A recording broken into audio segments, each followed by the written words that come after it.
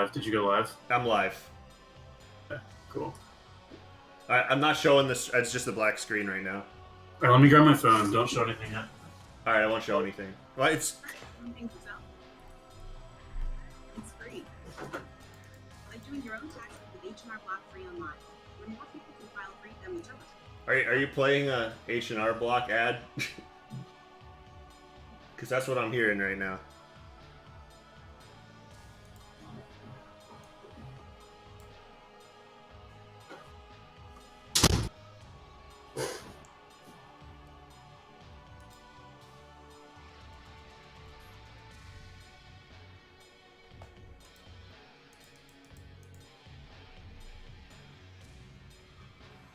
I'm back.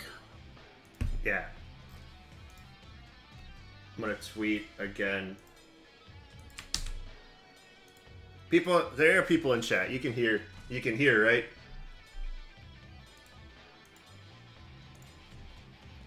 All right, hold on. I gotta do a tweet now that we're live. Twitch still says 0 viewers. That's a lie.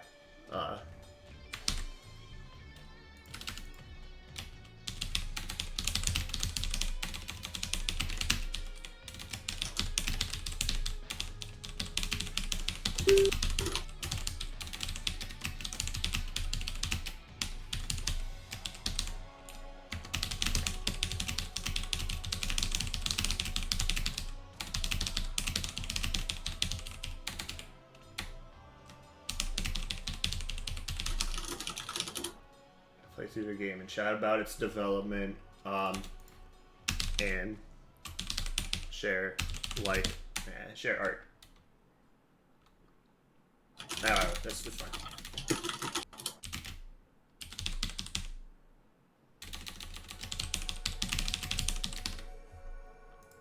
All right, are you good? Can I show the cameras now? Yeah. Okay. There we go. Alright, every time I click OBS, the pop-out Twitch chat goes behind it. I don't understand. How do streamers, like, do this, where they have, like, 20 things open at the same time? We'll give people, like, 5 minutes to, like, see the tweet and come start watching. But feel free to chat a bit. How's it going, everybody? It's a Sunday afternoon in the United States of America right now. Yeah, it's a Sunday noon right here.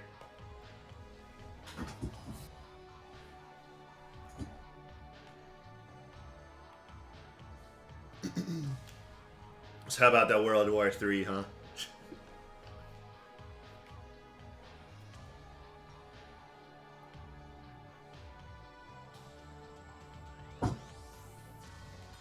$9 p.m. It's still afternoon. Still afternoon there. Oh, I'm gonna tell Ed to retweet this. I'm glad it's a little bit EU friendly though.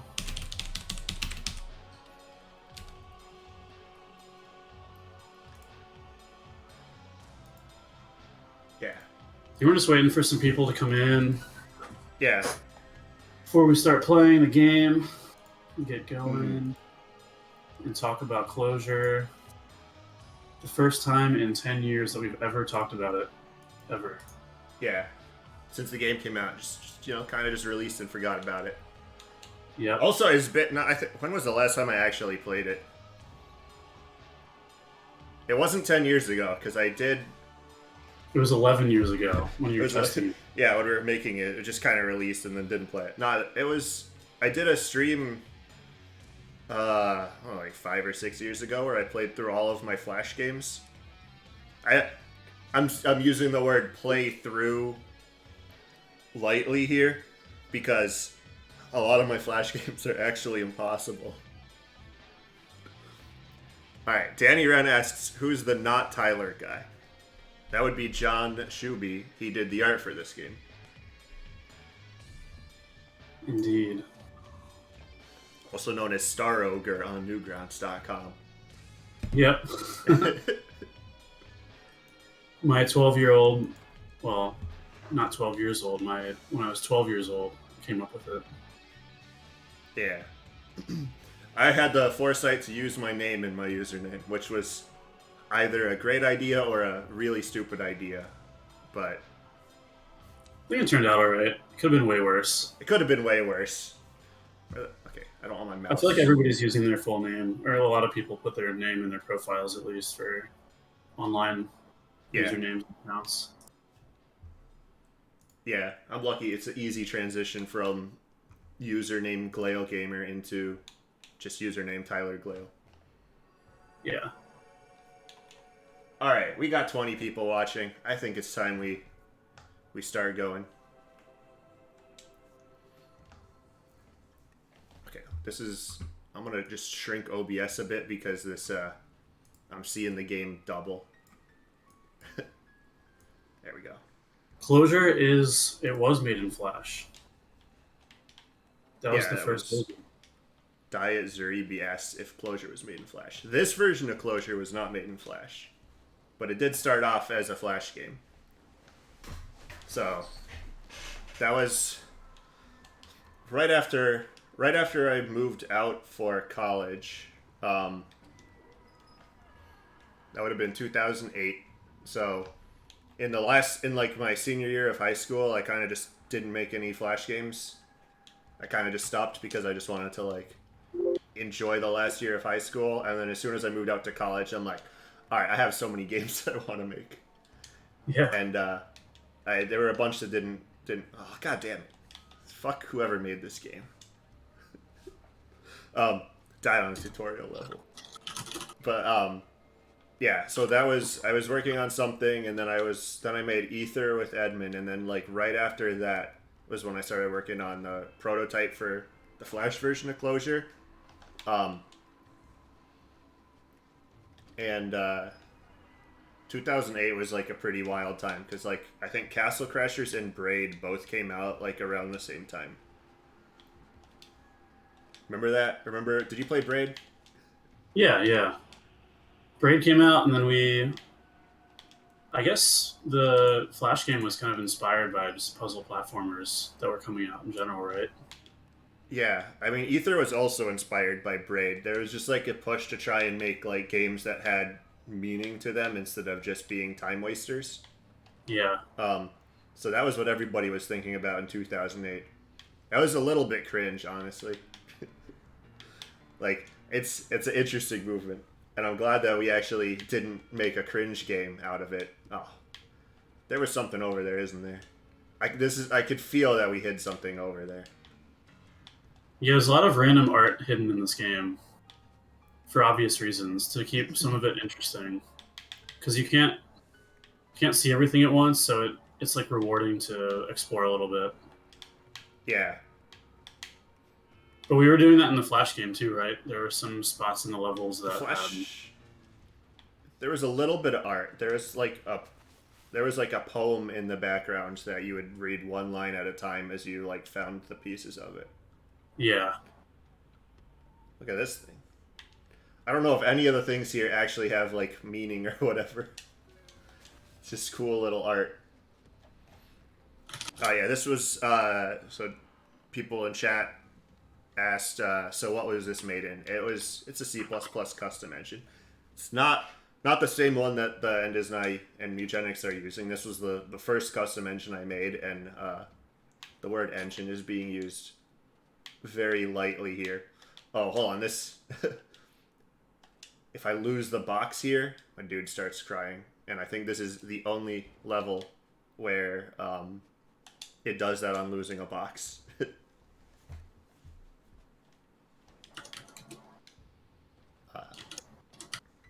But yeah, 2008 was interesting. A lot of talk about making games with like meaning and stuff, and it's different because that's not like the type of Flash game that I would make. Like all the Flash games that I made before Closure, besides Ether, because Ether was also kind of inspired by Braid a bit, but all the other Flash games I made had like the ones that had a story. There were like two that actually had a story, and it was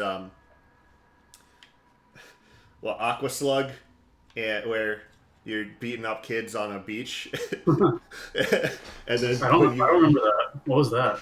you don't remember Aqua Slug? Oh, it was the That like was the metal slug one. that I made Yeah. with bomb tunes. Yeah. Yeah. Hold on, there's definitely something hidden over here, and I lost the key. Nope. All right.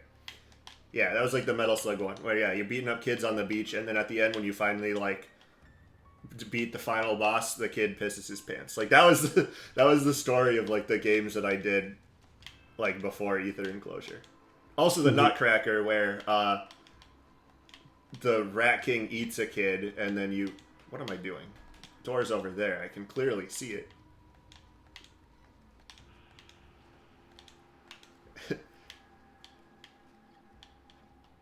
All right, how do I drop this without putting it in the thing? There's so many like little issues that I would just not put in a game today. There's a lot of like key and orb shuffling in this game, but some of it's Also, necessary. yeah, I feel like we could have had a better way to deal with that, but I think we tried. I think we tried with the level design to put more like moving orbs so that you could drop the orb in and follow it while carrying the key. It's difficult. Maybe like attaching the orb to the key somehow. Eventually. I don't know. You got two hands. Just pick up two things. Yeah. Or put the orb in your head, because like this guy looks like a pedestal, right? Like that was intentional, wasn't it?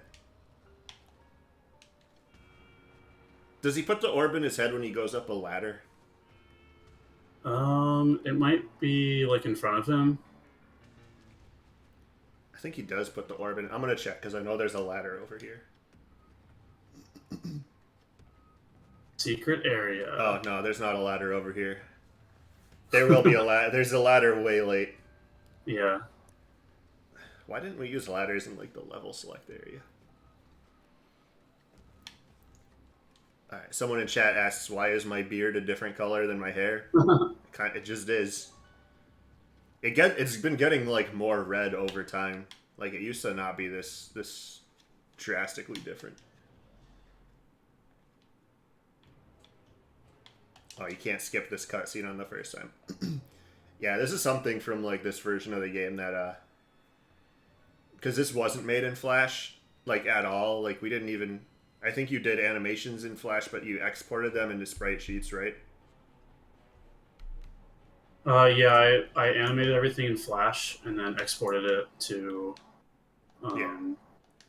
Into a sprite sheet and like edited it in Photoshop. So there's like no Flash in this. It's not like my current engine, which is Flash based. So like we couldn't really do cutscenes. Mm-hmm. So that whole sequence where he puts on the mask is like entirely just a programmed effect. Yeah. It was a little bit of annoying. Like I wish we could have done cutscenes because I think it would have helped a bit. I think there's like a limit to how vague you can make stuff. I'm just modifying some of the scene for the stream at the moment, so give me a sec, sorry. Yeah. We got a pretty sick setup for this stream. We're not using any plugins. We just have John using OBS with a green background and then using that as his webcam in Discord. And then I'm chroma keying out the green background. So we kind of like each have our own OBS layer that we can put stuff on. God, this water effect is cool. I don't know how well it comes through on the stream, but like that was some issue that we had with the game, is that there's so many like really dark gray colors because when the light is low, like there's a very subtle dark gray outline around me. And I don't think like YouTube and streaming was a really big thing back then, so we didn't like consider how it would look compressed. Mm-hmm. I don't remember what I'm supposed to... Oh, I remember what I'm supposed to do. It's been a while since I've played this. professional stream editing. Yeah, the chroma key does not like that.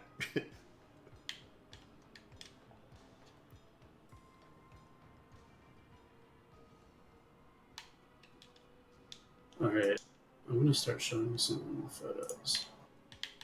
But yeah. Yeah, this so was, we had this was a trailer level. Like this was. Yeah, that can smash you if you're not careful. Yeah, I don't remember how do we get it to smash. It was you just jump up here because like you try to do here and then it just crushes you. And it's kind of like it's kind of cool because like nothing's moving. You're just getting crushed by light making stuff appear around you. So this was put in the trailer just because it's cool. Making stuff appear around you.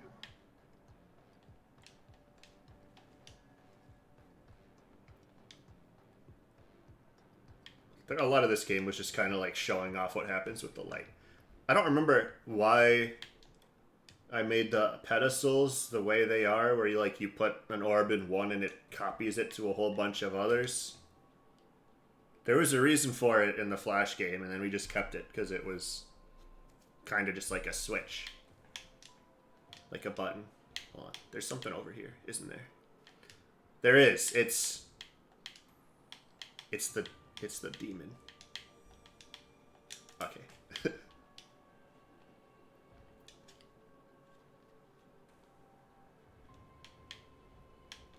But yeah, I think I remember like having the pedestals move back and forth was it was something related to me not liking moving platforms in the Flash games I made, because the way that I did platformers in Flash did not work with moving platforms at all. And this game's mechanic was like, hey, I can do a moving platform without having to like drag the character along with the moving platform, and it makes sense. Mm-hmm.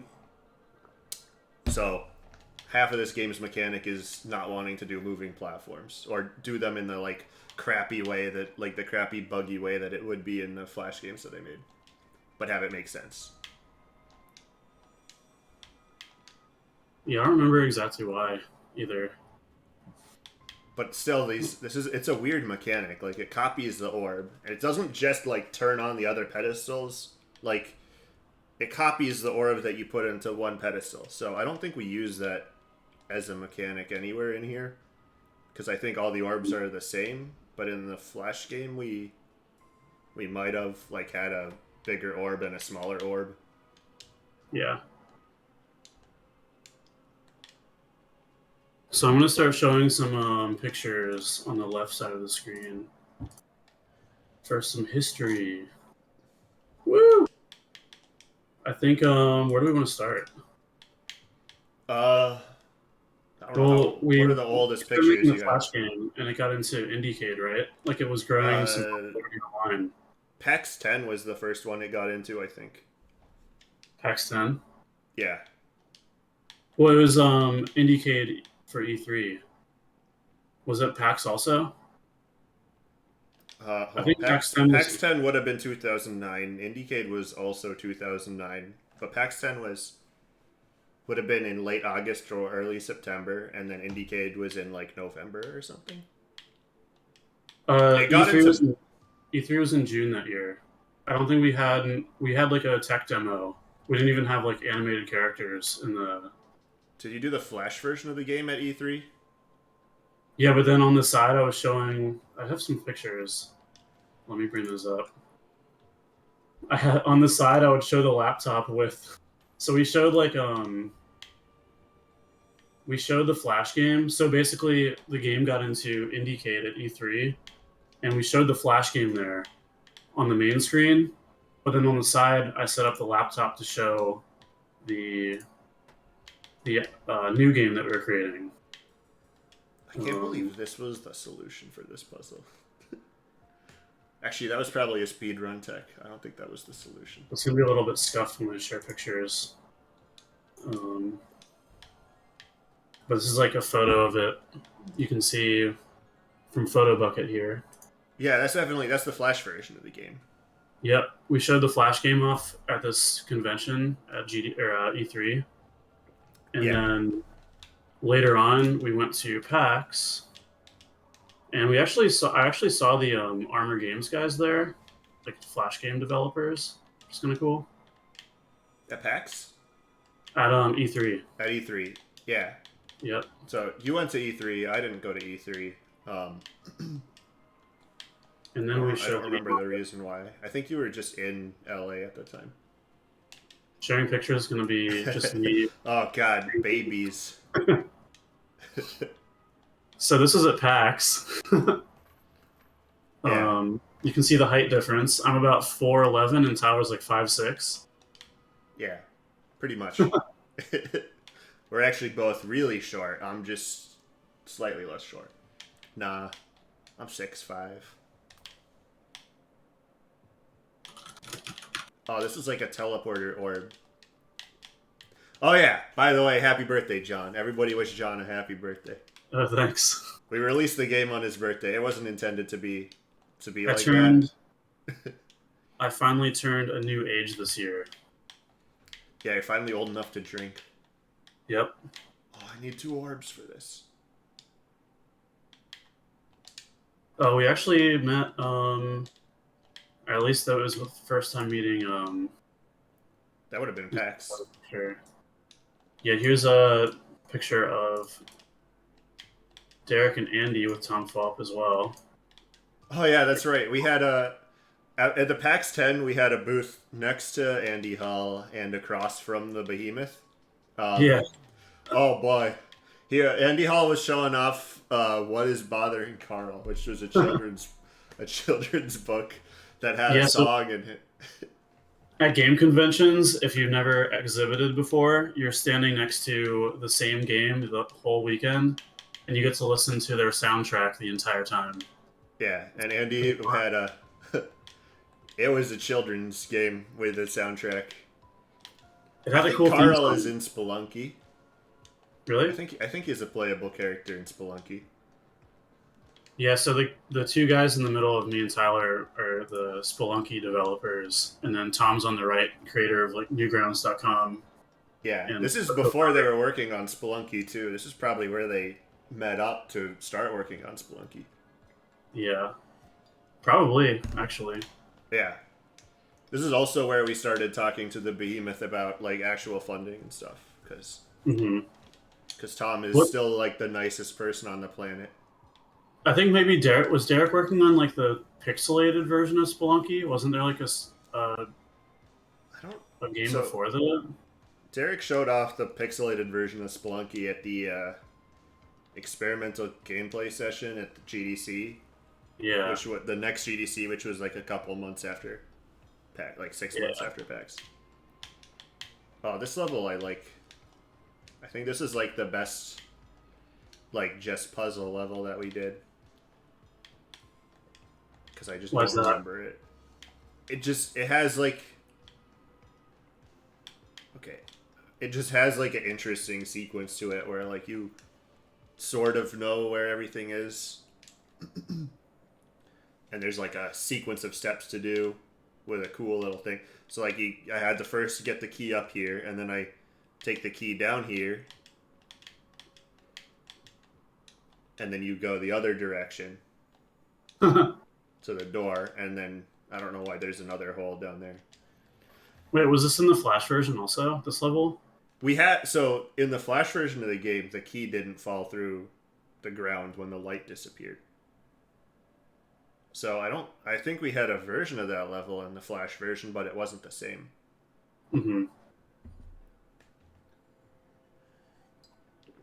Levels in this game get a little janky, I think. It's the first commercial game that we made, and I've made a bunch since. And you learn things. Yeah.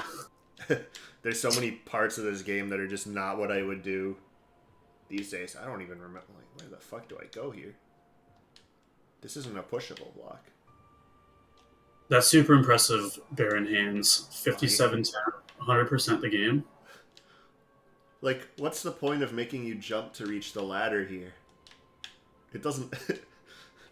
It's just a weird thing. Why did I do that? I don't know. I don't know. Yeah, that is a pretty good time. I've always wondered like what like a TAS optimal like speedrun route for this game would be, because I know that there's some weird like clips you can do with the lighting stuff. Yeah. Was I supposed to drop this orb? Okay, yeah, I was supposed to drop this orb down here. And then do it again.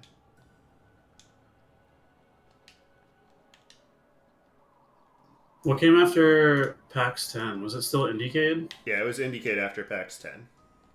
Yeah. Which was quite an adventure. Because, do I need both orbs? I might need both orbs. So that year IndieCade, we got Ether and Closure into it. So Ether I made with Ed, and Closure I made with John, and then the credit for Ether was Edmund McMillan and Tyler Glale, and the credit for Closure was Tyler Glale and John Shuby. And IndieCade didn't notice that I was on both of those because I was the first name on this one and the second name on Ether, so they put us in two different buildings. They put Ether in one building and they put Closure in a different building. And I was like, all right, well that's fine, because like I can go back and forth between them, and then John. That's really weird. John can manage the Closure booth, and Ed can manage the Ether booth, and then we can go back and forth between them. And then Ed's gallbladder exploded before IndieCade. And he was in the hospital for that and didn't show up. And so I had to manage the Ether booth and the Closure booth in different buildings, which John helped out by, like, you know, watching the Closure booth when I was in the Ether booth. But then I also had to, like, do some of the talks that Ed had scheduled as well. That was a very hectic weekend. I think I don't have many photos of our booth there at that event. It was in a little art gallery that had like a bunch of animation frames from something. I don't remember which. Do you remember which shows? Like there were animation frames. Can I not jump out of the water? I thought I could jump out of the water. Oh no, we can't jump out of the water. That's why I always had to put a little platform for you to land on and jump. Here's me and Lewis at IndieCade. Oh my god, that's such a good photo, especially with the shirt. I don't have that shirt anymore. It disappeared somewhere. I probably had. I think I had the same. It's a Newgrounds shirt. I think I've had the same shirt somewhere. Yeah, it's a Oh god damn it! It's from Castle Crashers, I think. Like all the skeletons. Yeah, it's probably a Castle. We probably got it from the Behemoth at PAX 10. Yeah. That's probably what happened. Lewis is an excellent animator and designer. Makes a lot of animations and games. This Newgrounds. had to have not been the way to do this level. What else? We had. Oh yeah, I went to IndieCade with Lewis. And there's me and a few other people. The Abobo adventure creators here. Yeah, there's Bomb Tunes, Nick Pasto, who is also known as Nick Pasto. I don't think he's not known as Bomb Tunes anymore. No. And then Roger Barr of iMockery. Yeah. That was on Sunset Boulevard, probably somewhere in Culver City. This is not the right way to this was not the right way to do this level. God, why did I think an underwater maze in the darkness was a good level? Yeah, but every game needs water levels, right? No matter how good they are. I know every game I make has water levels, and I keep being like, no, we're doing water levels right this time. For the record, I don't think I've done water levels bad. It's just okay. There's a little like hook right here under the water that you can barely see, which is clearly where you're supposed to drop the orb. Yeah, no, somebody in like chat this says game, closure part of the pens. design of this game was dark levels suck. Let's make a game that has dark levels that don't suck. And also water levels that don't suck.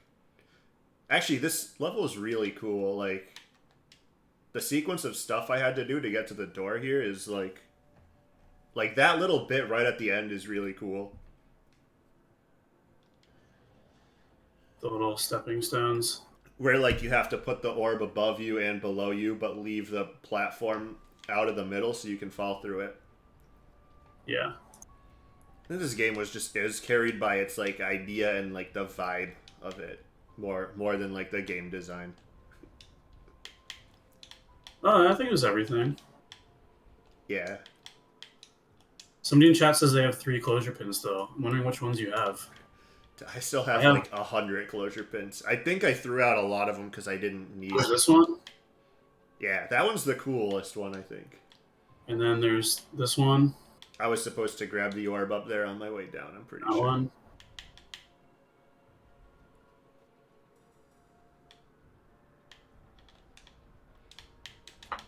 Oh god, I dropped it. Alright, I think I just dropped like this. Oh fuck. This is what the character used to look like at the very start. Or one of them. Oh yeah, this was this guy. This was the factory worker guy, wasn't he? Yeah, but there was another one. I don't have a screenshot at the moment, but there was another one that was like thicker. And the concept art for that one was basically like a more classic looking. Let's see if I have it here. I remember we considered this guy was supposed to have one arm, right? But we didn't want to do that because we would have had to make the arm consistent depending on which way you're facing, which was not technology that I had at the time. Or it would have meant animating him twice. A secret moth. Yeah, it would have meant animating him twice. Yeah, that's a pretty good piece of art right there. Uh-oh. I screwed up the whole stream. Here we go. Am I okay? Yeah, everything's fine.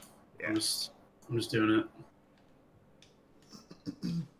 This is like the old character. Yeah. Kind of what he looks like here, a little bit. I like the rendered one where there's like all the fog and light and stuff. Did we want to have like the headlamp on his head? Did we want to have that be a mechanic at one point? I'm pretty sure he wanted that to be a mechanic at one point because like I think I remember that we wanted to have the characters be different so that we could do different puzzles with them, which we didn't end up doing other than the little girl having a smaller hitbox. Yeah. I think we wanted 4 characters at first. I remember because I had the idea of like a military guy with a gun and he would be like shooting shadows, like phantoms of something, which is an interesting concept, but like god damn it, this might still be okay. And we did take the thing with because the gun line of sight with like the mechanic behind like stuff disappearing when there's no light on it is interesting. Like it's a cool mechanic, and we did end up using that in the circus with like the little target shooters. We just made them stationary because if you could carry your gun around wherever you want, then it kind of makes it way too easy to hit stuff. Oh, thank God it actually hit the fucking button. Oh, hold. We had a there is a gun in the game though. Yeah, it's in the circus. We reused it, we made it stationary so that we could actually design puzzles around it, which I think was a good decision. I don't think a military guy with a gun would have been a very cool like theme for like. I think keeping the game mostly non-violent was a good idea. These are some beginning sketches for the demon character. I know somebody in chat was saying that they were drawing the demon character thing. These are some like early sketches, and then we had some other ones that are closer. I don't know how I think I was like imitating like the pedestal somehow because I ended up on this like idea to have faces with or characters with like no face, and it kind of fits the theme of the rest of the characters too. None of them really have like a very visible face. Yeah, there's only so much you can do in like solid black and white. I think because the Flash game was actually solid, like just black and white, no shades of gray. And I don't remember when we put shades of gray into it or not. And then I kind of had this more abstract, like hieroglyphic type style. I don't think I was supposed to break that orb.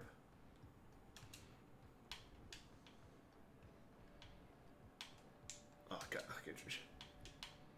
There's like a little hole right here. Why is there a little hole right here? Okay.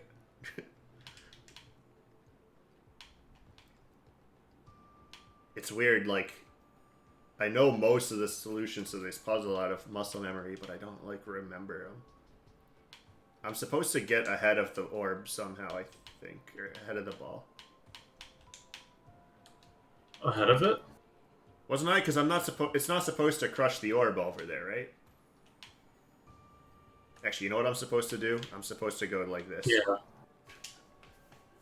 That's the problem with like not seeing the entire like level at once. I don't think I'm gonna bother getting that moth. This one's a nightmare in the speedrun. I could imagine.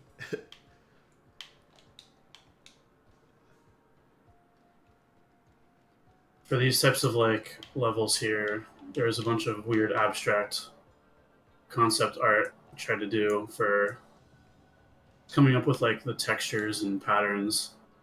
Don't fucking push the key over the edge. And then we had some cool. And now I don't need the orb anymore.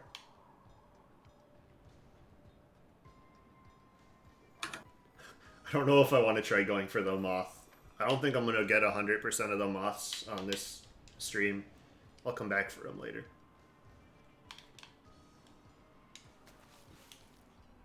Should just put a cheat code in that only you know forever. I mean, yeah, I could just... I don't know if there's... So, I figured out how to launch this game with the level editor. And our level editor, which is one that I made, is just full of, like, hotkeys that are not documented. So, there's... Mm-hmm. It's impossible to use anymore. There's probably documentation for it somewhere, but I like to make the little target shooter in the one I do remember is to make the target shooter in the circuit level. You had to place a spotlight, select the spotlight, and then click T to convert it into a turret, because the spotlights and turrets are actually the same thing, because you both control them the same way. Yeah, that's what happens when you make a game while you're still learning how to program in C++. Yeah. Not that some of the stuff in the end is not as any more. There's some weird shit in the level editor for that. Mm-hmm. But someone from the community made an actually good level editor for it, so. Oh god, the controls. Oh god, it broke it. I don't think it was supposed to break it. Dude, look at all the bubbles when you, like, go underwater. I was very proud of that effect when I coded it. I'm like... So, this is a fun part about the water, is that for, like, the longest amount of time during development, the water was tinted blue. Oh, yeah. Because it didn't feel like water. And it took a lot of work to make it feel like water without needing to be tinted blue. So... I don't know if it comes through on the stream, but like when you move around in the water, there's like a ripple-y effect. Like you can kind of see it when the orb goes up. Like even like when you're treading water, like there's little ripples coming out from his feet and stuff. And then also the bubbles. One way we solved that too was to always have a pattern background behind the water. Yeah, so we could always see the little ripple-y effect and stuff. But that was probably like the effect that took the longest to actually like get working right. Mm-hmm. There was at some point where we're like, oh, we'll just have a little bit of color. Oh god, it goes the wrong way. It doesn't go the way that I want it to go when I press the button.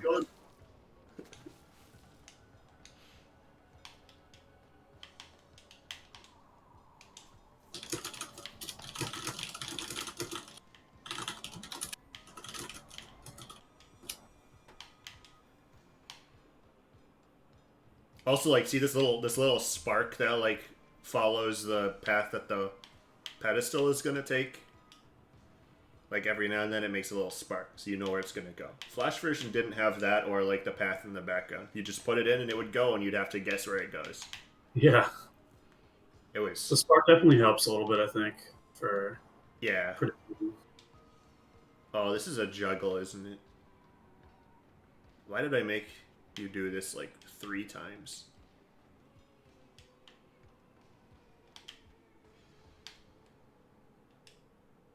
God, I'm so terrified of like messing up the control input on this.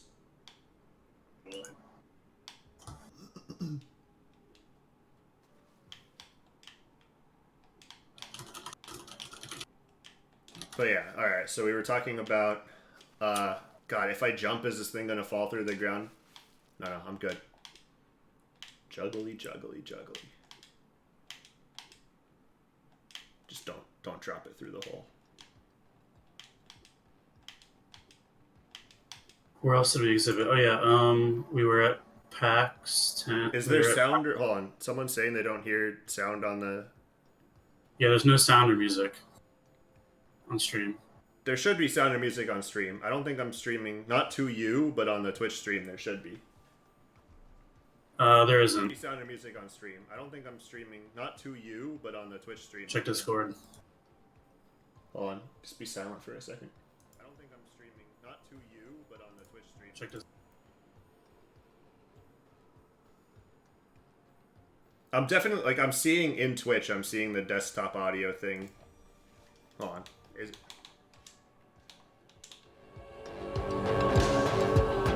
Do you hear that on Twitch?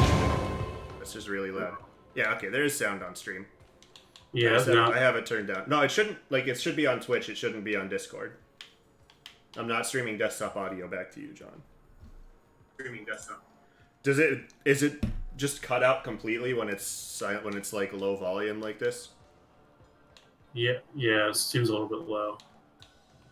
I'm testing it on in the browser on Twitch too. Okay. Cool. What was the next event? We went to PAX 10. We showed it off. 10. There was IndieCade. Oh, then there was GDC. Did we show it off in the experimental gameplay session the same year we were in the IGF? Because the IGF was 2010. It was Nuovo. Yeah, PAX. It was not for Nuovo. Yeah, okay. But we were in the experimental gameplay session one year. It was the Nuovo sessions, right? The panel. No, the Nuovo was when we were in the IGF, but we also did the experimental gameplay session. Okay, the experimental gameplay session would have been in 2009, I think. And then the next year we were in the IGF in 2010. So the experimental gameplay session was... You want louder in-game audio? I don't want to like have it drown out our voice. There's the experimental gameplay session. They do it every year at GDC, where a bunch of people who have experimental games come and show them off. And at the year when Closure, the Flash version, was in, we showed it off.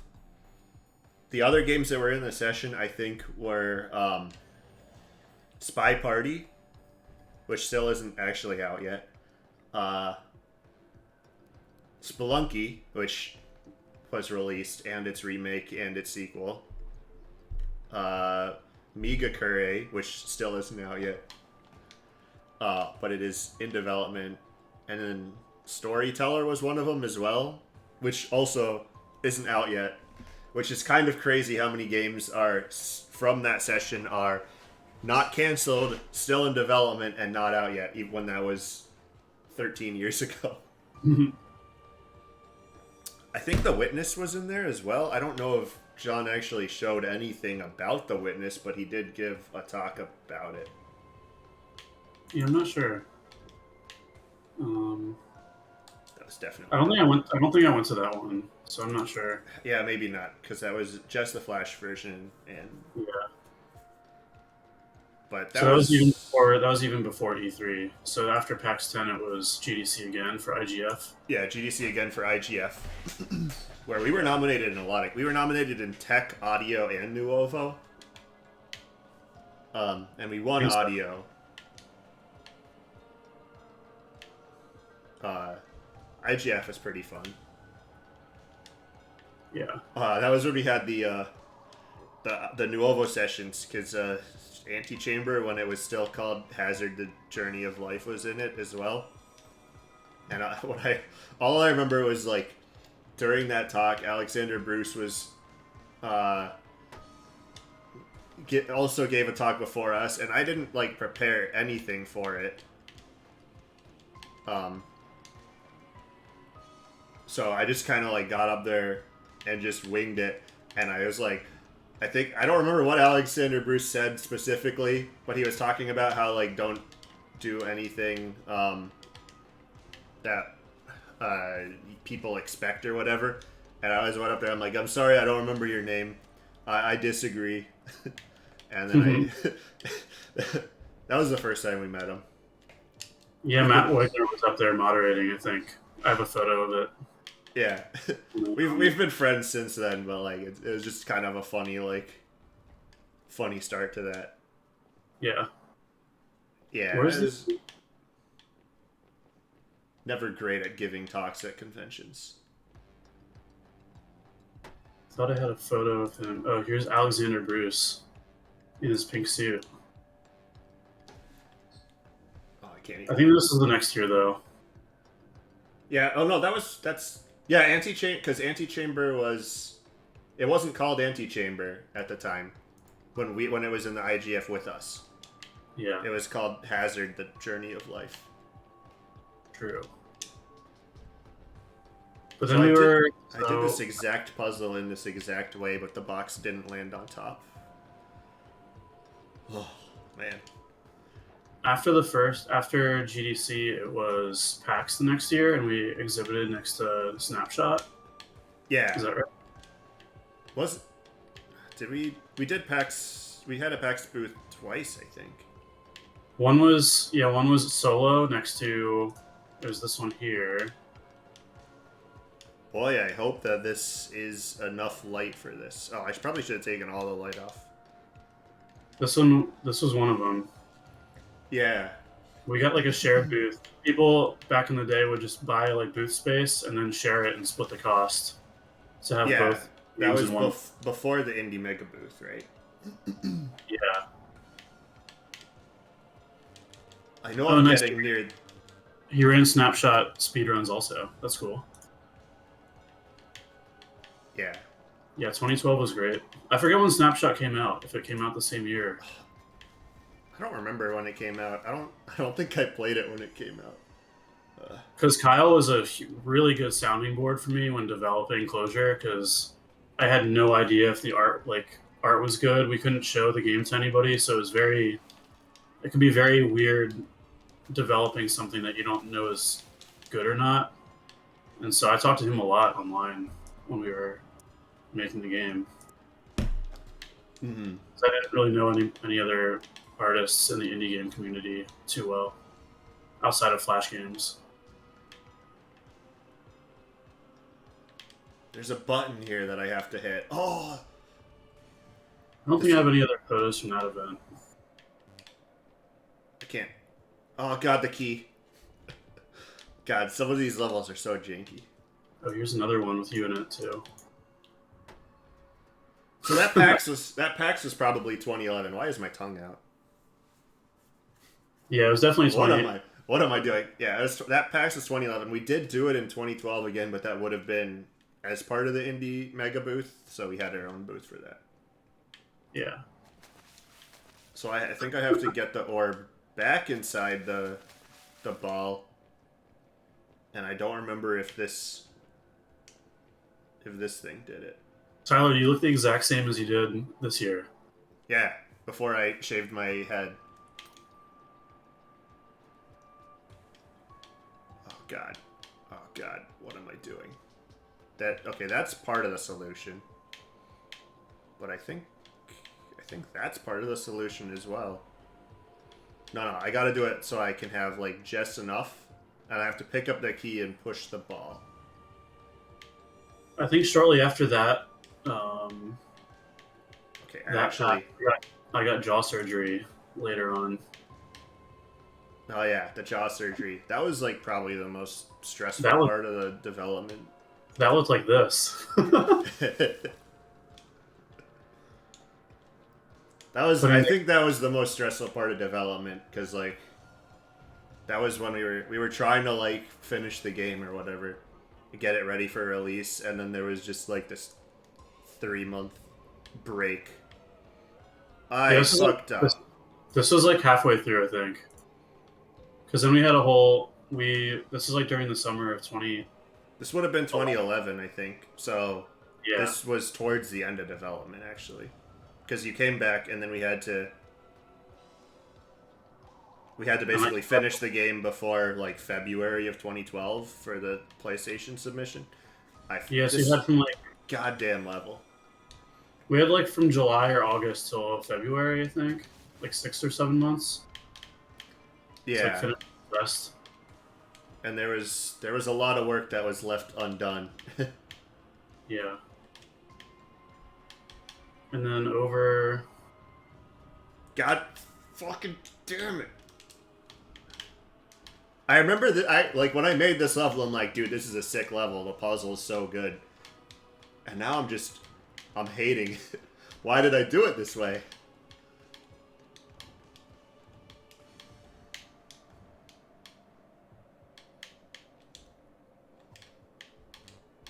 Oh, god damn it. Oh, I did it. Please don't push the key off the edge. Why was I so proud of this level?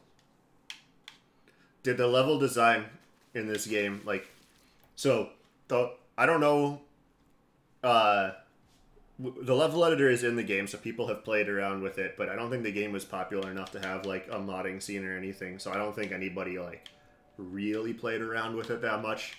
But the workflow that we had for making levels in this game was honestly pretty terrible. Like, I would have to draw all the geometry of the game, like with triangles, in the level editor, which was like the solid collision and the glass collision, and then we could place objects around in there. But like, to get the art in the game, we had to export the geometry as like a PNG. John would import that into Photoshop, draw over it, cut it up into like screen size chunks, because we couldn't load like really large textures because it's an old, it's 10-year-old game. So like, this is what like the level art would look like in Photoshop. And so he would draw all the level art in Photoshop, and then we'd have to import it back into the game in the decoration editor, place it so it's like overlapping the collision geometry, and then turn off the visual for the collision geometry. It was an incredible nightmare to work with. And what it meant was that like, we couldn't really iterate on the game that much. Like, the only thing that we could change after the art was like made was where the objects in the level were placed. So we couldn't iterate on collision geometry that much.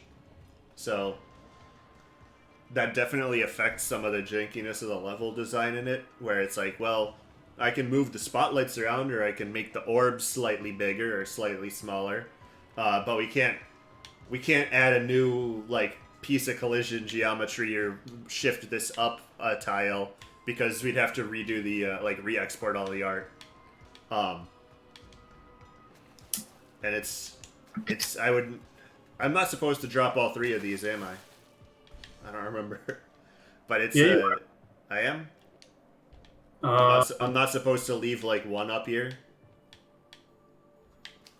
For the moth, is there a moth here? There's probably a moth here. But yeah, Like, it made like iterating on levels really difficult. I think I'm supposed to stack. Oh, god damn it. No, I'm supposed. There's a moth, but I have to do this. Yeah, so we had to. Yeah, there we go. Like this. The moth is supposed to make noise on the level, but I can only hear Well, it from like here. just like draw the level out in Photoshop and export each object separately, and then for the collision art, I would export all of those as separate like 1920 by 1080 screens, and then import them into the level editor, line them up with the collision, and then put all the art assets in individually as objects in the scene. And then we had like tools to like make things darker and lighter, which created some cool effects, like background art and stuff like that. So you get cool like art that looks like this. So like when you would shine light across some level, it would illuminate things in different ways. Different like materials you create, kind of. Very Pretty cool. Titan Ben asks, "Is there a write-up anywhere on how I handled collisions?" All right. There's not a write-up, and it is somewhat complicated, but and it's definitely the wrong way to do it. And I would never like if I was redoing the game today, I would not do it this way. But so what happens with collisions is that all the lighting in the game is it's like a 128 by 128 texture that's rendered on the graphics card. So you can read a texture back from the graphics card after you render it. So all the light gets rendered onto its own layer, and then it reads it back from the graphics card. So now I have a texture that has the light value at every point. I also do the same for the collision geometry at the start of the level. So that's part of what like that loading screen is doing, where it's rendering the collision geometry into a big texture and reading it back. But the light is a small texture and it reads it back. So to test collision against a point, it checks the collision geometry and the light value, and it compares the color of the collision geometry to the color of the light value. So I can test whether or not one point is currently active or not. Beyond that, it is using Box 2D, but I had to like add an extension to it that would do Box 2D against a bitmap instead of against polygons. So it's easy enough for circles because you test all the points around a circle and you can get the collision normal and how far in it is, and it's very complicated for boxes. It didn't originally use Box 2D, but I added it in when I wanted to have pushable boxes, which I think is a mistake. I don't think the pushable boxes are worth the trouble that they were to implement, and physics in a puzzle game is never like great. What the fuck do I do? This level is so much juggling. Oh, I tried to get rid of the juggling by putting like 5 orbs here, and they're still juggling. But yeah, the collision it's complicated. That's why there's like a graphics card dependency on the collision, and why it's broken on some graphics cards and will never be fixed. Can I shine anything down here? No. So I have to carry an orb. What? Oh, I can take the key up. Oh, God. Made for some fun skips on here. This far in the game. So there's an elevator. When I put the orb into the spiky one, but then,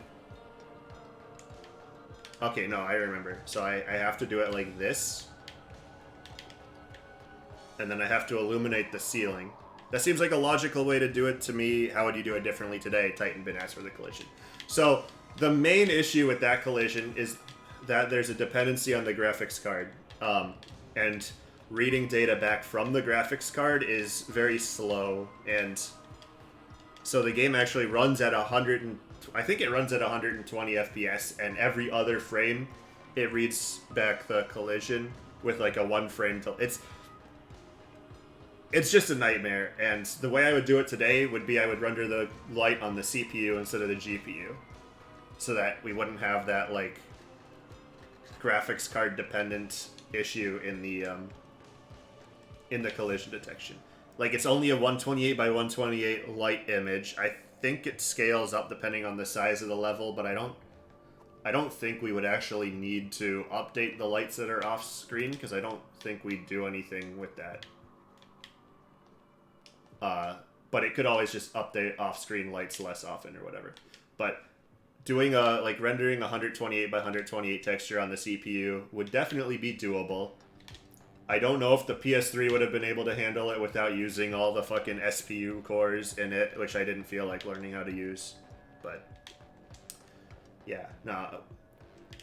Either that or I would do geometry for the light and then just do a CSG operation against the level geometry, which I think would be fast enough. But then I wouldn't have to do pixel collisions. Oh, the fact this is the end of the was there a moth in this level? I think there's a moth down to the left if it lets me control. Hold on. Oh, this is back to like the first level where you climb up the ladder into the helicopter. Moth and pipe. Thank you.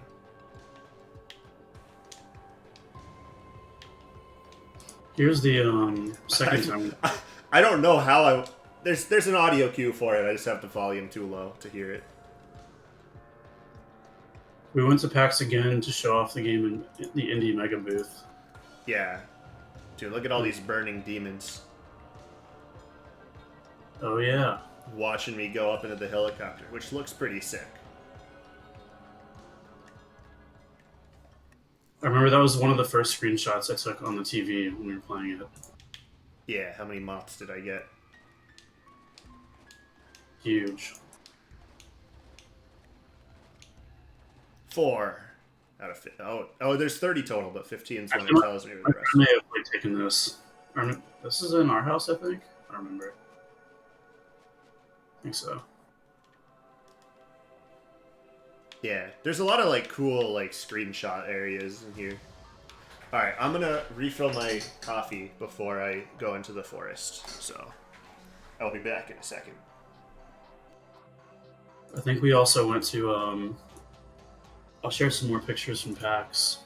We had like a booth on the corner. It was kind of weird. So we had 2 different setups to play the game on.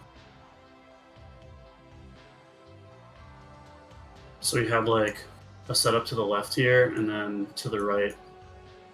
I think it's because we wanted people to play like in a big group on the left side.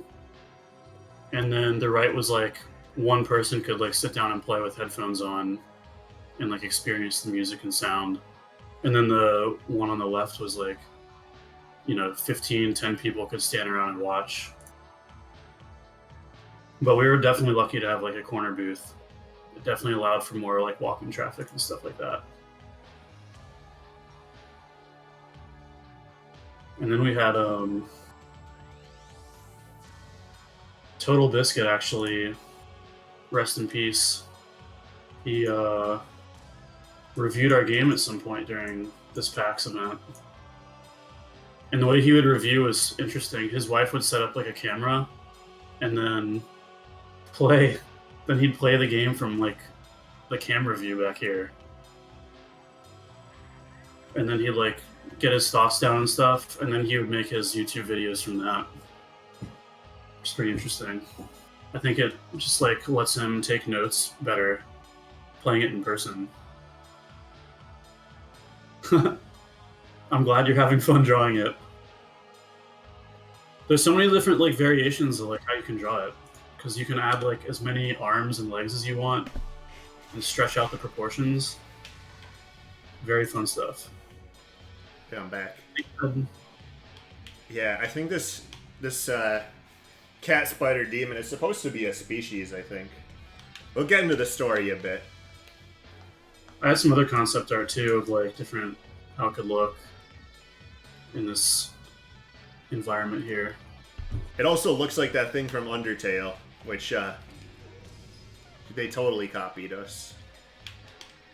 Oh, I don't have a screenshot of it, but Adventure Time has a black and white scene in it, like straight up black and white, and I think like Finn might turn into the character of this game. I don't remember what scene it was from or what episode. It's possible because like the guy who made Adventure Time is a gamer, Yeah, and but it looks exactly like the character from Closure. I've not seen this. Really? Oh No. shoot! I'm trying to find it. I couldn't find it when I was like, googling it. Mm-hmm. Look at this animated light on the fire here. Yeah. All right, let's just talk about the Flash game. So the story in the Flash game was you get into a car crash and then you have to go find your body in the hospital and like reunite with it. It was a relatively simple story, and when he made the sequel to this, which this is a sequel / remake, like this, the forest is the remake of the Flash game, even though mechanically it's completely different. Like, but the story of the forest area is the same as the one from the Flash game. So it was trying to make a bigger version of the game. It was kind of hard to figure out, like, how do you make a bigger version of a game that has such a simple story to it? And I think we decided that we were going to do multiple like individual stories instead of trying to make this one bigger. Mm-hmm. And then we had the spider demon as sort of like the guiding deity that would like guide these people through their like adventures, or put on the mask and see what happens to them that ended up with them getting into purgatory or whatever. Yeah, the story wasn't. It's not like very direct. It's more like you're this like demon character helping people along through purgatory, getting closure for their own lives. But it's not. There's imagery in it and different hints and stuff to lead you to kind of like add your own details to the story. But it's not meant to be so direct. So it actually spawned a lot of like funny discussion on GameFAQs back in the day, GameFAQs.com. And there's like threads of some people just writing paragraphs and paragraphs what they think the story's about. And it's pretty interesting to like read, especially when the storyline's so abstract. Yeah, the spider's either viewing memories or like helping these people escape purgatory, or it's I think we wanted to make it so that you could interpret it either way for each of the stories, except for the circus one where we do have an actual like answer to what happens there. But for this one in the factory, I think it's supposed to be like you could interpret it either way. Yeah. I think like that's like the biggest. I think like the biggest downside is that we didn't have consistency with that in all the stories. Like, I think maybe you should have had it be ambiguous in the cat story. Also, these things that close when you get near them, in the Flash version of the game, there were orbs that would like scale their size depending on how far away you were, and it was so fucking janky, and it was very unclear what was happening. So we just made these ones that would just close when you get somewhat near them, close completely. Oh yeah, there's that thing from Undertale that looks exactly like our cat guy. Right. So you have to see like Undertale. I mean, classic game. Yeah, classic case of copyright infringement. All right, hold on, I'm gonna get No, this off. Undertale's amazing. Classic case of copyright infringement, you know. It made it into Undertale. Yeah. Look at that. All right, hold on. I want to try to see if I can do this like weird skip thing that I know about. Not a skip, but like there's like tech where like if you drop the orb at the right time, you can like clip into the ground. No, I'm not gonna bother with it. I am gonna get this moth though. If I can find out where I have to actually like turn the orb around. Oh.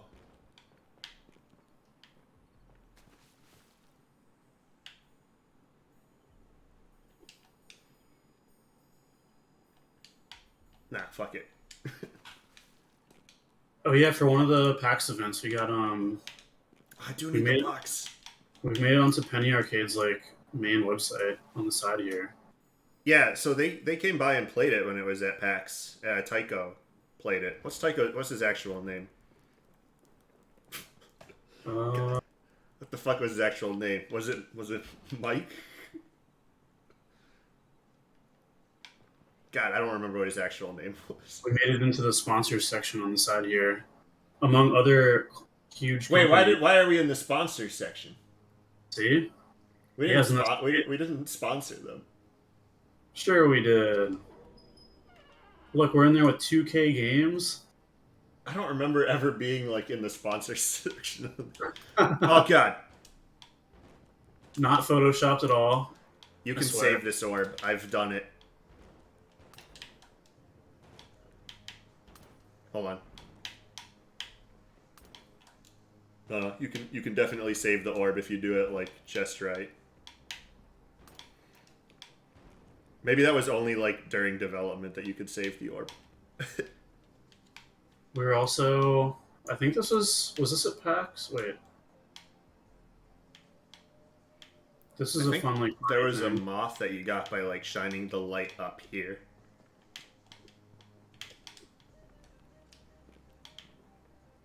That image, so there's Dan and Mike Todd. That was probably at PAX, I think. Oh god, I was looking at the image.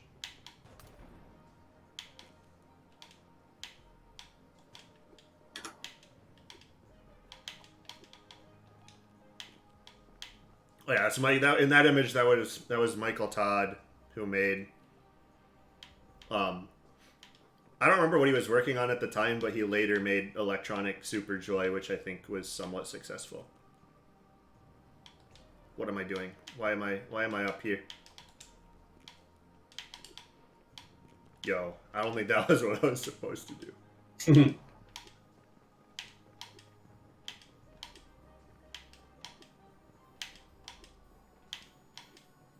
Oh, the door's over there. God damn it.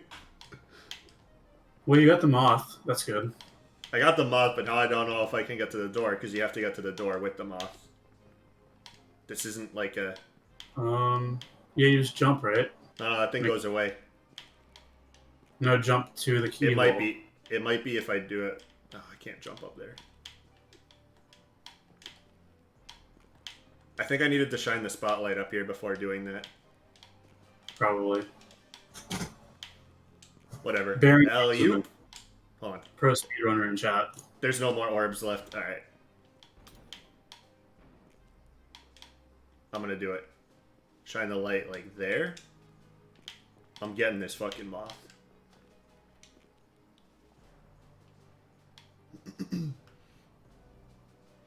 But yeah, all the conventions were very fun. Yeah, I want to drop the key off there before. There was Morgan Webb. That was at E3. That was at E3?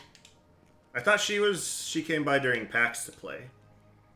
Yeah, and probably Dice also. She was at like every convention we went to. Yeah, oh yeah. Tim Schafer came to play during PAX for like G4 TV. They were having him walk around and play games. Oh god damn it! I'm getting this moth. Classic photo here. Yeah, that was E3 because I didn't meet Olivia Munn. Oh, we have this root at the top that you're supposed to light up. Good game design. Who would have thought?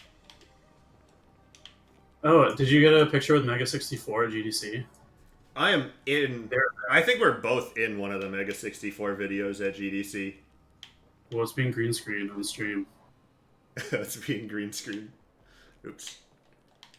Yeah, both of us were in one of the Mega 64 videos because they filmed one at GDC, and so Mega 64's gimmick does not work when you know who Mega 64 is, because they're trying to do like embarrassing shit in public and get a reaction, and they throw something into a crowd of game developers on the ground, and everybody just like looks at it on the ground and then looks up like, oh, Mega 64, instead of actually having like a reaction to it. But we're in the video. So Yeah, I don't remember what video it was though. What event was it? GDC? GDC, yeah. Hmm. They were Did they? doing some fake thing about PlayStation announcing something, I think. Mega 64 would show their like newest video before the GDC awards. So I don't remember like if they showed video footage of that or a different compilation of like No, this indie was game. something this was something they filmed and later put on their channel. Okay. This level seems a little bit simple, and I don't know what the hard part about it is. There must be a moth in it.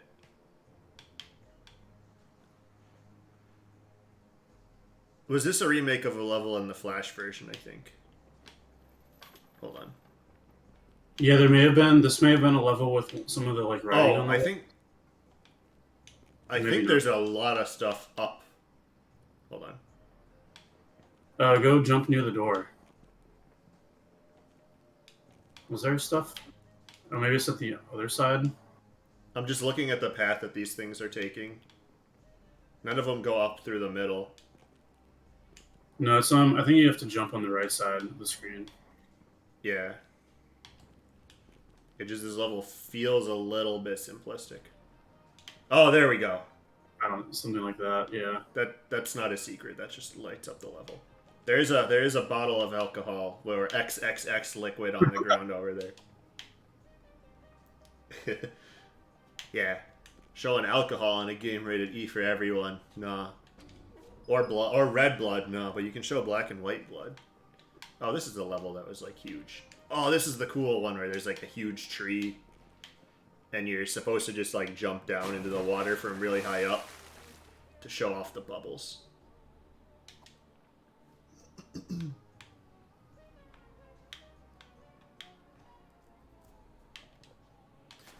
Oh yeah, I don't think we talked about the Behemoth funding it. Making the what? The Behemoth funding it. Oh yeah. The Gold Egg Project. So, I mean, that's the story. There we go. The Behemoth funded the game. No, we at the first PAX 10, since we were across from the Behemoth and like we both came from Newgrounds, so Tom knew us. But when we were talking about trying to find like funding or publishing for it, Tom was like, "Look, all the publishers kind of suck, and if you want help from us, then just like talk to us, and we will we'll do better than whatever publisher offers you." Mm-hmm. Which is what we did after we won the IGF. Like we had a meeting with John from the Behemoth about it during the GDC. And they had us before development. We just we agreed to the funding, and then we just dropped out of school that summer. Yeah, GDC. So it was like so we didn't go to the same college, but we are like the same age. So we both did 2 years of college before dropping out to work on this full time for like another year and a half, I think. No, we dropped out in 2010, and then we released it in early 2012. So yeah, it was like a year and a half, or maybe like 2 years. It was definitely 4 semesters. Yeah. So the Behemoth did they let us do that basically by giving us some pretty nice terms on the funding for it. It was supposed to be, they had a thing called the Gold Egg Project, and it was supposed to be they fund 10 projects on good terms as part of the Gold Egg Project. I think they've done 2, because they did us and then they did Lovers in a Dangerous Space-Time. Yeah, there's you can like Google it, and I think you can find like a blog post about it at least. Oh, actually, it's at goldeggproject.com. Yeah. And then you can. Oh, it's a game called Astrologaster. Oh, they have another one? Because I remember Lovers in a Dangerous Space-Time. I don't remember any others after that, but like, then again, it wasn't really. Hold on, I know how to get them off here. It wasn't really like a publishing deal. It was just funding, so they didn't They didn't help out all that much with like marketing or anything. But I still appreciate them greatly for the funding. I think that also gave us a little bit of a leg up when getting contacts at PlayStation and stuff like that. Oh yeah, they basically put us in contact with Sony. After Xbox rejected us. Yeah. Yeah, I think the mistake there was I pitched it to Microsoft way early in its development, like before there was all that much to show. That was fun. That was still when I was living in Seattle and could actually go to Microsoft's office. Mm-hmm. And the guy I met with was late, and he was like, "Sorry, my wife just had a baby yesterday." And I'm like, "Oh, great." This is the guy I'm pitching to Microsoft. The guy who's gotten no sleep because he just had a kid. Oh no. And he was like falling asleep during the entire pitch. Yeah. Microsoft also made me like fax them an NDA, and I'm like, who the fuck uses a fax? Like even in 2009 or 2010, like a fax was not the way to do it. I also pitched it to Nintendo. Because that was when Dan Adelman was still there. Yo, what is that GIF? This is a GIF of a bunch of just random shapes I was drawing as concept art. It definitely helps, like, it didn't really help ideate any of the level design, but some of the shapes were definitely inspiring to, you could just take one of the shapes and draw over it, get some cool ideas. It's fun to just experiment. Hold on. This one still needs to be pointing at this. God, the controls on this suck so much. Why did I do it? So, the controls on the Spotlight, you can't tell from the stream, but I was trying to be smart. Okay? I was trying to be smart with the controls and have it, like, automatically, like, switch, instead of, like, left is clockwise or counterclockwise and right is clockwise, because there's an ambiguity on which direction the thing's facing. Like, you want left to go left or right to go right, and, like, up and down. It would change, like, the parity of that depending on the first thing that you press when you start using the Spotlight. So it's supposed to, like, if you press left, it's going to go left, and then it's, clockwise versus counterclockwise, right? Yeah, but it switches whether left is clockwise or counterclockwise depending on the... fuck, I fucked up too. So, like, if I press left on this one, I believe it's going to go clockwise because clockwise is the shorter path to going left. Right? But if it was up here, now if I grab it and press left, it's going to go counterclockwise because that's the shorter path to going left. But it locks it in after you press it once, and there was logic to that. Can I point this? No, okay, I gotta point this one at that orb. And then I gotta point this one like there. And then I believe... Oh, God, that's not it. Oh, God, I can't even push it back anymore. No. Yeah, so I had it originally, the controls for this were like you'd press where the consistent... Well, originally the controls where it would go the direction that you're pointing the stick. So if you point the stick at like a 45-degree angle, it's just going to go to the 45-degree angle and stop. And I think that was probably a much better solution than what we did. And I probably should have just stuck with that instead of doing the fucking dumbass thing that we did instead. But in testing, people would like hold the button and it would rotate to 45 degrees and stop, and they'd wonder. And I didn't have like the game design knowledge at the time to be like, all right, look, well, we just have to make it more clear, like what the control is doing instead of trying to like redo the controls to something.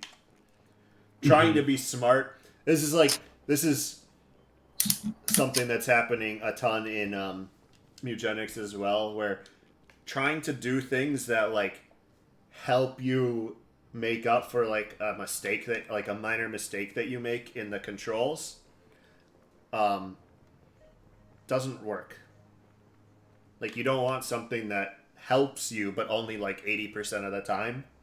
You want something that is 100% consistent, even if it lets you like make mistakes. Mm-hmm. So that's a part of my game design philosophy that's changed since then. And we're running into that in Mutenics as well, because there's always like issues with the like UI in that game. We're like, oh, well, the player can misclick and target an empty tile. And it's like, well, there's some spells where you do want to target an empty tile, and there's some passives you can have that might make you want to target an empty tile. So it's like, do we really want to like have it automatically like move the mouse towards the actual like the thing near the empty tile, which might still be the case. We haven't completely figured out yet. Oh, this level is a nothing level that has a moth in it. But Closure is full of weird shit like that, where we try to help you and it's not consistent enough, and it's just like game design stuff. Yeah, the art in this level is cool. You were looking at, what, Donkey Kong or Yoshi's Island for it, right? Whoa. Yeah, I think the Crystal, I forget, is it Crystal Caverns in Donkey Kong? Is that what the level's called? I don't remember. I never played much Donkey Kong. Because it like the level like sparkles and glows. Yeah. And it was really atmospheric. I was looking at a lot of Donkey Kong Country in this for this game, because they had a lot of like, it was all pre-rendered 3D art, but it looked like all the level art was like seamless. It wasn't like tiled. Yeah. Do you have any more of that level art to show? Because like, I think something that's super interesting when we were looking at some of the level art while preparing for this stream is that it doesn't look great when it's completely bright. Like, it's there's a lot of like repetitiveness in the textures and stuff, but somehow like none of that shows up when it's actually like put through the lighting engine. Like, you can't tell that there's repeating textures and stuff. Yeah.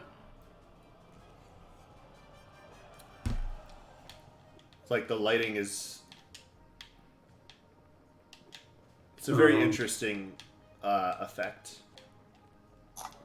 This level has an upper or a lower area to it, right? Oh, yeah.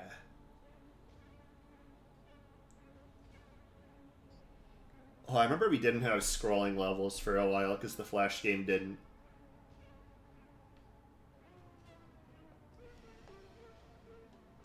Yeah, we have some type of like... So this is what like some level art might look like. Kind of collides with the game, but it's fine. You can just put it over the game. Where it basically I would just like mash up a bunch of different art assets depending on what the world was, and then line it up with the collision, export it all into separate screens, and put it in the game, in the level editor. And yeah, it depends on like too if there was like solid ground or if it were just platforms, because you know, if there were like thin platforms, it'd be hard to create like good art for it. It'd just end up being like 15 pixels of white dots. Yeah. So there were some spots where we just took some liberty and put in art assets anyway, assuming that the player is never going to touch or like collide with those pieces of art. So yeah, all of the levels are like handcrafted in that way, which made for a very tedious experience, but I think it turned out cool. How do I get this orb down? Oh, I can bring 2 orbs down here. No, I need 1 orb here. Alright, can I do this? Yeah. And then I can drop the orb down there.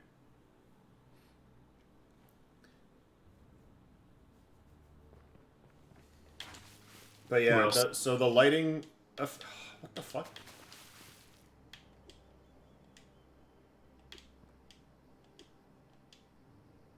Okay. and then I can do this. I think it was about a month before development. We went to Dice. A month before release, yeah. Yeah, because we got into the indie game challenge sponsored by GameStop. Yeah. Before they were rich with GME stocks. Were you supposed to be able to point the spotlight at the thing on the left there? I don't think that you were supposed to be able to light that up with the spotlight. I think I broke my own level. It doesn't make much of a difference. I don't know how you'd solve it otherwise. Well, the orb that was on the top of the platform, you would put that down there and point the spotlight at the middle platform. Oh, this is one of the earlier levels we made, right? Because it's got a big piece of art in it. Yeah, I'm not sure if it was early or later. I don't know when it was like designed, because it's a I don't know 2-screen level. Yeah, well we figured out we did multi-screen levels before we started working on the forest anyway. I seem to remember these ones with the big pieces of art being like earlier ones we made, because when we actually had to like release the game, we kind of had to take more shortcuts and stuff. Yeah, and the other thing was multi-screen levels are new in this game. They weren't in the Flash game. Flash game only had single-screen levels, so all of the 2-screen or multi-screen levels in this game are new compared to the Flash game, in the forest at least. Yeah. Were there any in the factory? There was... Oh yeah, the first level in the factory is a multi-screen. So you fall down. Mm-hmm.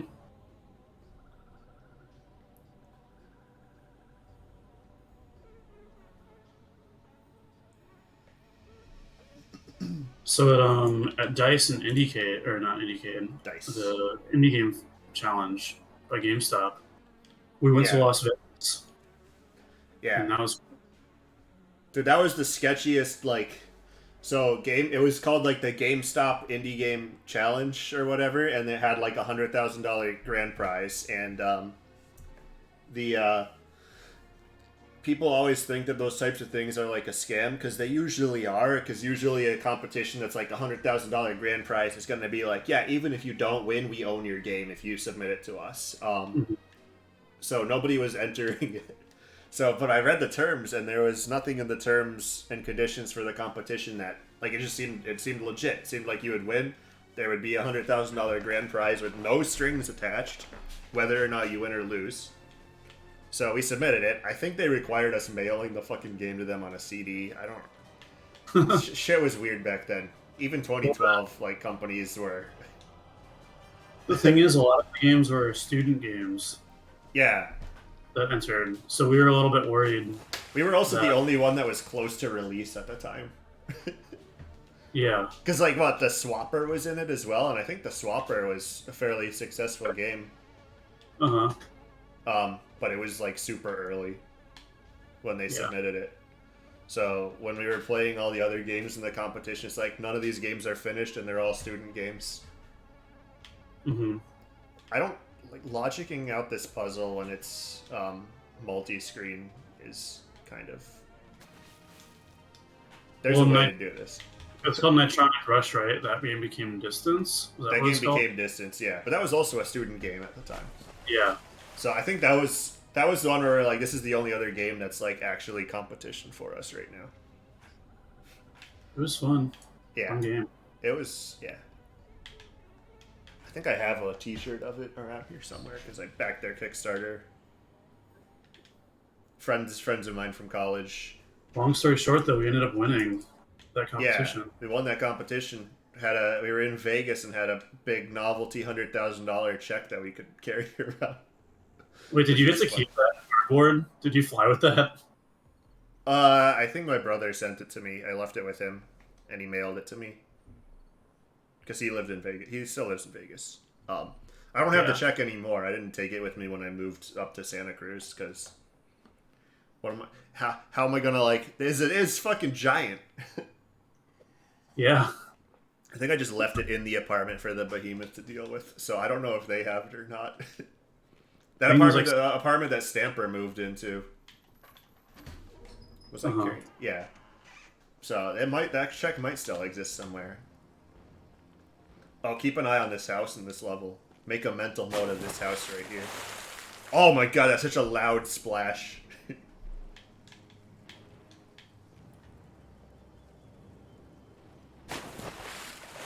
Got some circus. Wait, stuff. hold on. There was no door in that level. It just instantly takes you to the next one when you fall off the bottom of the screen, and I think that was like a one-off for that one level. Mm-hmm. Yeah.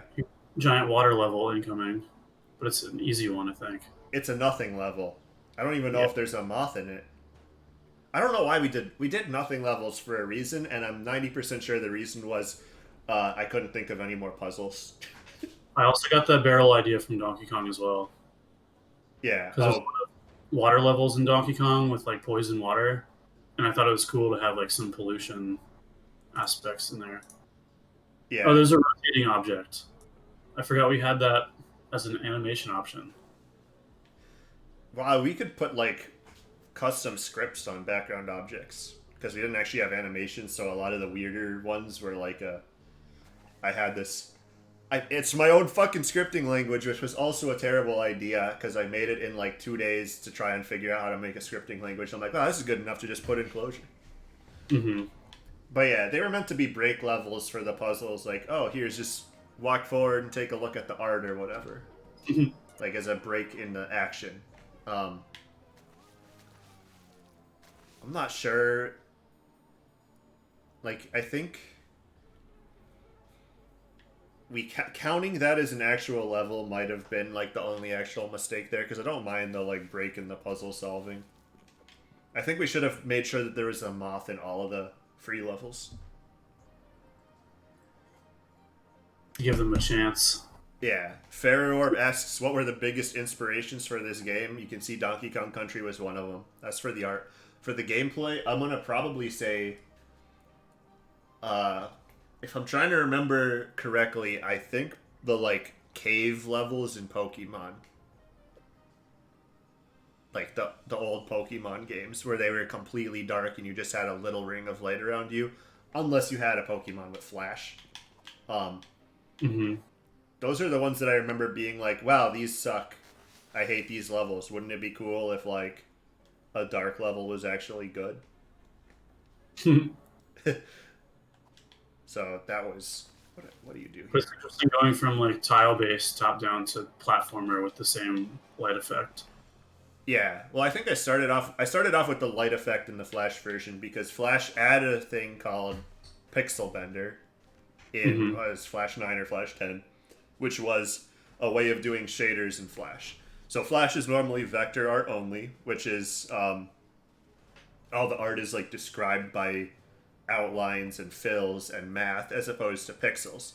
And the number of effects you can do with that is limited, but you can like zoom in infinitely and still have detail. Whereas pixel art stuff like blurs and glows and bevels are all like pixel art effects. Like you need to have the pixel information to do those effects. And Flash 8 added a whole bunch of stuff like a bunch of filters and like built-in stuff. Like you could put blurs and bevels and glows on stuff. And then Flash is Flash 10, I think, did Pixel Bender, which was a way of doing custom shaders in Flash for like custom pixel art effects. And I was playing around with it and trying to find some cool like lighting effect, because that was something you couldn't do easily in Flash was lighting. And I'm like, all right, well, what if we have like light as a gradient and then like the background as a gradient and like turn on the background pixel on a threshold with the light. And we got, it's sort of like bump maps, so you get this weird effect where like there's no normals. There's no normal maps in the game. Like any sort of directional lighting just comes from the fact that the light is a gradient and lighting up different parts of the background, which is also a gradient.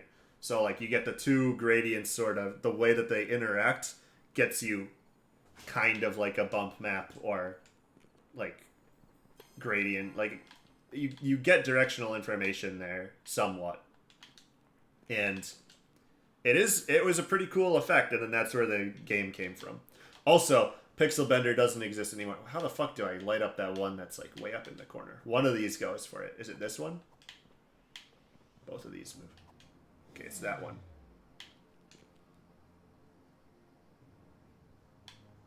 No. Yeah, so if it's not obvious for people watching, you have to light up all the pedals to unlock the door. Yeah.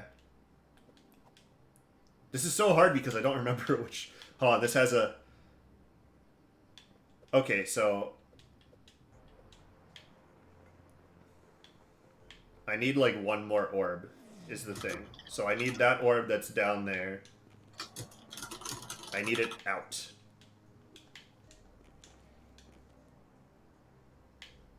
There's a hole here.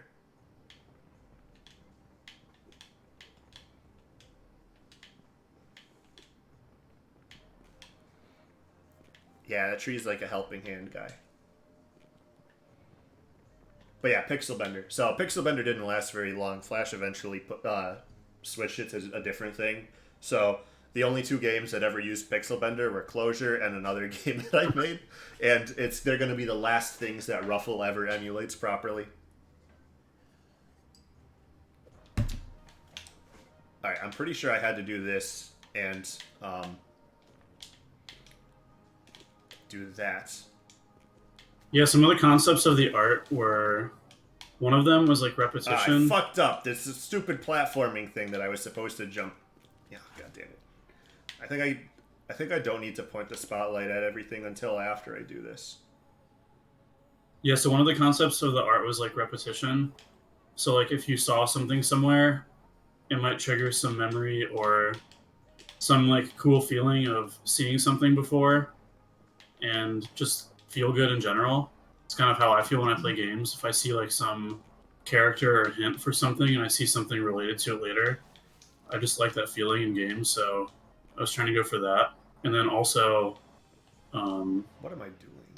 the feeling of like repetitive like textures can be kind of like overwhelming feeling. But we didn't want to like make the player too anxious. So it's not like too prevalent, but just repeating a lot of textures can be like creepy or make you feel like you're surrounded by a bunch of different things all alone in this world. So there's like some abstract concepts we were playing with. Yeah, I think the original Flash version, there was supposed to be one of the things, like, it was supposed to feel like when at night, if you're like seeing a shadow on the wall and you don't quite know what it actually is, and it's like changes depending on the lighting. I remember that being a part of the Flash game, which I think we tried to carry over here. Oh, you remember what happened in the Flash game? So, because like the grayscale value of the art underneath determines how much light was needed to show up. The Flash version of the game, we did a thing with the main character where her ponytail didn't show up until you put a bunch of light on her. So you couldn't really tell she was a girl until we had a level with like a lot of light in it, and where you could like stack a bunch of orbs and see it. So I think we were trying to do like the whole Metroid like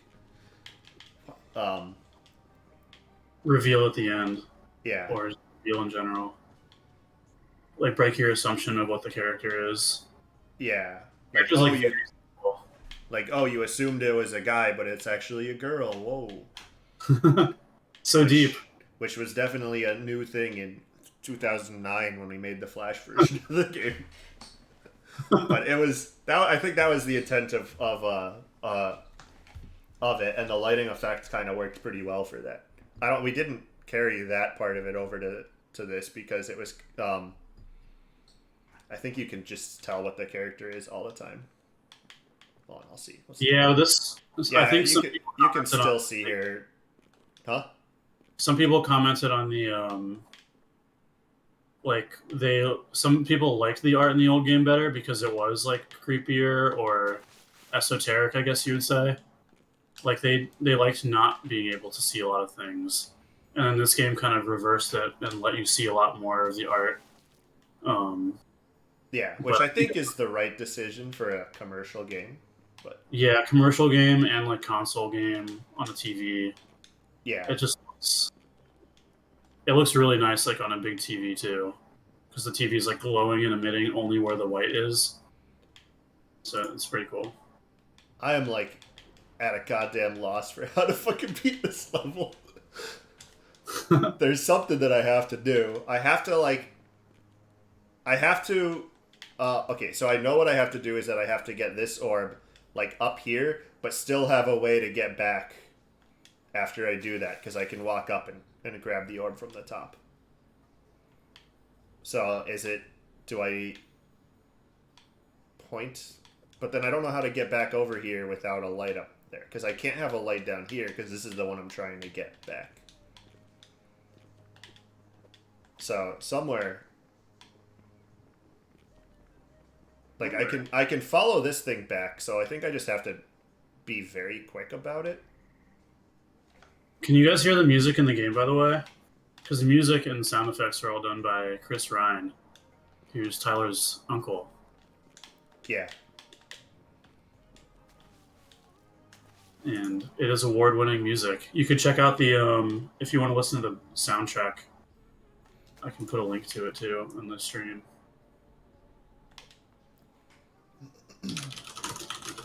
Yeah, had my uncle do the music. He has quite a career. His most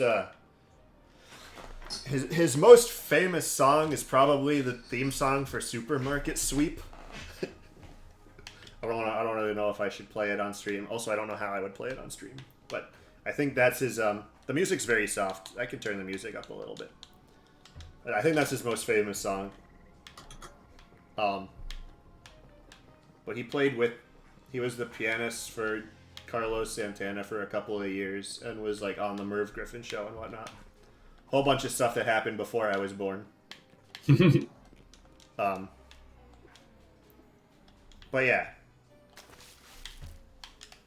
And the music was interesting because the Flash game also had a similar effect where it like layers and it's atmospheric based on like the level of how much light is in the screen at once, right?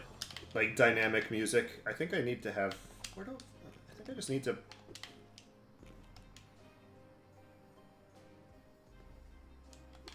If it's here after I could probably. Oh God, I can't land on that. I will figure this out. This is like the level I'm being stuck on. You know what happened? This was probably a level where I just placed a bunch of shit in there and I'm like, is it possible to beat this level? And I probably did this exact thing and was like, oh, it is possible to beat this level. Yeah, cool. There, level. Mm-hmm. Which I don't know if it's the right way to... Okay, I think I need to actually point this... You just dropped it through the hole? No, I'm trying to get it out of the hole. There's the moth. Get the moth. I will get the moth later, because I have to come back up here. Because if it's in the hole, it's floating, so I have to, like... It's this one that's down at the bottom that I have to drop into the hole up here and get it.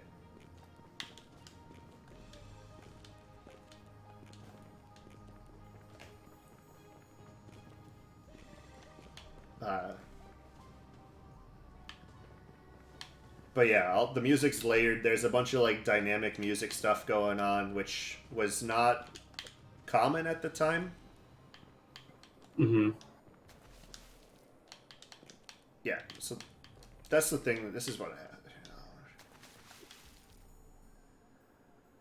So the issue is, so I put that there, which is how I get over here. But then this one that like follows like this, I have a very short amount of time to like get the orb out of the thing. I think maybe I just have to be really quick about it. Oh, you know what it is? I know what it is. I have to... One sec, I'll be right back. Way quicker about this than I was. So I have to like point that like there so that I can do this part. Oh, I think... Do I need to angle the spotlight?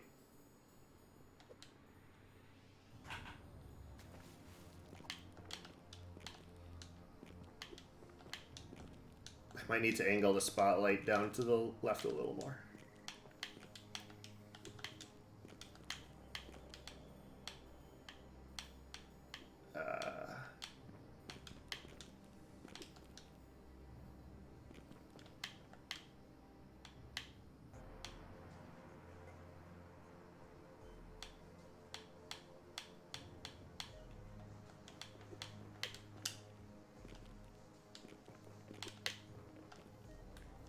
Oh, damn it. Alright, I'm back. I'm at a loss on this level. I Baron made the Hayes- goddamn puzzle and I can't fucking solve it. I Baron know. Hayes, help. We Yeah. need your speedrunning godlike skills.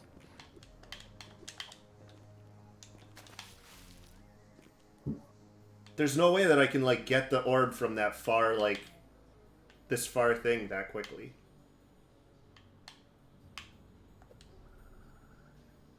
Although.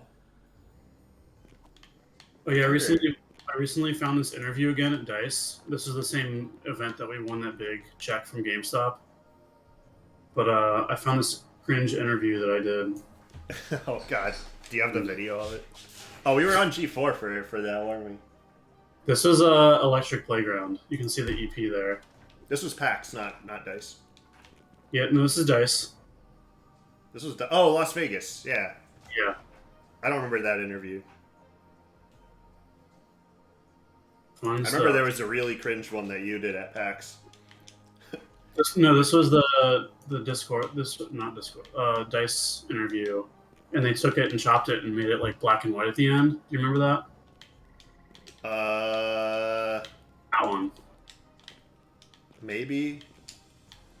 I remember a DICE one when during the like awards show when they had Adam Sessler hosted.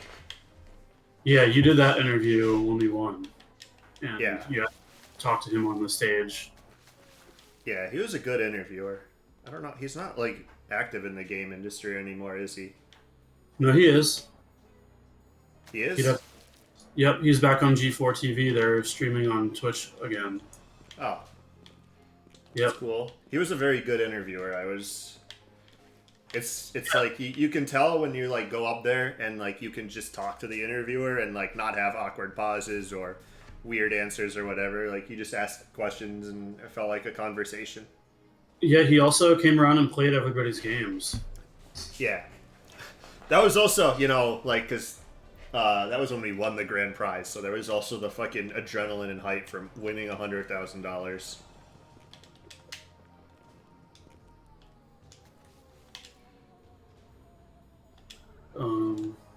Yeah, there's no fucking way. Hold on, I'm gonna use the bathroom. I'll be back in a second. I'm totally not just going to look up the answer on YouTube. Let's see what other concept art.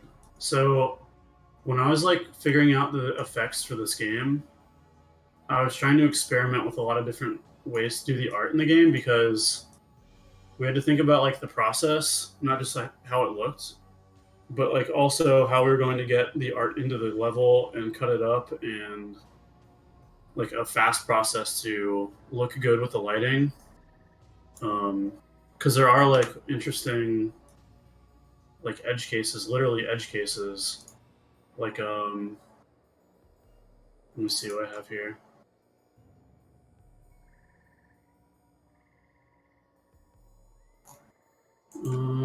Yeah, I guess I could like use this one. So when we were doing the art for the game, sometimes the light wouldn't affect like the edges of the terrain here, the ground. So you would like fall through the level, like fall through the floor.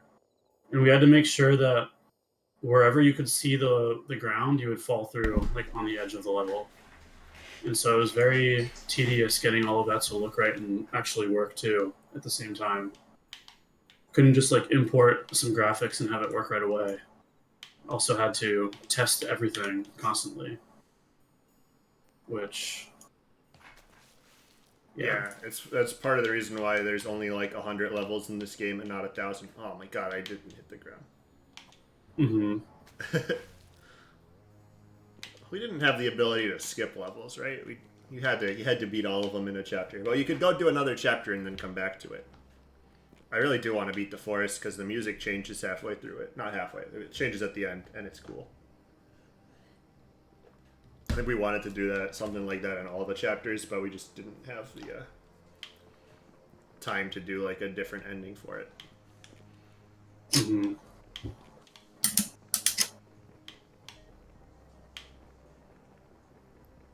I need this orb. How the fuck do I get this orb? What were we doing up? What were we doing like up until release? We were like, Well, we did all-nighters while we were trying to get the last bits of thing, like the last pieces of content in the game. Dice was the last event, but Yeah. then GC was like right after release, right? Like the same month. So So we I were think in they the were the same month. So we did Dice when the game was complete, but we still had, I don't remember if we submitted it to Sony before Dice or not. No, we submitted it to Sony before GDC. so Dice was February, and then GDC was March. GDC was probably also February. Oh wait, was GDC before release? GDC was so it was going through Sony submission during GDC. I remember this because I kept having to go talk to Sony people during GDC about it because going through submission, I mean, because we failed like one of the QA things and something to do with the ESRB logo. Like we didn't do it exactly correctly, or we didn't put an ESRB logo in the game and we should have, or whatever. But and we kept going. I had to like go to no, it was in the demo of the game. You're supposed to put an ESRB logo in the demo. It didn't matter for the actual game. But the game was like a demo plus buy it to unlock the rest of it thing.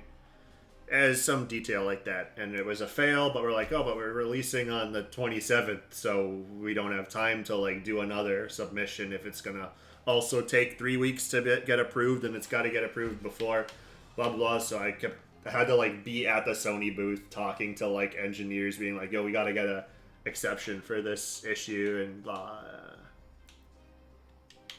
It was a nightmare. Oh yeah, that Sony booth. Yeah, I don't remember. Was this was before release, right? Oh wait, hold on a second. You see this? See this orb thing right here? Were you not using that before? I don't think so. And now I have 2 orbs down here, which is the exact opposite of what I wanted to have. And then this is a spot where you probably have to reset. No. All I've done is move this orb to a place where I could have already moved the orb, except now I don't have the orb. Wait. Because I can't make this jump right here. If I could make this jump, well...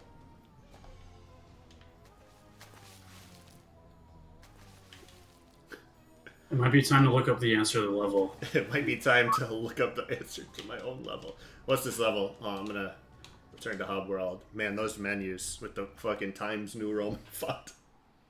We went from 11,000 viewers down to 19, so it's time to move on. We've lost it. It's time to move on. It's level 15. Yeah. Yeah, I'll look it up afterwards. Twitch just emailed me off the front page. So. Yeah, we're not on the front page anymore. Circus time. The circus is probably the coolest like area. I really like the circus. I remember most of the circus levels being like actually good, and we will find out. Well, we made these last, right? Yeah. Did you make these were the last ones that we made, but yeah. Before the challenge levels, which I also remember being pretty good. But I gotta beat the forest to get the challenge levels.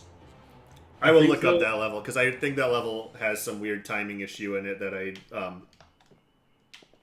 Oh yeah, so this house right here, I think it's supposed to be the same house that was, like, to the left here, is that forest level with the well in the rain. So I do want to point out the story here, because we mentioned that the story is something about, like, the spider demon, like, guiding all these people through purgatory. Like, they're all the people in these stories suffer some type of accident or are near death, or for some reason they're in purgatory, they're not quite living, and they're not quite dead. But that's not the case for the little girl in this one. It's actually... So there's like a cat that you chase throughout this this story. You see that little cat right there? So this story is actually... The cat is in purgatory and not the little girl. But I don't know why we did it exactly like that. It's supposed to be like that. I think we just wanted you to chase the cat throughout the circus.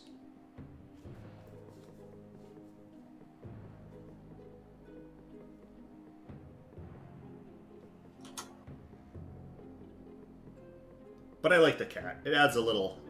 There's no mechanics to the cat, but it adds a little bit of flavor to the area that we didn't have in the others. It's a very unique area. I remember when we made this, I had the placeholder music was the circus level from Sonic 3, which absolutely did not fit. But it was fun. This glass, I like this glass mechanic a lot. I think some of the music too was I telling Chris like look up donkey rare music? I don't think he wanted to listen to any video game music when working on this. He did not like anything that I showed him. Yeah, I don't know, because the circus music for these levels actually like reminds me a lot of like rare music from like Banjo-Kazooie and Donkey Kong 64. We might have sent him some. I don't think like so. Since he's like an old school musician who like did like TV shows and whoa, look at that right there. There's a moth in this level too. I know. It's like off to the side over here. Oh god damn it! But he and the musicians were probably around the same generation. Probably grew up with the same type of music. Yeah, so he doesn't like anything that like I showed him from video games. He's like, oh, it's all 4/4 C key music. I'm like, oh. But we ended up with something really unique sounding, like, because of that. I think this character was one of my most favorite to animate. Specifically because of the pigtails. And also when carrying the orb, you can feel the weight of it for her when walking. Yeah. I don't remember how to get that. God, this thing is... Every key I press is making it go the wrong way.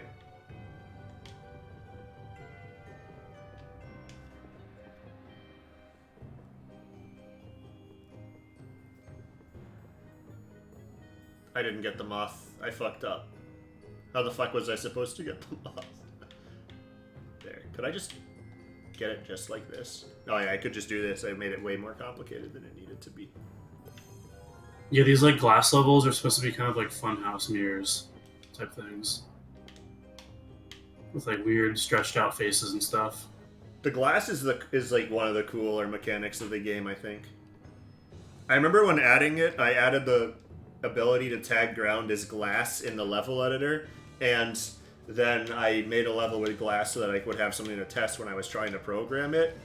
And the glass just worked without it being programmed. And that was the weirdest thing that happened. The weirdest bug that we had. I'm like, wow, the glass, I didn't program it. All I did was add the ability to tag ground as, like, I added a tag for glass. And then it just worked. And that was a funny bug. Because I had to actually fucking fix it to not work.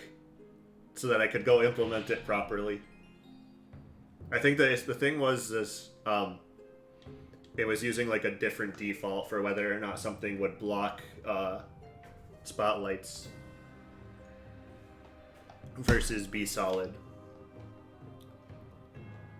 Also, this level probably has the coolest like piece of background art in it. Like this is like the screenshot level. Like just look how cool that looks. Look at the lighting effect on it. It looks like there's so much more to it than just like if you have the actual art for this, there's only one piece of art for this shield. Like the light just interacts with it in a really cool way because of the textures and gradients on it.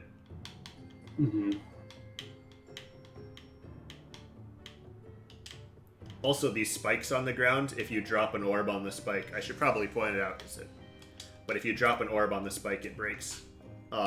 So we had in the factory area, there were no drop zones, which were areas where you couldn't drop the orbs or the keys that you're carrying. And that was from the Flash game, because we needed that, because some of the puzzles required you to, wanted you to take something to one side of the screen, but not be able to, like, juggle something juggle two things across.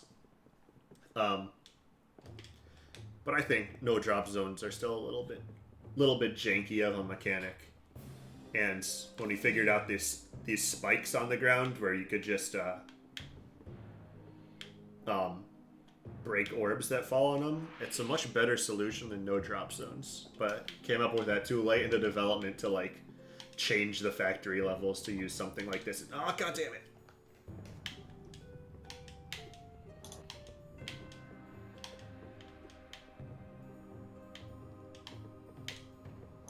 It also lets you do this kind of weird juggling. Why did I do so many levels that required juggling?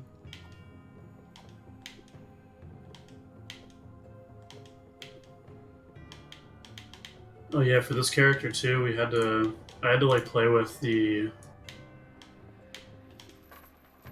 art a little bit just as a concept. It's like, hey, old. It's an alien hominid. Because the outlines of the hair, like you couldn't see the character otherwise. I was trying to figure out like what lines were important and if the character should just be outlined or filled somehow. And those little details really help the character stand out no matter like what level of light is around. Like you want to make sure the feet still show and the hair, especially in the dark. It's like this turret. Another challenge. I really like the turret, how it shakes the screen a little bit when the orb pops. I think the orbs shake the screen when they pop regardless of the turret. Wow, look at all this Newground stuff. Also a Spelunky. Also, oh, and there's a bunch of stuff up there. All the Ether aliens, there's just the Newgrounds tank.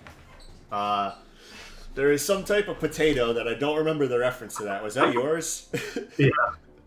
That was something from something you did. The center character. Carnival. The second character, or the character in the center on the bottom, is from Adventures of Guy RPG. My most acclaimed Flash game, I would say. Is that the guy next? Yeah, there's a lot of stuff there that I don't remember. It's the one next to the telescope and the closure. Oh, yeah. The weird guy with the eye. Yeah. Yeah, so there's a Spelunky, there's a robot that is from Snapshot, probably, because we shared a booth with them, right? Yeah, was this game before Meat Boy? No, Meat Boy came out in like 2010. Wait, I think there's a Meat Boy in this game though. There might be somewhere. I think. Yeah, because Meat Boy was 2010. I think the Flash version was before the Flash version of Meat Boy. I don't remember. Yeah, the Flash version might have been before the Flash version of Meat Boy. There is a Meat Boy somewhere, and it's beat up, bruised. Find it somewhere. I like this like turret, like because I mentioned that we wanted like a military guy with a gun, but like it's too easy to like see I can't hit the target up there because the light's in the way. But if you could just carry the gun around, you could just go over here and shoot it, so it's not like a puzzle. That's interesting. Whereas now you actually have to find out how to like get the, or I guess just use this turret. The fucking sound effect.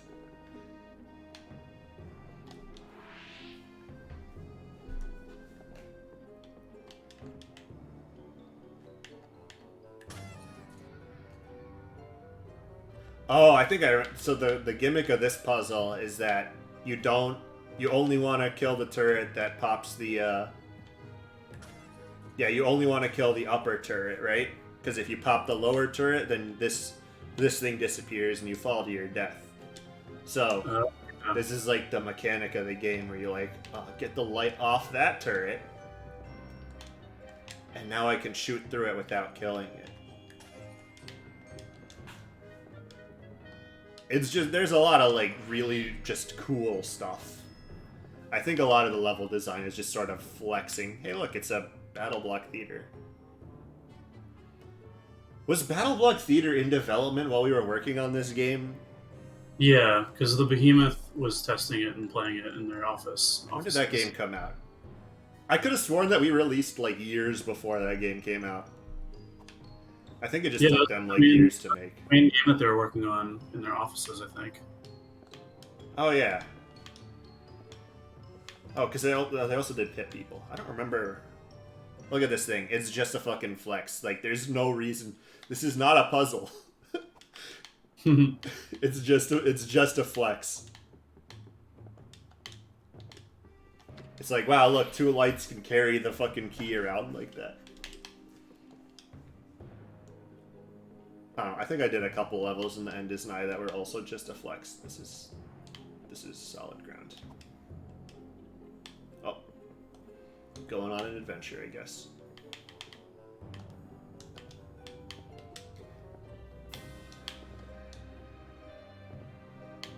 Oh. Is this the Little Prince or something? The, like, balloon? I think that's from, I think it's inspired by Little Nemo in Slumberland. Yeah, I don't know what that is. I think that was something you put in. Yeah. If you don't know it, Little Nemo in Slumberland is a comic from early 1900s by Winsor McKay. Check it out if you don't know what it is. It's awesome.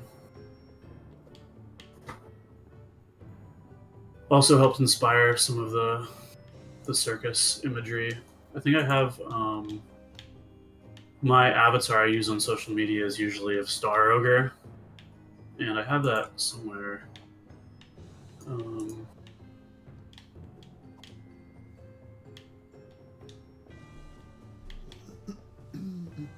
It's like from let me see. The fact that the light like bobs up and down when you run. I remember because like the animations in this were not at all like you couldn't just do an animation and have it in game. We had to like import a sprite sheet to say how many frames it was, and like there's a bunch of shit. Hold on, there's a lot in this level. Hey, look, it's a dad in me. So like in the sprite editor for this game, you could place a hot spot in the animation where the orb would like stick to as the animation plays, and it just. So I would import the sprite sheet, and then for each frame, designate where the orb would be. Yeah. And then I would also have to change the speed of the animation depending on what character it was. And I think one of the characters' run cycles, I think, is like 2 frames longer than the other ones. So I had to speed it up a little bit. But you'll never know. Or you'd never know otherwise. Maybe you can guess which one it was. I don't know where that one picture is.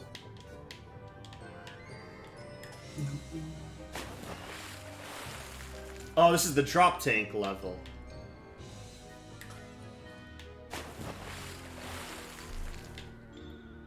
Oh, here it is. Oh, see spikes on the ceiling? Dude, there's so much creepy shit in the background of the water in the drop tank. Also, it's apparently alcohol for some reason. Yeah. Well, there was imagery about alcohol in the. It was drawing like the unique art for some of these shapes. There's a thing from Bitey and Brackenwood or whatever. Yeah, it's a fat sack from Bitey and Brackenwood. Yeah.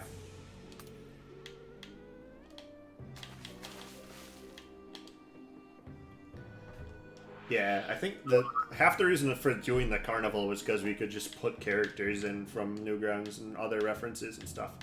All these mirrors are literally just spotlights that change their brightness depending on how much light they currently have.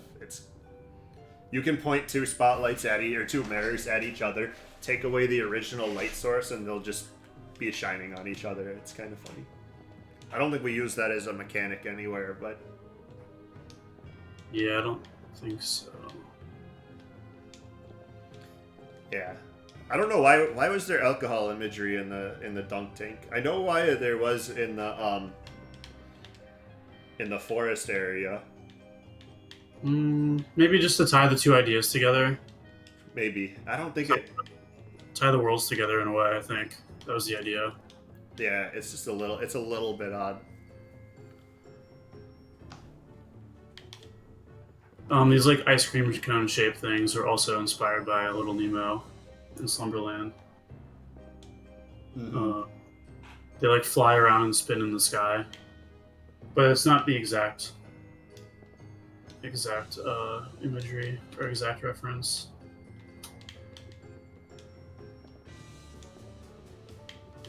Yeah, when we were finishing the game up, we this was after release. So when we released the game for PlayStation, there was a spring sale that we were in, and this was our page that PlayStation put together. Fun stuff. You could almost tell what's going on the screen. Yeah. They just asked for art assets, and we sent them some stuff.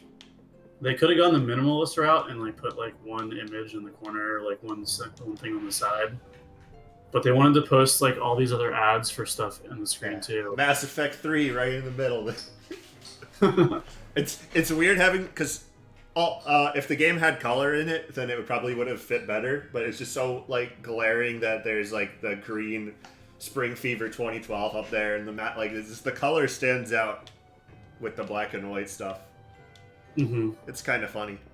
We had that with the end is nigh on our title screen when the console port had Nicalis. Nicalis did the console port, and they just stuck their logo in the opening credits, and their logo has color in it, whereas the opening credits that we had was just black and white.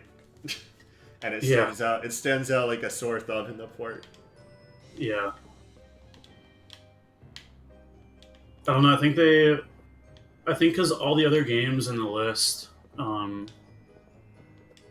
like had beautiful like background art that could cover the whole screen. Yeah, I looked it up. I found out because I remember that Journey was the first of the Spring Fever 2012 games. Yeah. And then I didn't remember what the second one was. And then the third one was us. The second one I looked it up. It was some like Rayman 3 remake or whatever, which is probably why I don't remember it. Yeah. Because Journey is an easy one to remember. Mm-hmm. Rayman 3 HD or whatever is kind of a harder one to remember. But yeah, that launch was pretty stressful. Sony was great though. They were nice, and yeah, they were super nice because they gave us a 9 in PlayStation Magazine. Yeah, Sony liked it. I had no real issues with our contact. The only issue that I had was that we couldn't get like press copies out because apparently there was no way to give people press copies of the game without them having the dev kit. So only a couple media outlets could get a copy if they had dev kits or test kits from Sony. So it was kind of stressful. But yeah, I think, am I getting crushed here? No.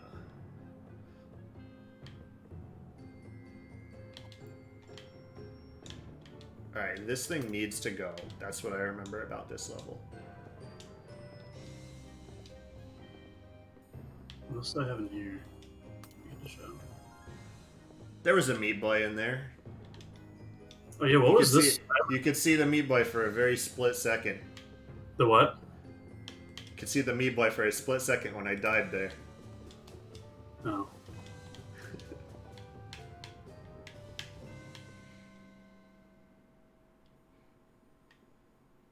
We also had, I forget what this, was this like a demo image? Remember? Hold on.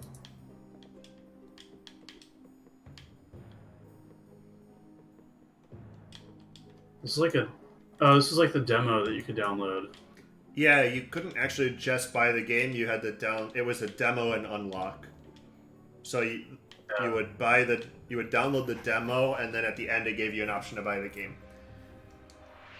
I think we did that for a little bit, right? And then it switched over, or was it? No, I think if you bought the game, you would just have the full one. But I think it was easier to do that because it meant one SKU to submit to Sony instead of both a demo and a full version.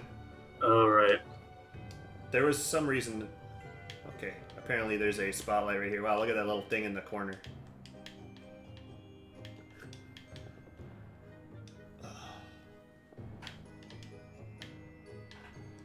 Oh, yeah, it just lights up when you shine something on it. Cool logic. What am I doing? I'm doing that, so then I can go to do that. And then I can go back up. This is... I remember having... Oh, what? I can't... Was this the... Did I... No, I think you angle them. Like zigzag them, right? Or no? Yeah, I think we had the zigzag them.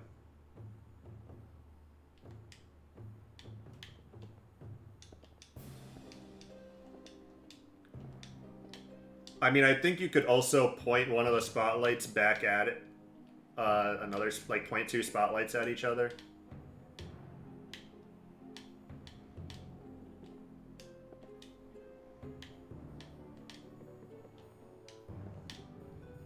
Because I think if you, like, these two in the bottom right, I think if you pointed them at each other, they would be an infinite light source. Mm-hmm. I'm not going to bother with the moth here. I'm not getting all the moths. I'll be lucky if I actually beat the forest area.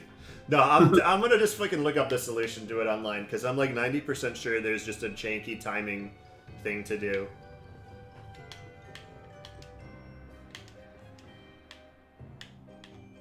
When we released, we actually had a digital copy in the store, and it's not going to be rotated the correct way.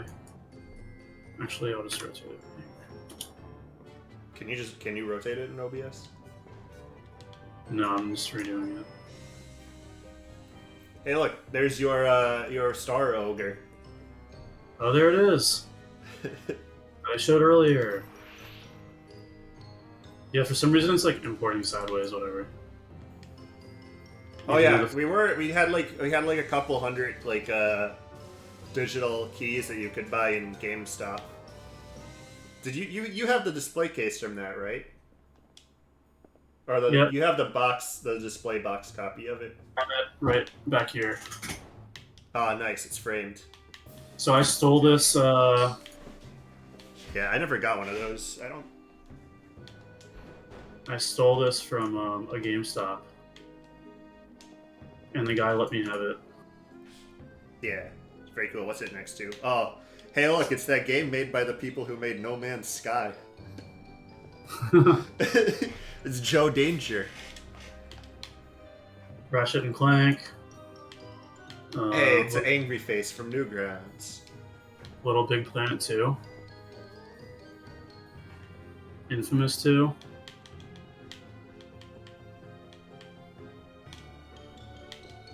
Pretty cool. I may have taken the only display copy at the store though, so then probably didn't sell that well at that mall anymore. I don't know if it sold very well in the store. I think they made it. They probably sold all the keys that they printed.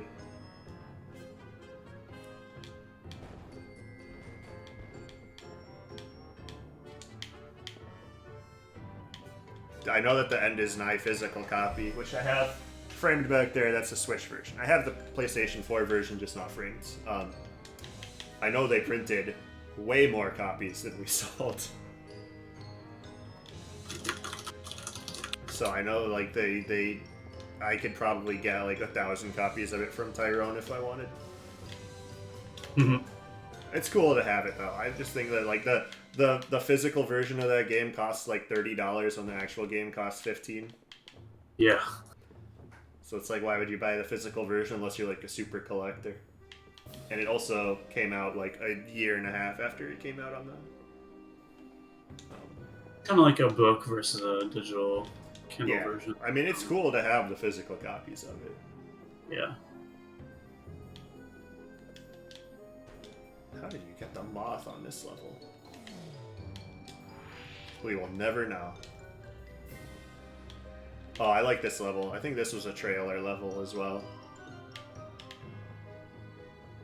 It's just kind of cool. I'm pretty sure this is a flex level as well. Like, just like, hey, look at what we can do. Look at the sparkles. Yeah, Dude, the variable that controls the sparkles in the glass, I literally named Sparkle Pony Magic in the source code for it. I think I had just like given up on it at some point on naming things correctly. I'm like, I'm the only one reading this code. I like how they move like sideways. Yeah. Well, there's one level. There's one level where they're disabled as well because of performance reasons. Okay. It's in the challenge one. I remember it was getting 40 FPS, whereas the rest of the levels were getting 60 until I turned it off. Who knows why? Wait. One of these has to go. Oh my god. I really did it, didn't I?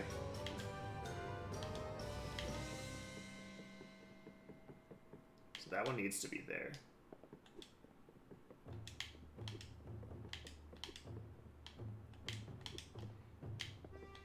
I think without the sparkles, it wasn't clear if it was glass or like backgrounds. I think that was the issue. Oh yeah. There was definitely a mechanical reason for it. Here's some these like demon character concept arts. Oh, the target shooting level. Let's see if I can get it first try.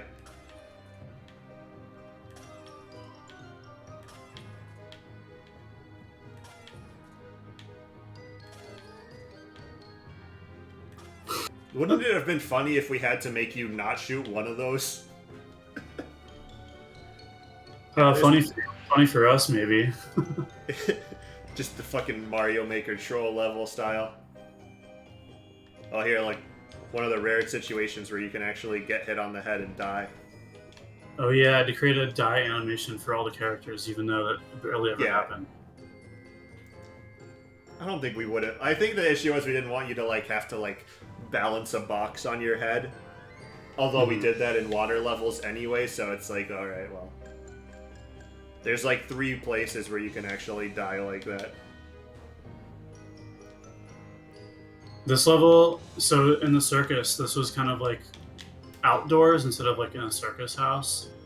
And I was kind of inspired by like tikis and palm trees and masks from like, I think if you, like tikis and stuff.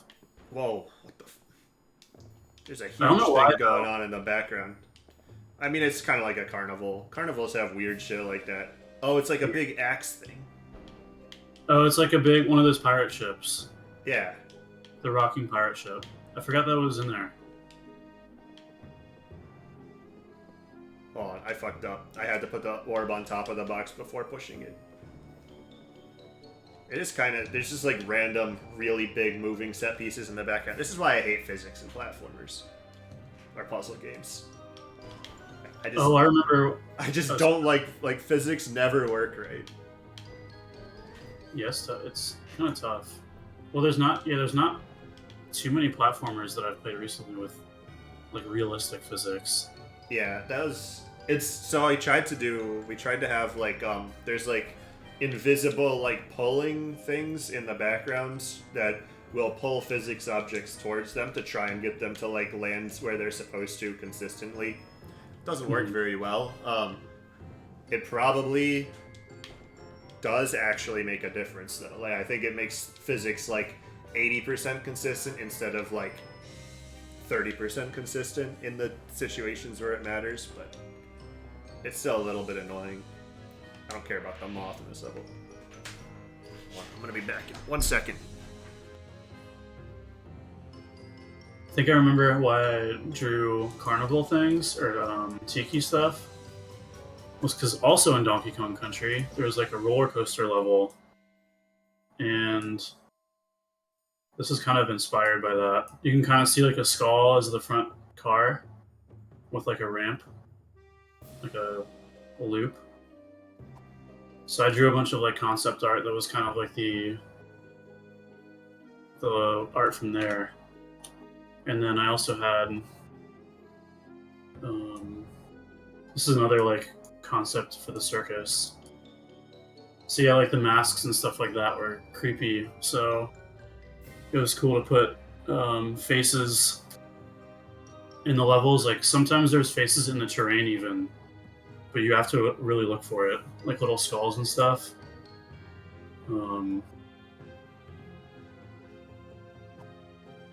There's even a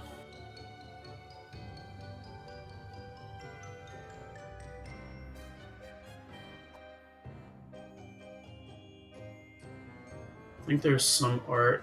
Let's see. I don't remember where it would be.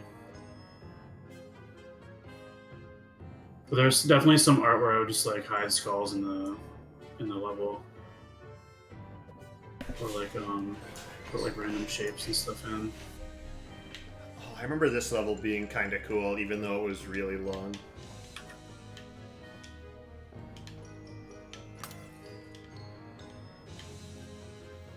Oh. Oh yeah, and then this one was kind of like piratey, not pirate themed, but just like the wooden feel of like planks and boards kind of like fed into the whole piratey mask, tribal circus feel. Oh, there's Strawberry Clock. Is that Strawberry Clock? Yeah, Strawberry, Strawberry Clock. Stuck by sticks, spears. No, I need both of them. I know I need both of them. Please. No! Oh, I did it. Yeah, it would have been cool if we could change, if we could like swap art assets out. Like if you've seen it already and then you like go back to it later and it's something else just to like mess with your mind. I think that's like another cool mind trick that we could have played. I have a whole horror game concept based around that.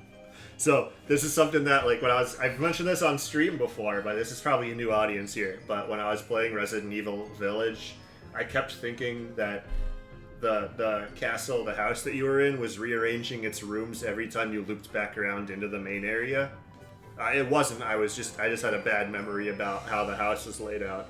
But I was like, that would actually be a pretty cool concept for a horror game, as like if you're in a castle and every time you come back, like the rooms are rearranged. So like you try to go into like a closet where you think it's gonna be a safe room, and it actually just, it's not a safe room anymore. It's a completely different room. Yeah, kind of like the antechamber tricks. Yeah. Oh, this is such a long level. We also had some ideas that we never really did that I think maybe could have fit in the game or maybe not, but more like action based. So like you'd have to like dodge fireballs or like light up sharks or fish in the water, things like that. Yeah. But we kept it more puzzly, a little bit slower paced. I know we wanted to do stuff with the animated lights in the background, which Yeah. I think the issue is that those would have had to be sprite sheets. Well, we did it with the stars in the earlier circus level. Oh, did I not need both orbs? I only need both orbs if I wanted to get the I think that's a moth, right? giraffe. Is that it? I think that's a giraffe in the It's a level. giraffe with a gun. Oh, it's from that's an antechamber one.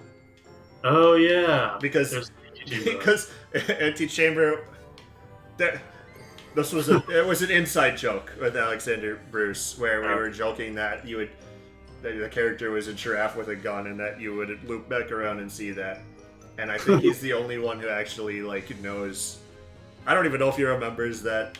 I think we were just joking about it at one point where it should be a giraffe with a gun, but you never see the giraffe. Yeah. So that's an antechamber reference down there, as weird as that is.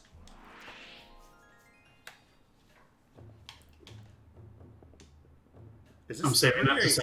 Oh, the cat exploded. We're nearing the end of the cat exploded long before Mutagenics, even though there are a bunch of different types of self-destruct buttons in Mutagenics that basically do the same thing. Oh, this is near the end, and I'm gonna have to fucking figure out that forest level, aren't I? Oh wait, was there anything to the right? I'm just like automatically going to the left because I already know that's what I'm supposed to do here. Man, so much of this was inspired by Donkey Kong Country. Yeah, you like Donkey Kong Country a lot. It was just so kind of atmospheric. don't like Donkey Kong Country at all. Well, it was so atmospheric, and some of the art was just like really inspiring to me. I just remember the like spiral platform things at the treetops. Yeah, Like, I mean, the art is definitely the thing you should take inspiration from that game for. And the music, of course, because everybody, I feel like Yeah. everybody nowadays plays aquatic Right, ambience where is it? in all their videos. So see underground right here? There's the cat, and it's dead underground. So sad. So sad. That's why like the cat one is the only one that has like a definitive ending on it. And then you just go back to bed, and that's the circus. All right, this is a goddamn forest level. Yeah. Come back with the fresh start, and maybe I'll figure out I'll figure out the answer to my own fucking puzzle. I don't need to watch the cutscene again. All right. So this is like the only thing you can do at the start. Was I supposed to like drop that there?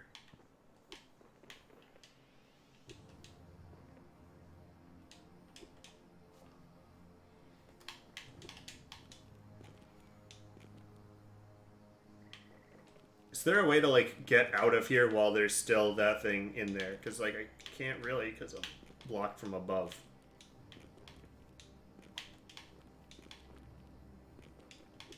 So like that thing takes me on a ride, but it doesn't like go far enough to the left. What?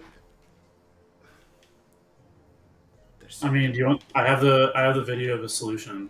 Yeah. Tell me, guide me. Just so All we right, can get done with this. You start in the water, right? Okay, restart. Start in the water, and then right away put the orb in the pedestal to the left in the water. Yep.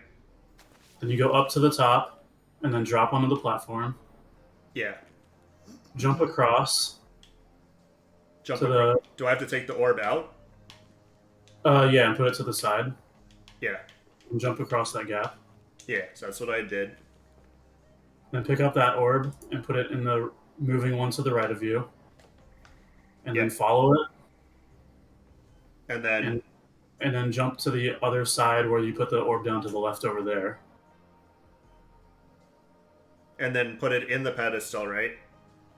Yep, put it in the pedestal and keep following the moving one. So put that in that pedestal. Right. And jump to the one sitting there. And I think I get it. I think I get it now because now the difference is. Now follow that and jump back over. Right. Now the difference is I can actually get the orb out of the pedestal. Now move the spotlight straight up to the center petal flower. Yeah, I think I probably get it from here. I think my mistake was I was trying to do a timing thing. Yeah, then go all the way to the top. Yeah. Oh, you can get the top now. Yeah.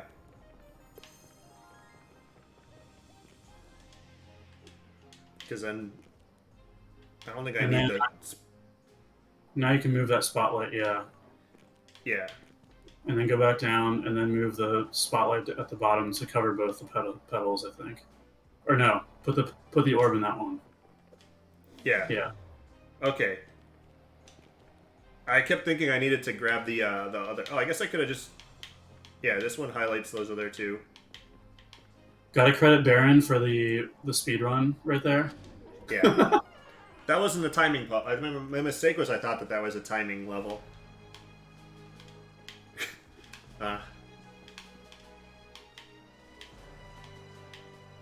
Dude, the music's picking up.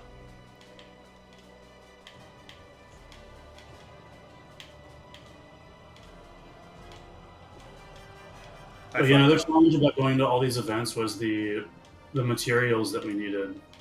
Like, we got pins, we got banners, and we had to travel with the banners, and like somehow mail the printed banners to where we were going. And I like, think we also, got the banners printed at where we were going usually, because there's usually like a FedEx Kinko's or something. yeah, and we had to like go to FedEx and stuff like near the conference centers that we were going to. Yeah. Very, it added a whole extra layer to preparing for the booth. Dude, we did glow-in-the-dark business cards this one year. Oh right. And, oh god. Oh no, I was supposed to leave it in there. Oh fuck. Here's one of the vertical banners you used. I'm messing with the image. Sorry, guys. It's fine. Oh, Sorry. I still have that vertical banner. It's just kind of rolled up in my closet. I think it tore during, like part of it tore during one move when I had to pack it up. None of the art, just like the part that connects to the thing that was holding it. I fucked up already. I can already tell I fucked up. There's a horizontal one too that I think. Did I keep that one? I think the big closure one. I think I may have kept that. Yeah, I think you have the horizontal one, and I have the. I didn't want to take it out of the fucking thing. Oh god damn it! Mm-hmm. I need that one lit up, and I need that one lit up, and then this thing needs to be pointing like down here.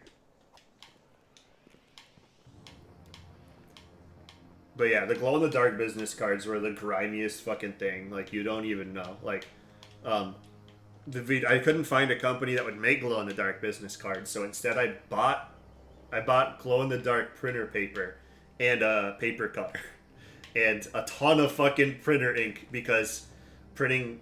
Oh, god damn it! I need to point one of the fucking things. This is when that character was older too. Yeah, that was not the glow-in-the-dark card, wasn't it? Or is it? Because the glow-in-the-dark cards, because I printed them with an inkjet printer, they were sticky, which was very annoying. No, I think the glow-in-the-dark one may have been the one with the character like hanging off the edge of the ground. Yeah, I think it was simpler art. But it was... I printed it on an inkjet printer, and the glow-in-the-dark paper was that sort of like yellowish green color, and I had to print it fucking black. The rest of the card had to be printed like solid black, which used a ton of printer ink. And, yeah. Oh, these vines. Dude, the vine physics. Vine physics were not box 2D. I did the vine physics. I don't think I figured out how to like contextualize, because the vines needed to like collide with the art, like the lit up art. Did we end up doing it like that or not? I don't remember. They're very like squiggly. Yeah. Like glitch around a little bit. It makes it funny looking.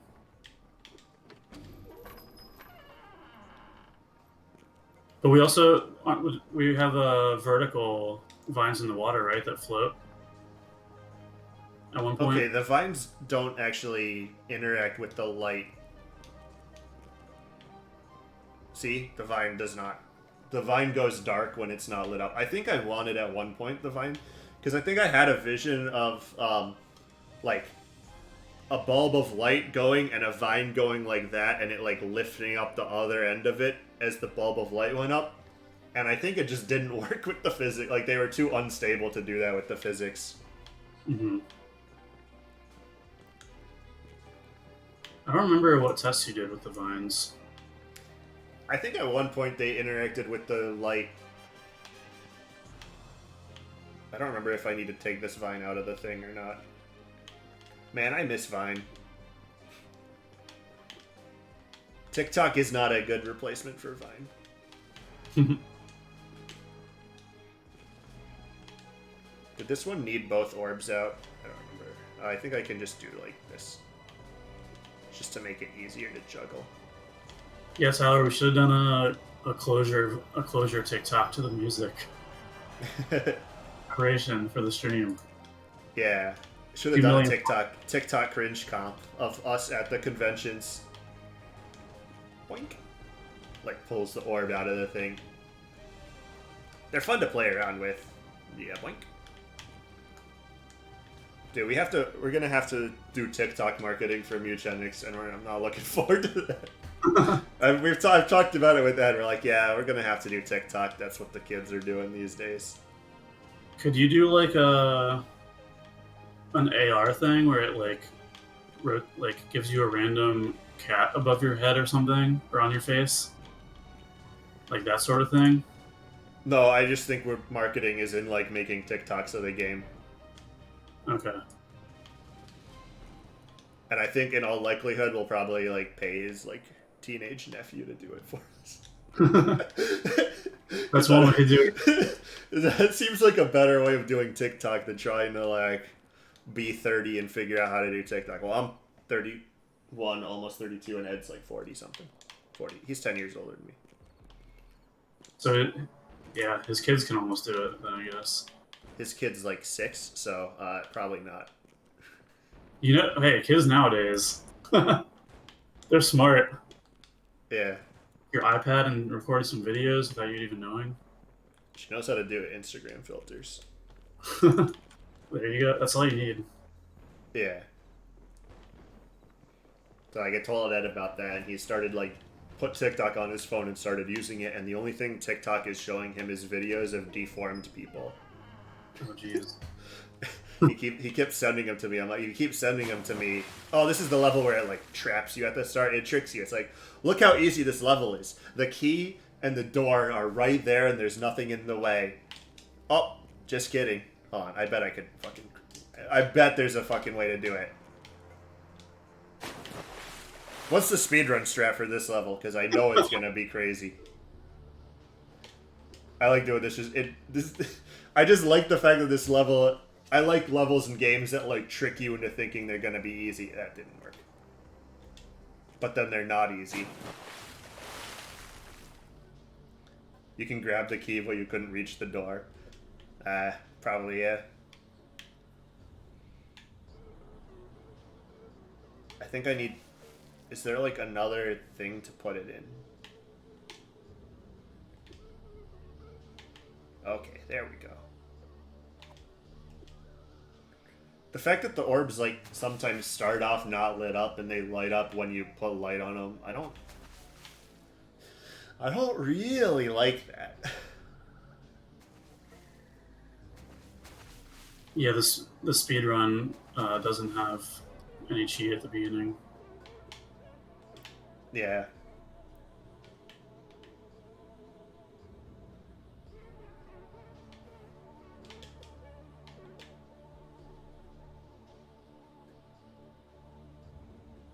Uh-oh, what are you gonna do? Oh, I almost did it. I think I know it. I think I just gotta leave the key there. Because I'm pretty sure what I gotta do is break one of these orbs out of the spot. Oh yeah, we made for the convention, the stuff that we went to, we made custom builds sometimes and put like text in the background. Yeah. For like wherever we were demoing.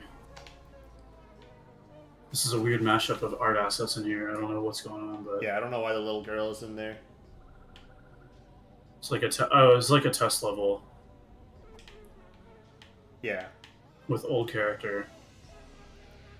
Oh yeah, because you're trying to update the art. Because that old character is like way less appealing than the ones that we ended up with. Is this do I just leave it like that?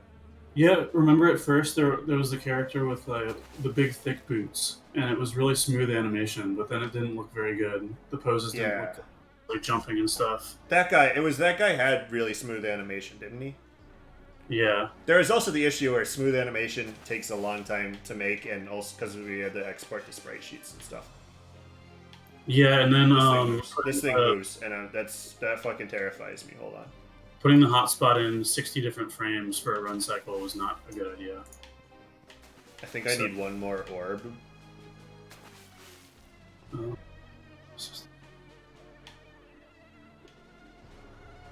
I may have fucked up.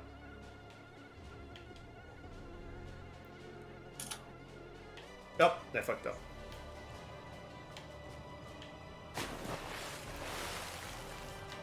Okay, I think I think you could probably save if you saved the key here.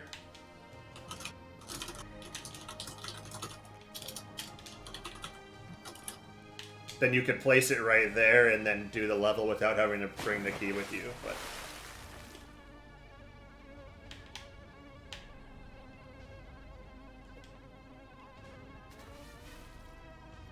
But yeah, I can break this orb out. And I can also break that orb out. So I do need 2 orbs.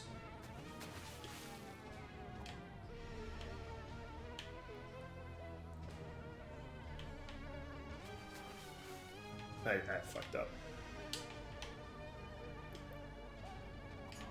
It's complicated to swim optimally and quickly. Yeah. Some more concept art.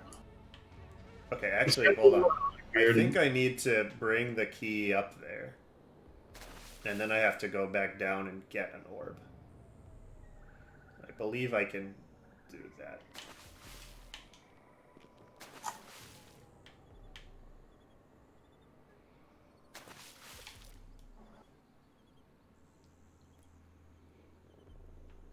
What do we have here?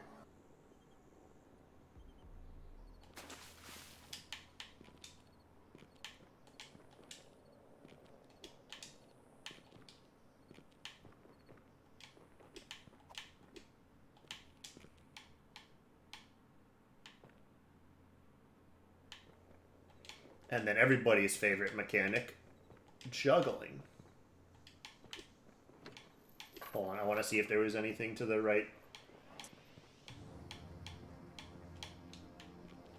Just some weird vines.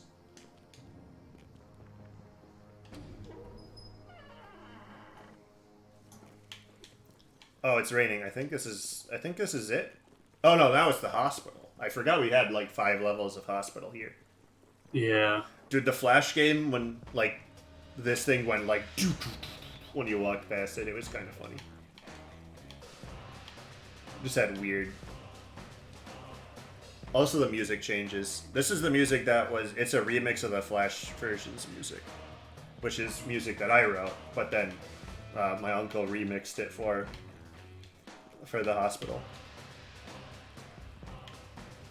The hospital has the ultimate juggling level. I remember the challenge levels having an ultimate juggling level in there.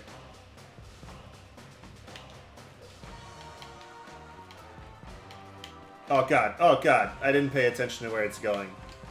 Did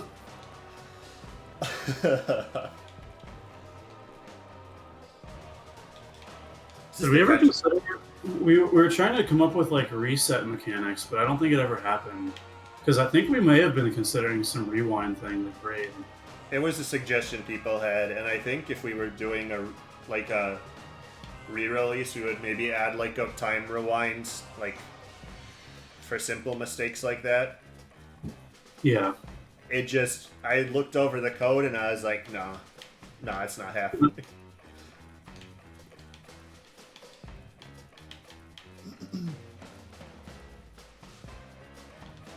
What was on the edges of here? Weird things. Yeah, because you're outside still. Because that looked like we went into a building there. I think I think some part of the hospital had some remakes of the. Oh my god! Remakes of like the Flash version thing. Yeah, I think that was something we had to show to the ESRB, right? I think so. The fucking clown with the fucking needles in its eyes. E for everyone. Wait, were we E for everyone? Yeah, we were E for everyone. That was inspired by... By what? By the jaw surgery that I got. Ah, did they like staple your eyes open like that so you'd have to watch the surgery? Basically. No, they cut like the upper and lower jaw apart, and then it.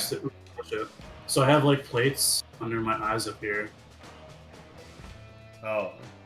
Oh, those follow you. I forgot about that. Yeah, they did that in the Flash version as well. Yeah. This is really clever how the lights shine through, and then the demons are at the top up there. Yeah, it also helps you know where to point the spotlights.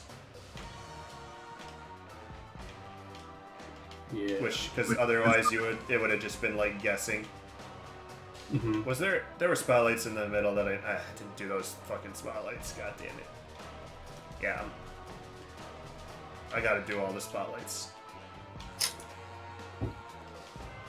Sorry about my camera, by the way. It's very annoying. There we don't remember how to do these spotlights in the middle, because if I move this one, I die. I'll take the orb back with you. Yeah.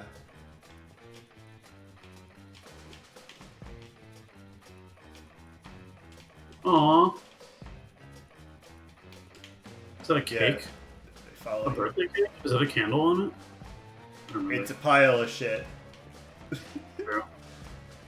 It's like Oh, the there it is. ending. It's like the ending of Inscription, of the first part of Inscription.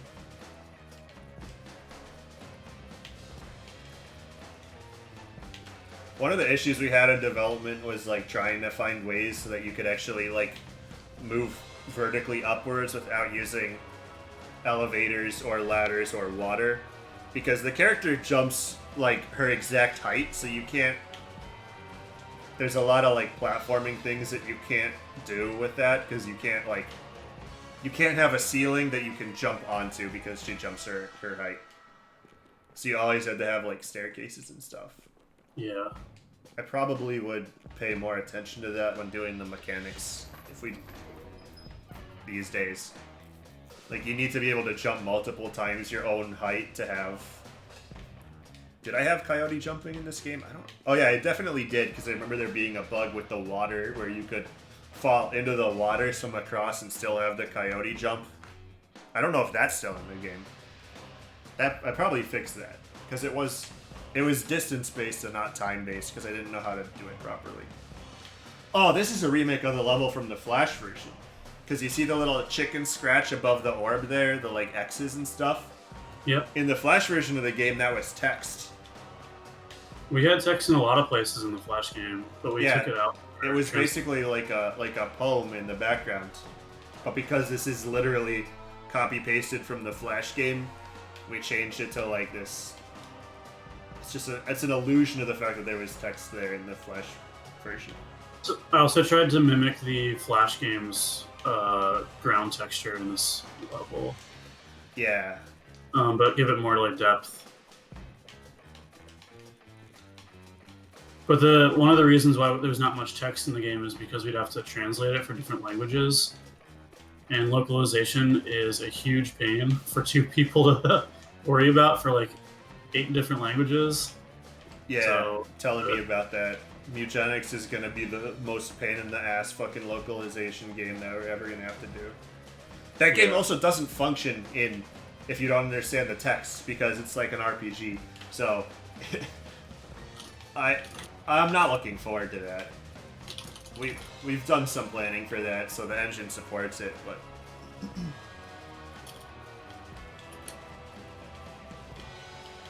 did I have to keep like... Oh, I had to keep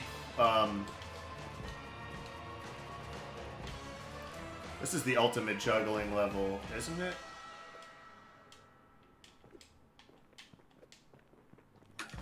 We needed all of those, or... Oh yeah, this is the ultimate juggling level. Because I had to go here, take the orb out, and then I have to basically do the same thing like 3 times. But it's like... It's the last time you do it, it's slightly different, so it's annoying.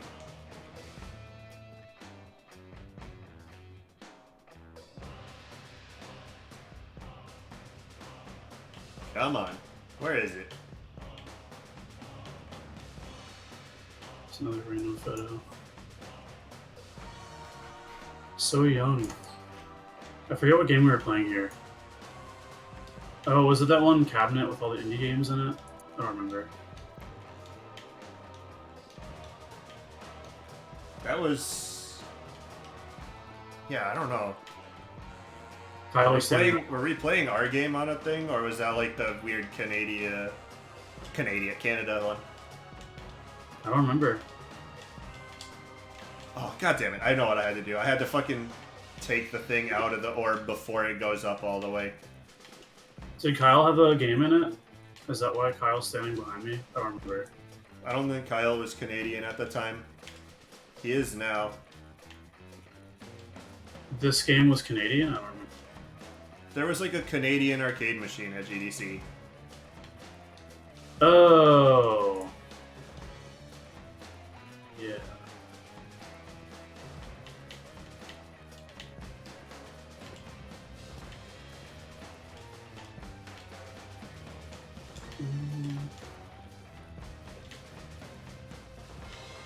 God, this music is like the catchiest song in the game. I used it as my ringtone for a while.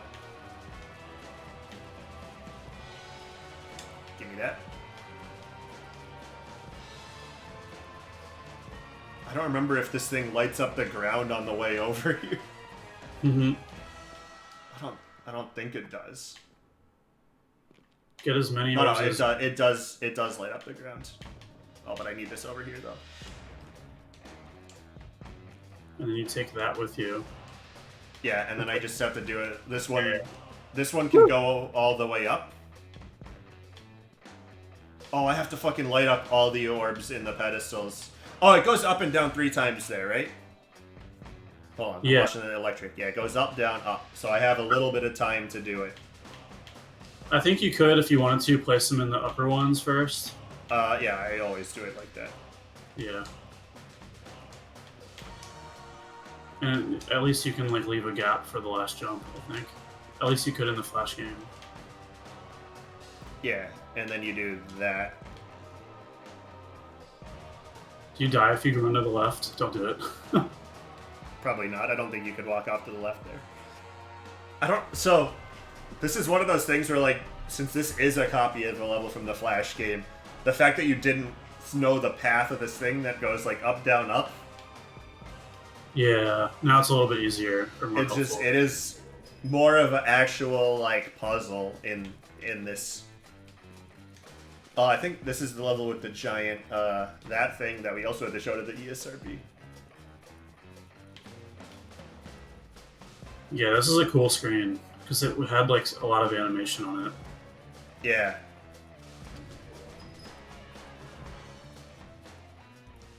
Oh, the challenge levels. Time for challenge levels. Hold on, let's see how many moths I actually got. Did I get enough to, like, did I get 15 of them? I don't think I got 15 of them. I think I have, like, 8. 6. 11. 11? That's pretty close. That's pretty close. We need 30 of them, though. True. The 15 is just to show you what levels the other 15 are in, which, again, I don't think I would do it like that. Was there anything way, like, double to the rate? Nope.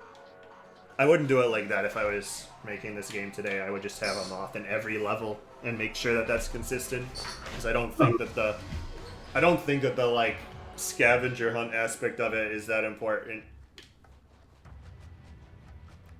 Oh, and you could do these in any order.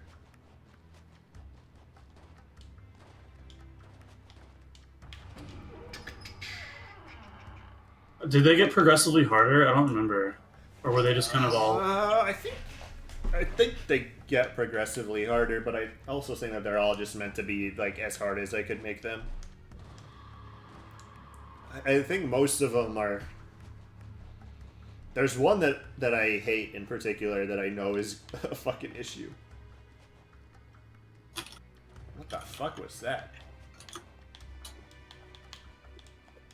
Baron's saying that 6 and 10 were the hardest. Yeah, I know 6 is the notorious one that has a janky ass jump right at the end of this long ass sequence. You know, hold on. Let's just get it out of the way first.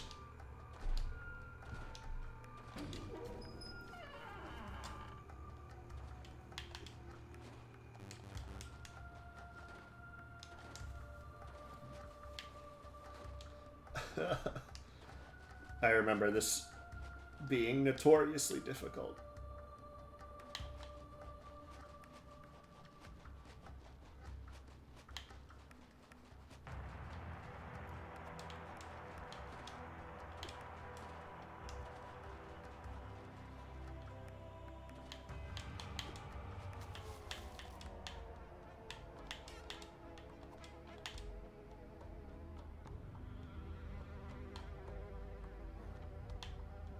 Some of the Purgatory art was inspired by some organs or some weird shapes I was drawing. Maybe this is the hospital with the amoebas in the sky.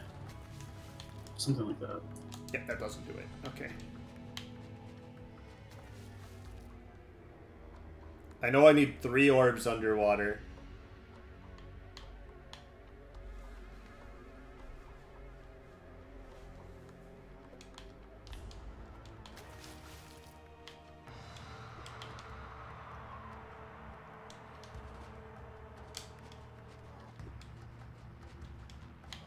They say you can bonk an orb into the no drop zone somehow.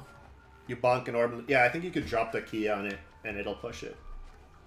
Or bonk it with another orb. I'm not doing a speedrun skip of this. I want to figure out. What I remember is that about this level is that you do the same thing 3 times once you know what to do. So I have 3 orbs here, right?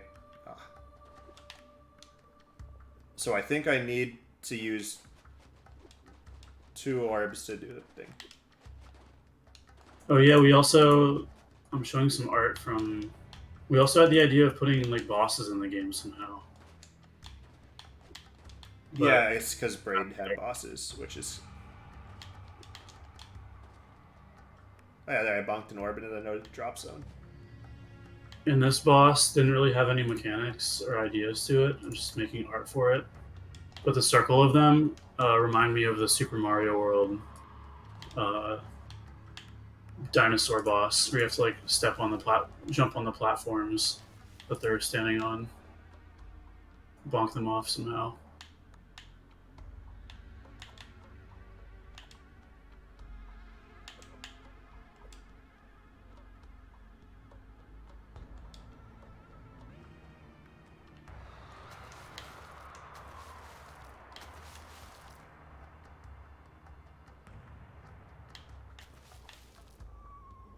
So I needed that orb there. And then I needed to basically follow this orb down. Alright, I'm surprised I was able to do that jump. I think I would have. And then I grab it out. So this is the hardest one, is to drop it there, but I don't remember if I had to drop it. I don't remember if I had... Wait, don't you put it on the platform, then drop down into the water and go back and get it later? You put it like right there, don't you? And then drop down? I have to do it 3 times because I have to get all 3 orbs set. So I mean, yeah, you drop it there and then you drop down there. I think I actually might need to wait to put the orbs into the... Yeah, you put it there. Into the holes. Yeah. Because now I do this, because I still have to get another... I have to fucking shuffle this orb down there now.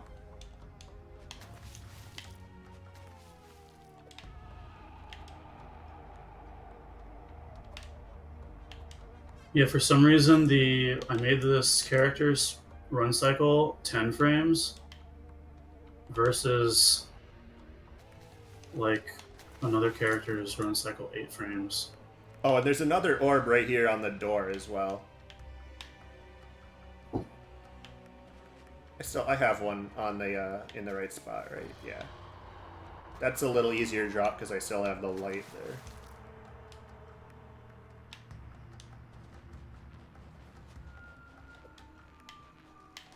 But yeah, I can do it like that now.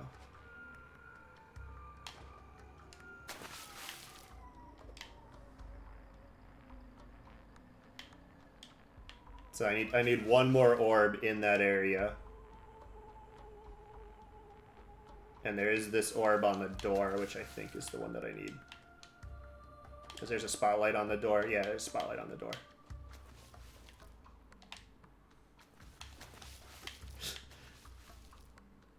If we were gonna re-release this game, I would want to fix the final jump on this level because I do remember it being a fucking pain.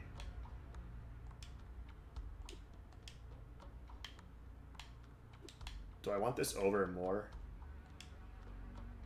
Or do I want it to not light up? I think I just want it like that. I don't remember how finicky that was. Because then we do this.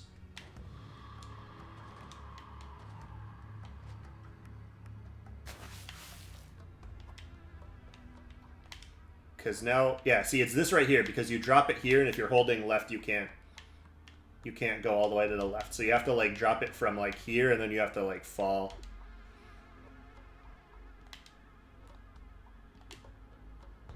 It's a jank-ass level.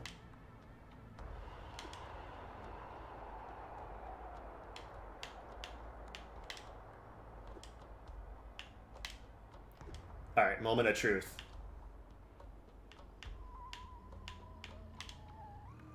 All right, I did it. I remembered that you had to do it that way. Good job. And now I just have to not... Oh god, the ladder keeps like pulling me. I like how the no drop zone is like textured in these levels versus the straight ones and the factory ones, factory levels. Yeah. And they have a demon heads instead of the X's. Yeah. All right, hardest level in the game out of the way right away. Oh, the 10th one was the one that had like 4 sub levels in it that you had to do all 4 puzzles and then combine the solutions at the end, which I don't think is great puzzle game design. Okay, there's something about that. We'll just...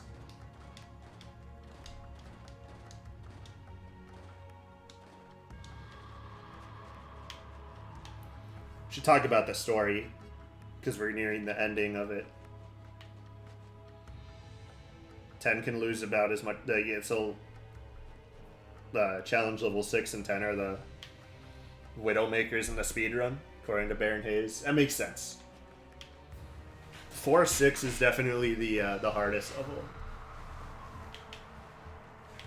I think 4-10 isn't that hard. It's just long.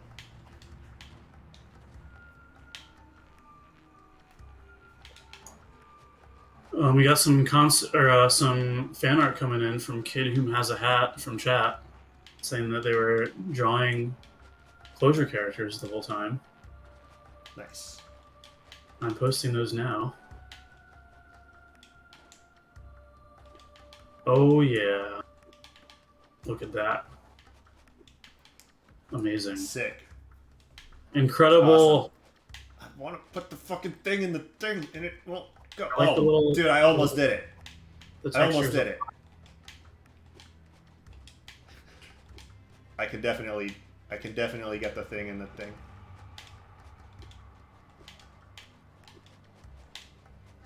Do we have some fan art on the Steam page from 2017 that I didn't even see until yesterday when we were looking through the Steam page? Because people never tweeted fan art at me. I fucked up. This was not... What was the point of that? All I did was break an orb. Oh yeah, Jamie Reffinus, Tommy Reffinus' sister, made a closure scarves. The characters on it, hanging off the shelf back here.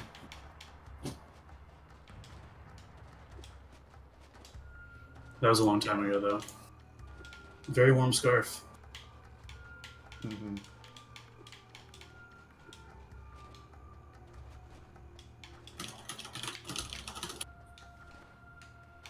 Okay, I remember. I think this is simpler level than I thought. I still don't. I don't know. Oh, I needed to break one of the orbs out because I can get the key over here, and then I just have to break out one of the orbs. It's a lot of fan art. Oh, and the Mugenics cats, of course. Oh, I need 2 of the orbs. Closure syndrome. Closure syndrome. Interesting. This one has like a shield here. I have the game. I have like all the fan art blocked because the game is literally just in place where it is on the stream. Yeah. Pondering my orb. Yeah, we were way ahead over time with that one.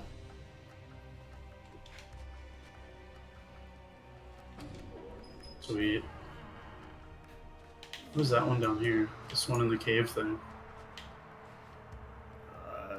Maybe that was in the forest area with the cave. That's cool.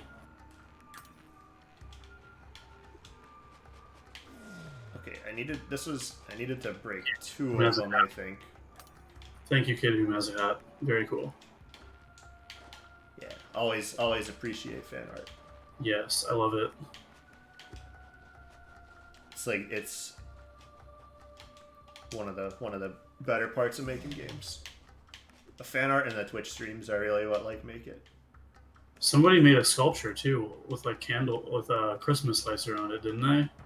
Like a paper mache thing. I think you had it for a while. I don't remember that. I remember somebody made an OC of the character on DeviantArt way back when, and it's not on Deviant. It's wiped from the internet. It doesn't exist anymore. Mm-hmm. I've tried to find it. I need to shoot that target. Here's one from the Steam page. It's like more. Oh yeah, that was the one from 2017 that we didn't know about. Pencil drawing looking. Yeah, I like that one a lot. I wish they would have tweeted it at me because I would have retweeted it. I like the black orbs and the flower petals because those are indicative of the forest levels here. And the stripes on the side are a cool touch.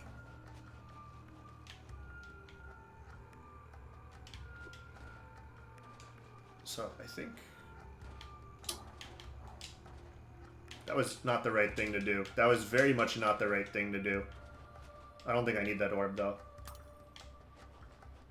I think this spotlight can hit both of them. Oh, god damn it. Come on. Alright, it can. I don't know. I don't remember if that was the right answer or not, but that spotlight can hit both of them, so... I think I was supposed to use the orb to light up the bottom one and have the spotlight point in them. Whatever. Cheesing levels is completely valid. I know there's like 1 or 2 cheeses that were still in the challenge levels. I remember one of these challenge levels, we had this crazy puzzle shown, and I think we had Alexander Bruce test it, and he just, like, basically just picked up the orb and went to the door and went in. I'm like, oh, god damn it. The whole level was bypassed by something he did. I don't remember which level it was. It was the one that had, like, a middle layer and you drop down into it or something. That's all I remember. There's a level like that in World 3 as well. Yeah, I don't mind that much having puzzles that can be cheesed. What am I doing? This one, I needed...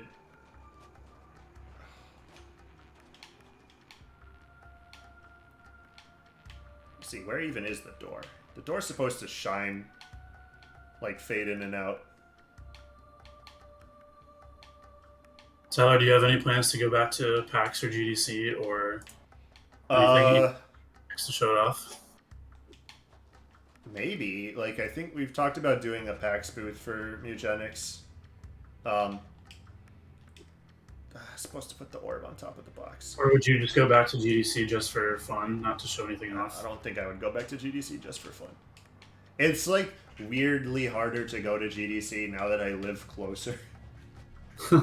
Because previously... Wait, what? Okay, so previously, if you take a plane into SFO, the San Francisco airport, there's a BART station there, and you can then take the BART into San Francisco, like just off of public transportation or whatever. So you fly into San Francisco airport, you're good. You don't need Ubers. You just get on the BART, go to the city, walk to the hostel or the hotel where you're staying at. It's fine.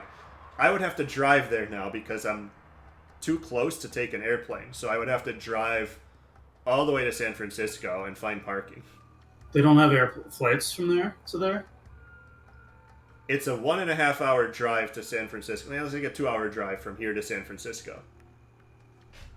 Yeah. So if I was going to take a plane, I would have to go to San Jose, which is already like 45 minutes of the drive away. And there are no flights from San Jose to San Francisco. Mm. Okay, hold on. Could you find somebody to ride with and then have them park their car the whole time somewhere at a hotel? I have a car. I could drive there. I would just have to have parking, and that's a pain in the ass. Or I would have to drive to the the Millbrae station, which I can get on the BART from, which is like an hour away, and then I could park the car there because there is long-term parking there, and then take the BART into San Francisco. Or I could borrow the parking space at my uncle's, at the yacht club that my uncle has his boat docked at. Nice. Something like that. What if you boated? You could boat up to San Francisco. I could probably boat up to San Francisco because there's a dock here and there's a dock up there. Just casually hop in your boat that you own, you know? Yeah, my uncle has a boat. I could have my uncle go take the boat down to Santa Cruz, pick me up on the boat, and then take me into San Francisco. I don't know, it's just a pain in the ass. I don't really miss GDC that much. It's the last couple times I went to GDC, it was kind of depressing, and I don't know where the door is in this level. Is it too many ads for you for things that you don't care about? It's really... Oh, God. I think I'm okay. No, GDC was... The issue is that, like, you know, I want to go there to hang out with people who my game developer friends. And everybody's always just so fucking busy at GDC. True.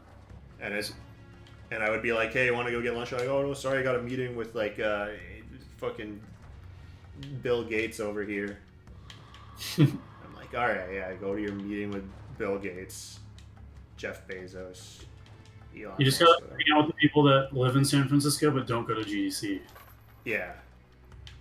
I fucked up. I can't. That fucking orb fell off the box. The orb wasn't supposed to fall off the box.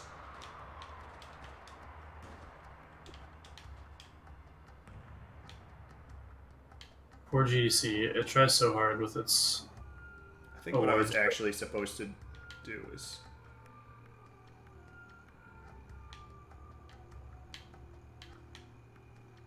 I don't know. I had fun at GDC. I had fun at PAX. Yeah, I had fun at GDC. It just, you know...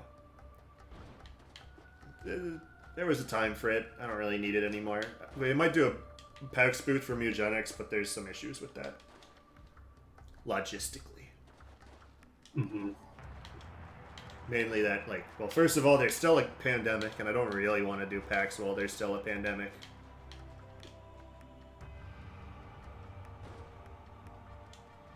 And then the other issue is that we would need to use a booth, and, like,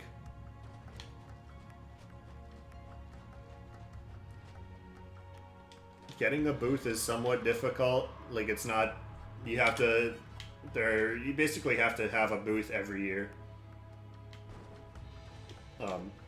The fact that we could get one in 2012 or whatever, or 2011 without having to, like, without too much trouble, it's not like that anymore. I mean, it changed. We would have to, like, borrow part of somebody else's booth. Yeah, I mean, it changed quickly, right? Like, it went from 1 year us being able to do that to the next year now Indie Mega Booth. Yeah, no, you pretty much had to do Indie Mega Booth, and, like, that meant that Indie Mega Booth had to apply. So really, like, the smart thing would have been to keep doing PAX booths every year, even if you didn't have any games to show off, which some companies do. So if we actually did go to PAX, it would mean either piggybacking on, like, someone we know's booth, like the Behemoth or something. Mm-hmm. Or Tyrone's, which I also don't really want to do. But we'll see. We might try to get a booth in for it next year.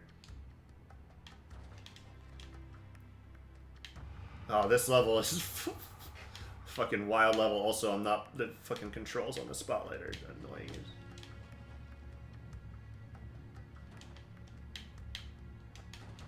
I don't remember this level being difficult, though. I remember it just being, like, a funky level. Oh.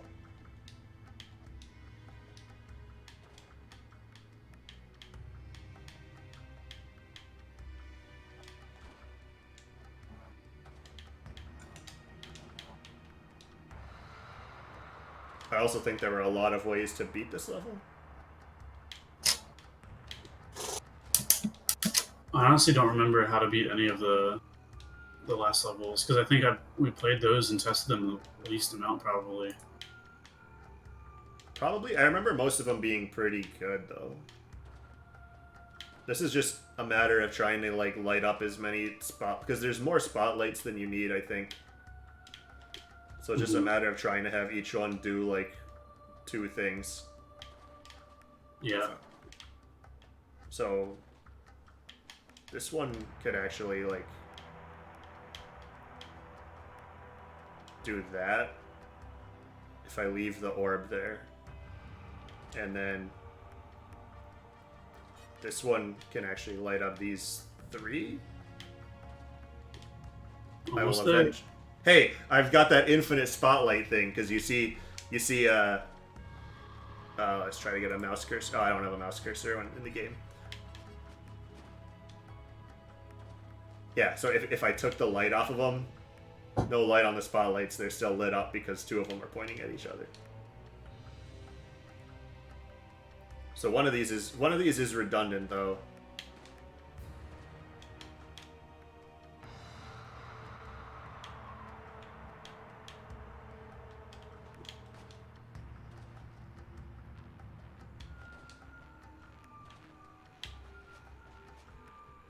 Yeah, there's one light needs to be pointing. Oh, I guess the spotlight could be pointing there. No, the spotlight needs to be pointing up like that. Okay, I think that I still have this spotlight. So that spotlight points there. And then this needs to be lit up, but I still need to be able to get to the door.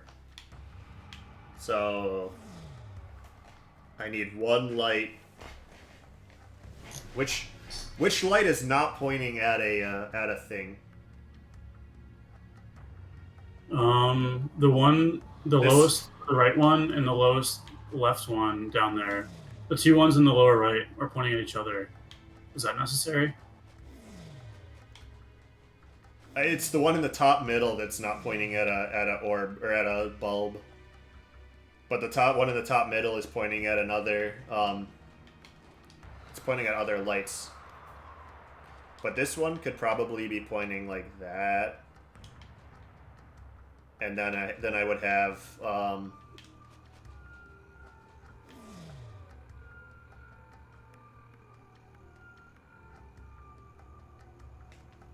One of them's got to be open. Oh yeah, then I have this one over here.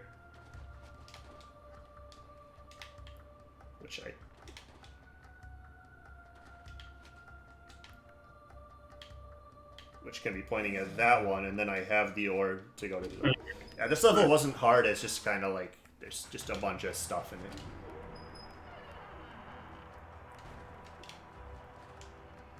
But yeah, conventions were fun, I think they're very tiring, they take a lot of work. You have to stand up for like a whole weekend and wake up early and shit, and they get a lot of alcohol, which I probably would avoid too much. I'd be good at avoiding it these days, but it's definitely like we were both under 21 when we were going to conventions, which made it difficult because we kept getting kicked out of parties or like prevented from going into parties. And like when we did get into parties or had places that were serving alcohol because we were under 21, at least I went overboard with it whenever I could get alcohol at like a GDC parties. I'm like, oh dude, they're not checking IDs. I'm gonna drink so much alcohol right now. And then it was like, wake up feeling like shit the next day. It's fun. It's fun for like the first like 3 parties you go to, and then it just gets fucking tiring.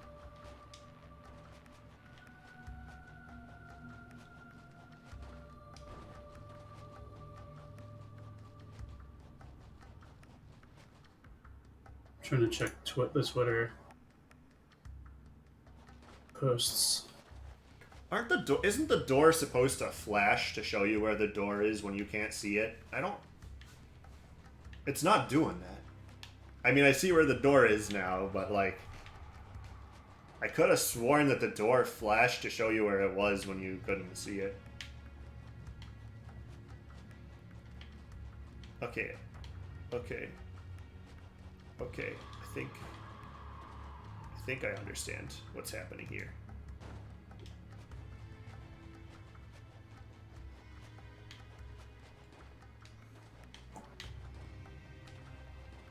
I know there's a big flash when you activate the bulb, but I thought, like, see, when the door is in the darkness, I thought that the door would just flash to show you where the door is occasionally.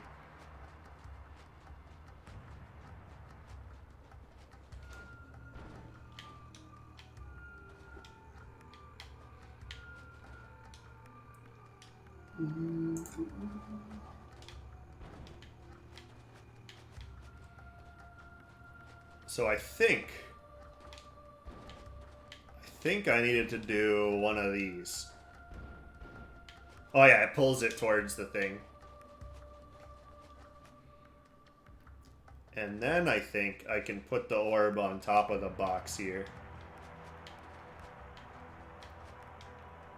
And I can point that up like that.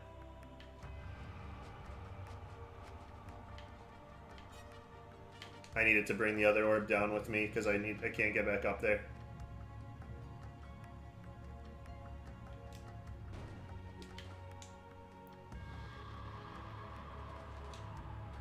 I also don't think that this was the right way to do this.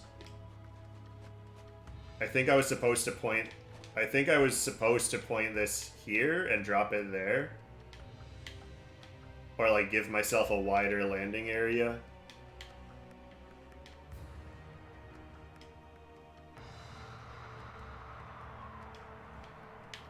I don't remember. No, I think this one stays pointing down like that, but yeah.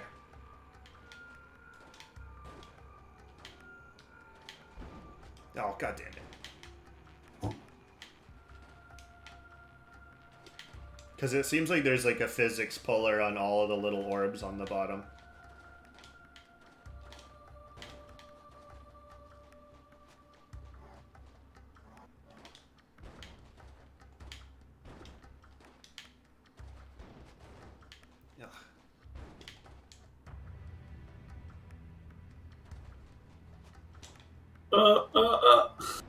Hey, I forgot to put the orb on top of the box before jumping.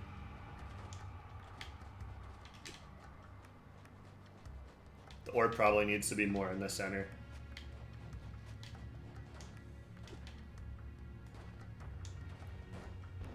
Yeah, see, it like the physics go crazy because there's a physics puller there. Yeah. So clearly this is part of the intentional solution. A little magnet never hurt anybody, you know. Yeah. Then I can do that.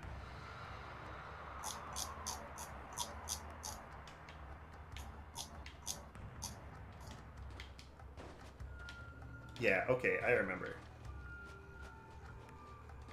Oh god, that physics puller just pulls the box over there. But then I can light up this top one like that. I don't know if this was the correct solution. It seems a little bit easy. Yeah, it's not that easy, I guess. Alright, getting very close to the end.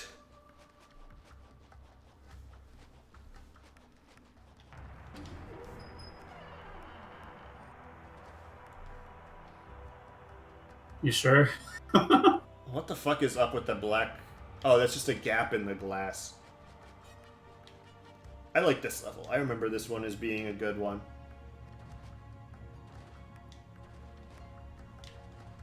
I like the snow effects too. They're just like hexagons and pentagon particle effects in the backgrounds.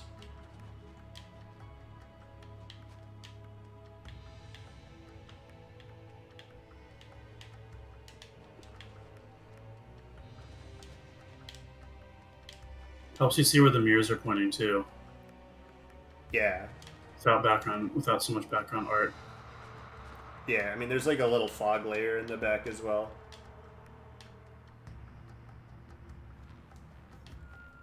Okay, so what's the point of the targets in this level? Oh yeah, I need the targets to be able to like go up to the next level for the light to pass through the thing in the middle. Oh, yeah.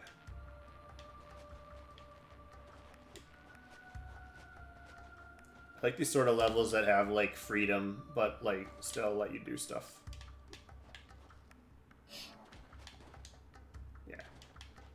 Because now I should be able to get both of these targets.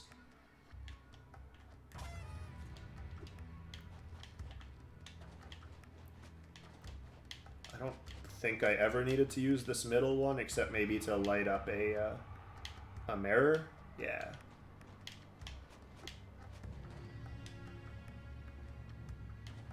So then I can pull that mirror. Oh, there is a target up there. I need this.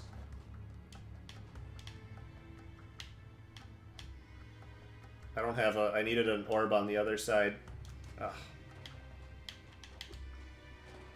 Yeah, I need to not drop the orb that's on the right down there.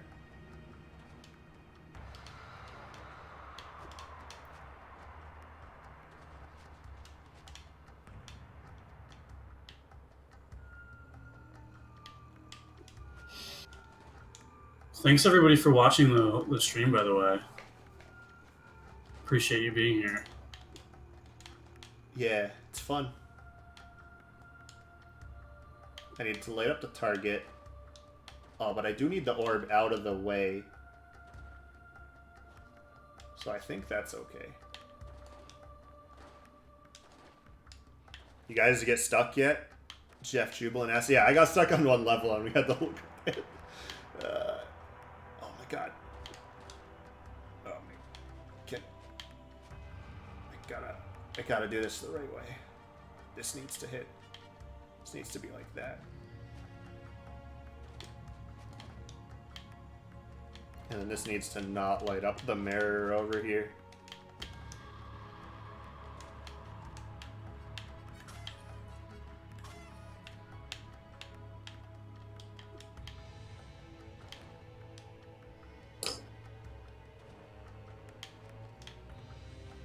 So then I need this top one lit up, but I also need to get that mirror out of the way over there.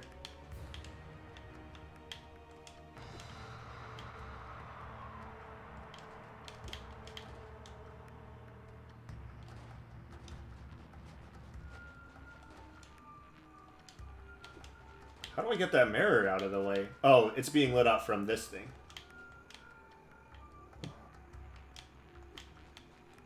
I'm gonna leave the orb there just in case I need it. And then we move that out of the way. So now I have a clear shot towards the bullseye at the top. Oop. And then there's still a key, but I don't think the key is an issue. Oh, the key might be an issue. I think I might need the second orb. No, I don't need a second orb. I can just drop it like that. Oh wait, no, I need to go across and come back. Wait, can I just... No.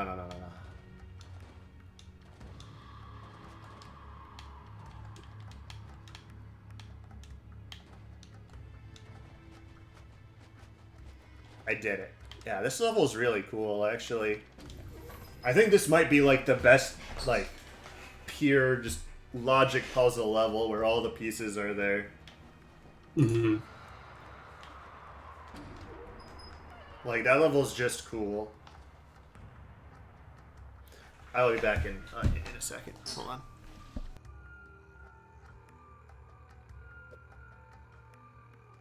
Yeah, there's probably a shortcut to some of these that are... Oh, nice.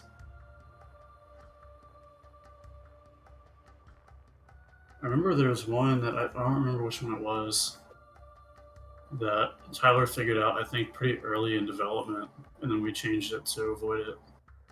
But I don't know if it was that level.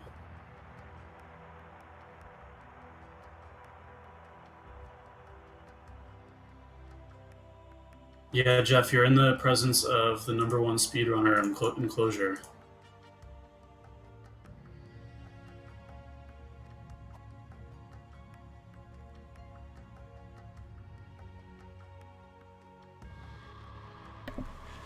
Yeah, #1 out of, like, 3. It's still cool. I wish somebody would, like, submit it to GDQ one year. What's the any... Oh, I don't know. Is any percent even defined in this because you can't get the credit without getting all the moths?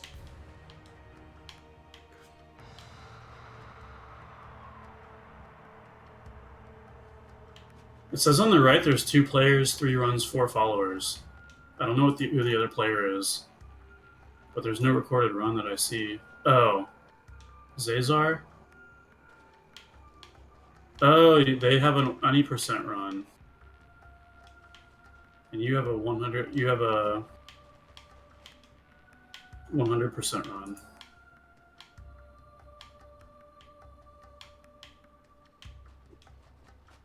Dude, this level is confusing.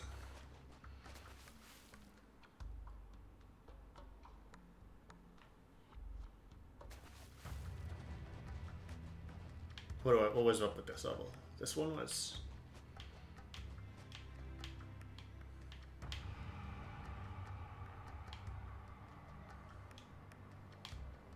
If you can speed run my game Adventures of Guy RPG, send me a video of it. I'd be interested to see. How did I get the key out of there? I think. Just playing around. I think it was something like.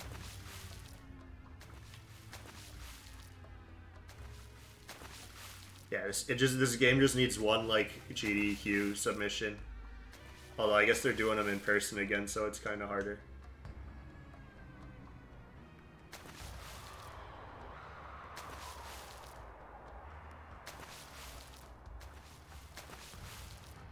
Okay. This is a challenging one. So, like, when developing a lot of these puzzles, I would just place random shit in the level and then see if it was possible to beat it with what was in the level. And oftentimes it was. So, like, making levels for this game was kind of like solving puzzles for the game. That's kind of how the art was, too. I just draw cool stuff and see if it, like, fit in the environment. So I need to get the key, I need to get the key onto the middle platform there, and I don't remember. So somehow I need to be able to. There's no ladder on that side.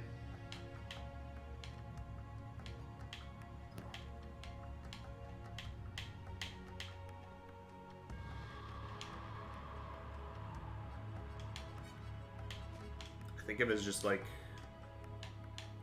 really low like that, I could make it.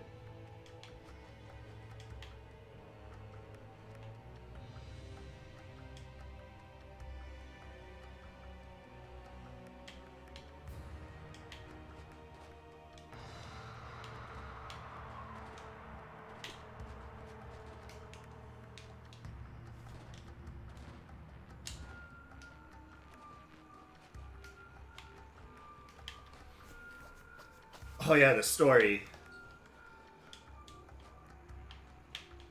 I guess it's coming up to the point when we had like those 5 like watcher demons or whatever. Mm-hmm. Is this it? This might be it. I need a way to get. I can't like drop the orb in the water anywhere. But I could put the orb here, right?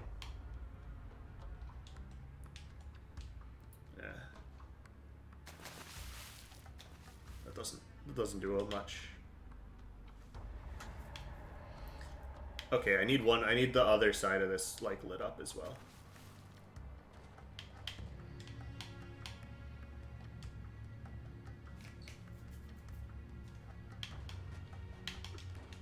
Yeah, those 5 watcher demons.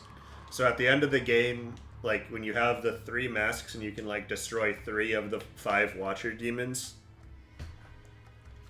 And nobody understands what the why you destroy 3 of them when there's 5 masks, and I don't understand that either. I think we had a reason for it. I think it was something like they all represent like some deadly sin or whatever, or layer of purgatory, which I think lined up with the deadly sins, right? Yeah, something like that. Yeah. Because like Dante's Purgatorio or whatever. Like there were 7 layers of it, and they lined up with the 7 deadly sins. So like each of those is supposed to be one of them, and I think you were supposed to be one of them. I think actually in the hospital when you see them floating, one may have been like lust or something. One may have been like gluttony with the cake. I don't remember. Yeah, well, they each represent one, and then you destroy 3 of them when you put the masks on there. Yeah, something and like I that. don't know why you only destroy 3 of them, but I think it's something like you can only like partially like fix. Mm-hmm. Like you have to live with some of them. Like you can't just get rid of all of them. I don't think it was very clear. I think we relied a little bit too much on. Hold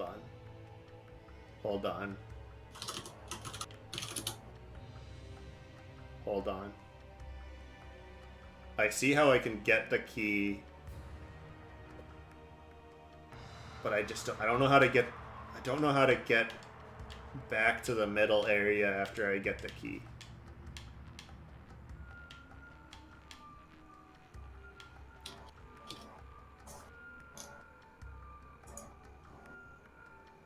No. Okay, I get it. I see how you get back to the middle area after you get the key. I think I've got this.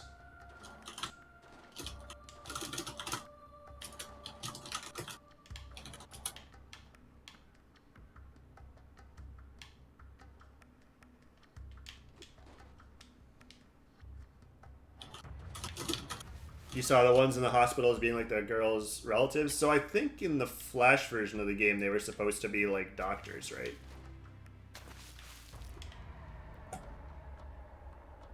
Maybe. Like I think it was supposed to be like doctors watching from above or something like that. Now I have to like set the same thing up on the right side of the screen. Yeah, in the Flash game, they had like creepy faces, I think, too. And maybe the eyes followed you, or just they flipped. I don't remember. Maybe I'm gonna just do that so that I don't accidentally turn off the spotlights, and then I do that. Now I can hold on. Is that? Yeah, I just need the key to be lit up properly there. I think there were supposed to be something in the Flash game where it's like doctors watching you, but I also think they're demons. So then I do that, and then I should be able to safely do that. Wait, does this need to... Oh yeah, you might be right about the relatives thing, Baron, because they had like flowers and stuff. I think you're right. One had like chocolates. Yeah, maybe. I think that in this game they definitely are demons, though. I think it's the same situation though. They have like flowers and chocolates, like a heart chocolate box, a cake. Yeah.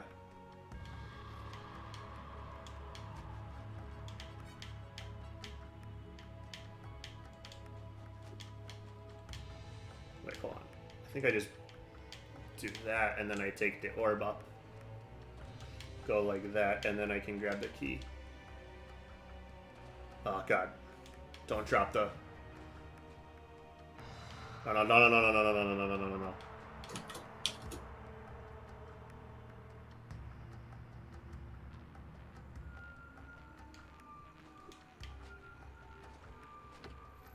Oh, it opened it. Thank God. I was worried. There was something else I probably should have done there, but I got it.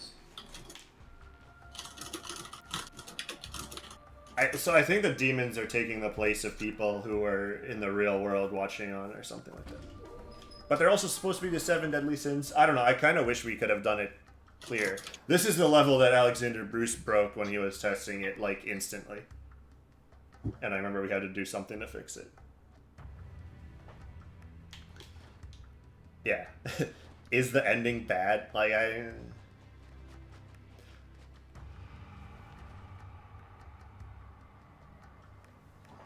it's, Oh, this is the broken one I was talking about when you were AFK, I think, Tyler. Yeah. No, Alexander Bruce broke it. It wasn't me who found that. I don't remember if it was He fixed, broke though. it during testing. Like, I showed it to him, and he just, like, instantly fucking broke it. And it was like, hey, yeah, it's not that hard. It might still be in there. I think I might have added something that attempted to fix it. No, I think I found a broken way, and then I tried to fix it, and then Alexander Bruce found another broken way after we'd already, like, submitted it to Sony.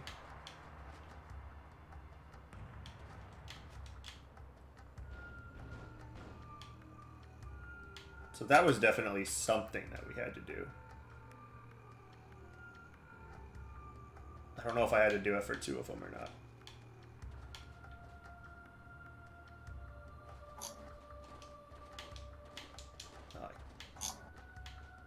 Oh, yeah, and then you can't jump on top of it. That is the conundrum, isn't it?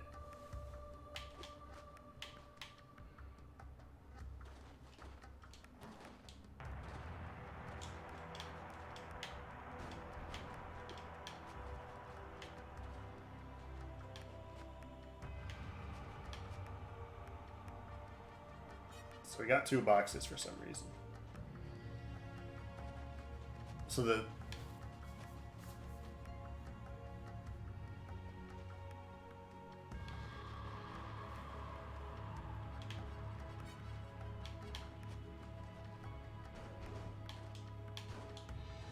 Yeah, it doesn't do that. Like, I think this was meant to be the penultimate level, like the last, like, big puzzle in the game. Because level 10 was just 4 small puzzles in one. Mm-hmm.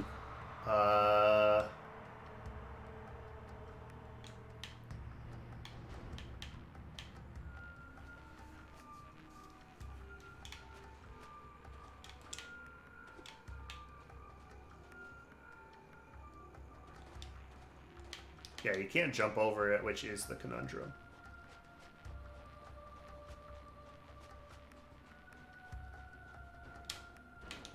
Even right here, you can't jump onto it. Oh, but I can place it. Okay, there we go. So it's there. So now I can loop around and I can put the orb on top of it. I don't know if I needed to carry... I think I probably need to carry 2 orbs.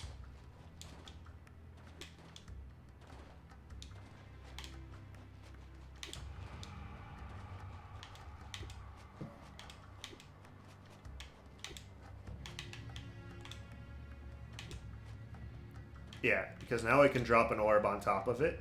Yeah, I do need to carry 2 orbs. And now I can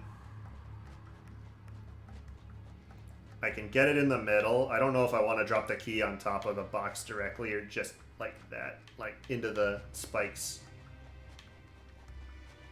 Yeah, I think I just want to drop the key onto the spikes so it doesn't push the orb out of the way. Hold on. Just want to make sure that it's not going to like hit the box and fall off.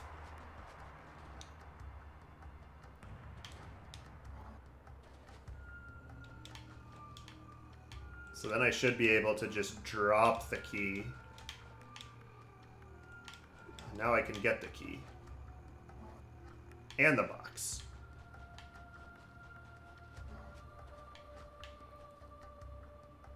And both orbs as well. Assuming I don't fuck this up.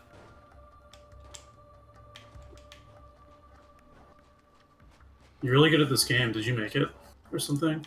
Also, I fucked up. She fucking jinxed it by calling me good at this game.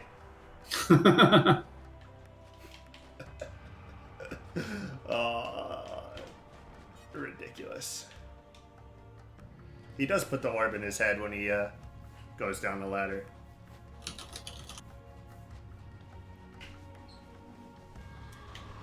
I do think that these last 10 levels were really some pinnacle of level design here. Like, I think we did a good job making them actually, like, challenging logical puzzles and not just, like, scavenger hunts. More so than, like, a lot of the other levels in the game. Well, I think what helps is it partly because this level is just, like, one screen and not...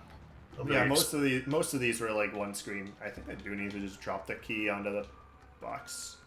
So maybe the limitation of staying in one screen helped design like a more challenging puzzle instead of making it exploratory or using a lot of space. Okay, after I get the key onto the box, I don't think I need the key. I don't think the key on the box is the right thing. What's the second box for? I don't need the. Do you have to stack them? No, I definitely don't need to stack the boxes. I don't think there's enough room to stack them and still push them. Oh, you know what happened? I think the broken way of doing it was something like that, and then you could jump to the middle part. I want to do the level the actual way though. But so the issue is I can't jump over the box. So I can drop the key on the ground there.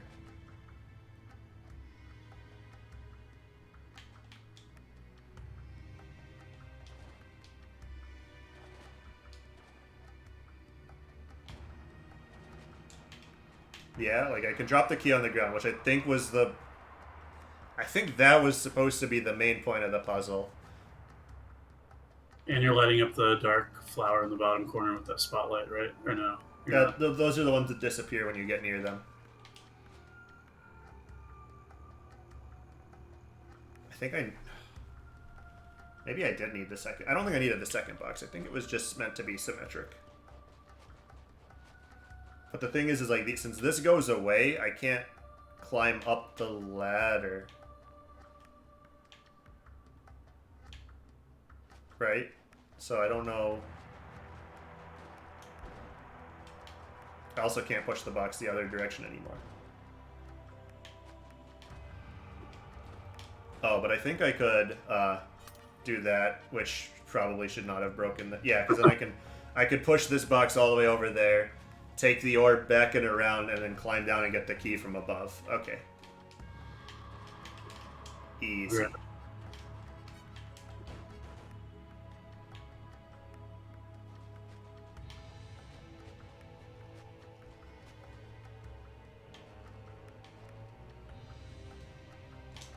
Alright, somehow I'm supposed to get the orb on top of the box, and I've already forgotten how to do it. Ugh. Oh, I don't need to put the orb on top of the box now. Push it all the way over here. You leave it in that corner, and then you go all the way back around. I'm more impressed with these last final levels, replaying them, than I thought I would be. I thought I would be like, wow, all these levels suck, why did I do this? But it makes a lot of logical sense. Except for the fact that I do need the fucking key on the box. Well, let me just... I wonder if I can just drop the key onto the... Oh, god damn it. Okay, hold on.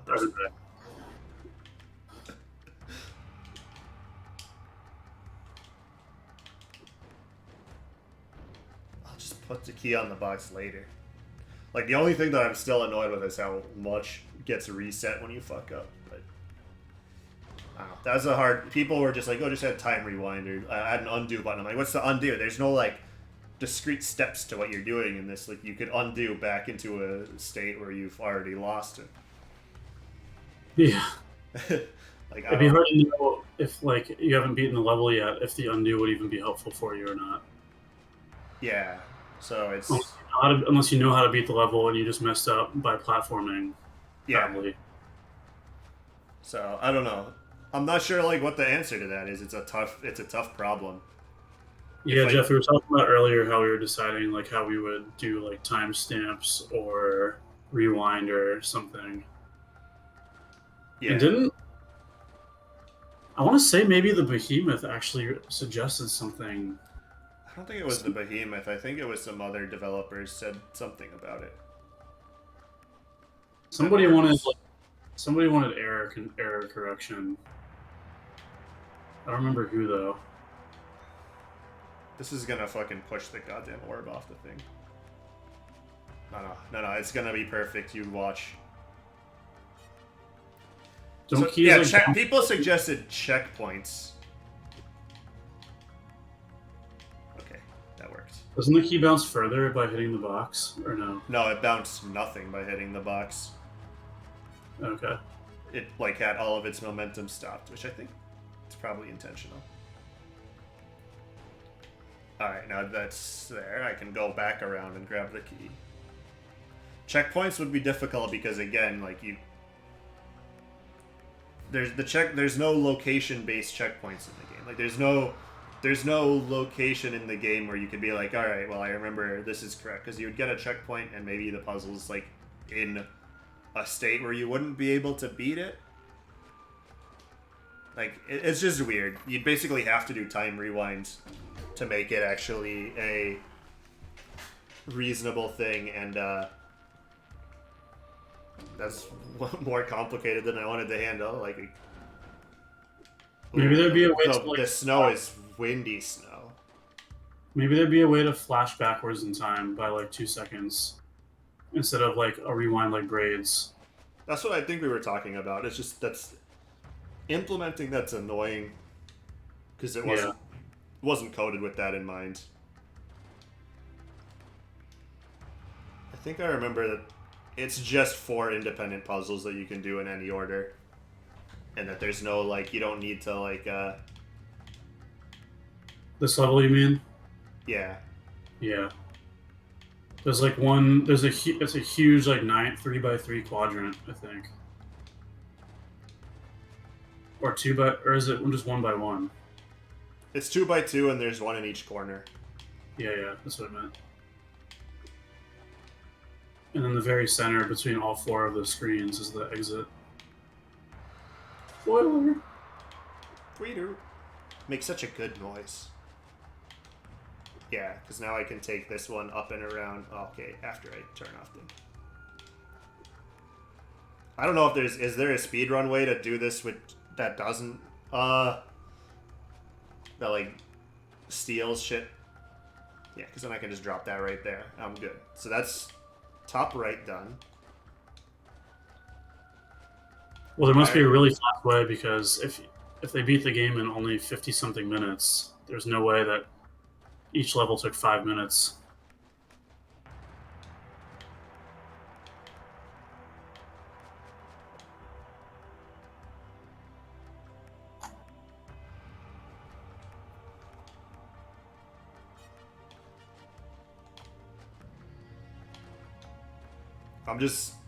I know that I'm gonna fuck up on one of these levels.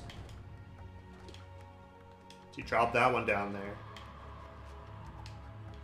Pull that out. Go. Pull that out and fucking drop it somewhere. Yeah, I fucked this one up already.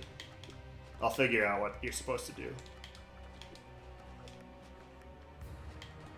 I need the box down there so I can actually grab the thing and put it in there. I'll work on the one I don't know, and then before working on the ones that I do know.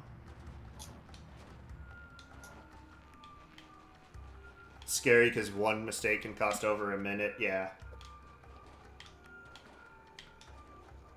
I think the idea was it. Oh, god damn it.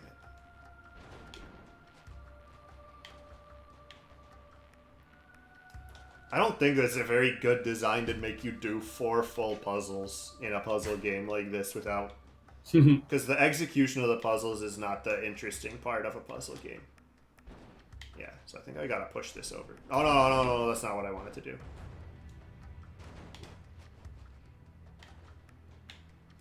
But, like, I don't know, it's a 10th level, it certainly leaves an impact. Oh, god damn it. Oh, god, almost, god damn it.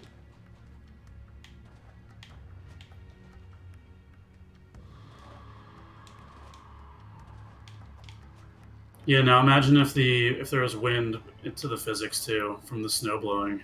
Yeah, like we did in the End is Nigh in the last couple levels of that game. I fucked up. Oh no, I think this should bounce it.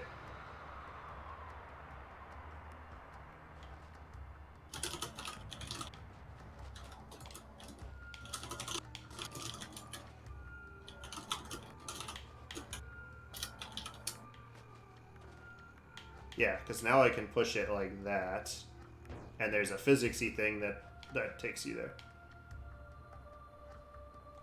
And it's lit up.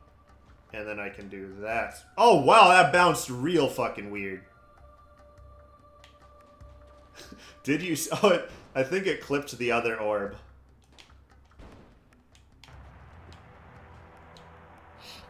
Because now I can do that.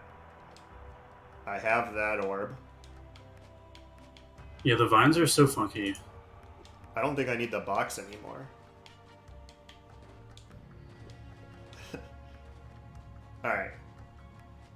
That one seems to be the hardest one. This one might actually have a weird physics thing on it. Especially because I can't see.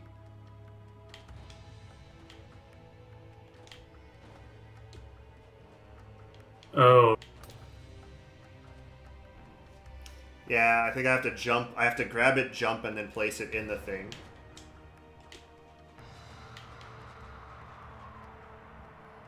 Bottom right seems to be the finickiest one. This one I'm pretty sure is simple. I'm pretty sure this is just a timing thing. I'm pretty sure you just do one of these. Yep. Which looks very cool. I wonder how well people read the buttons in the game, if they could see them or not. I feel like they could be clear somehow, but I don't know how. I think the buttons are pretty obvious. I guess they're just like a solid white box with lines on them compared to everything else that's like more textured. Oh, I think this is just a weird little platforming area. And not really a puzzle. Like, I think you just put it in the thing and then follow it.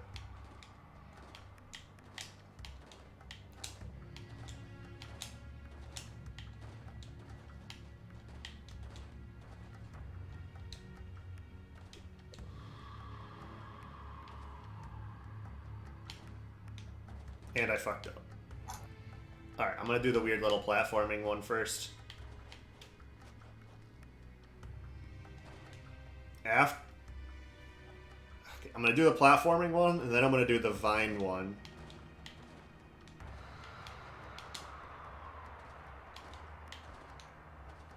Where does the thing end up? Let me see the spark. Oh, I think I have to grab it out of the thing. I'll just...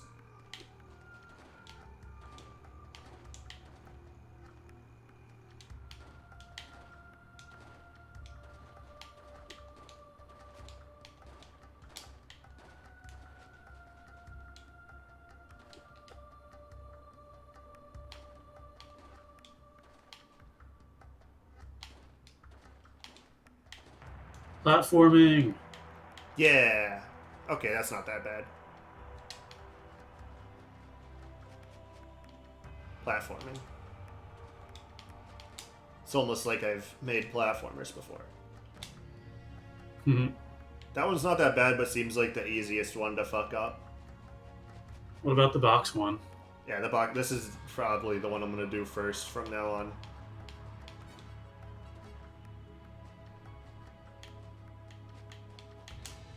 Okay.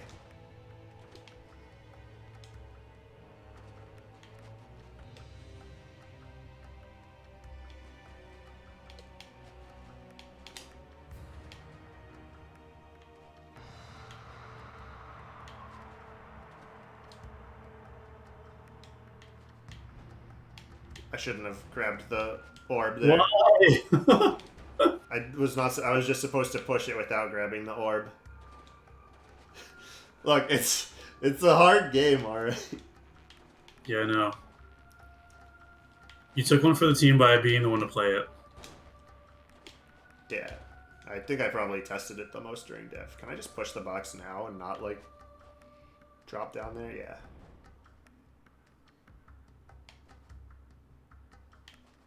And then I can just do this.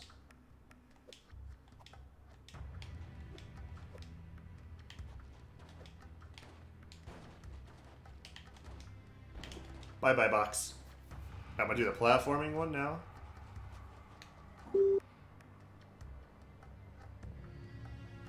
you can jump to get the box to fall, but it's finicky. That makes sense. That does seem like the finickiest one. The platforming one didn't seem that hard once I remembered where it was going.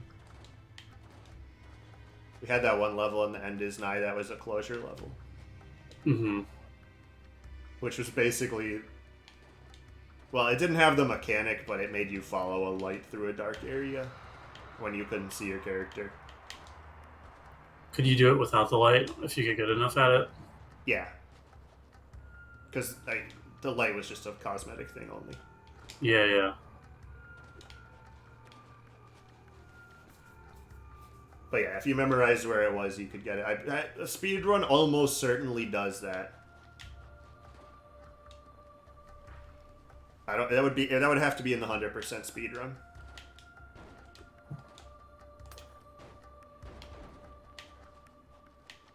Come on, box. That fucking box, man. It almost didn't hit the button. We're lighting up 4 of the demons. Is there one in the middle? Oh yeah, the demons are like placed right next to the bulbs. Mm-hmm. So it's like we're lighting them up. Getting all of their power. Yeah. Yeah, the box is not hitting the buttons when they're like completely flush with them. Where did this thing have to go? This thing has to point at the targets.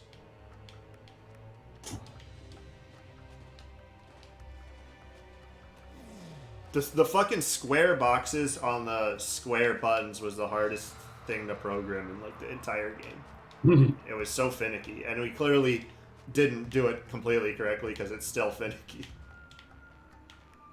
This is why I don't like physics. That was almost a disaster. Oh my god. Luckily, they're lights and they wouldn't have fallen down. Yeah. Unless there's little holes or slots there. Yeah. Okay, I can leave one like there to land on.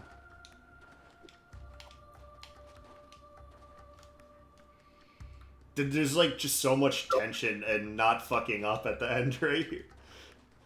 You got this. I just gotta drop it right.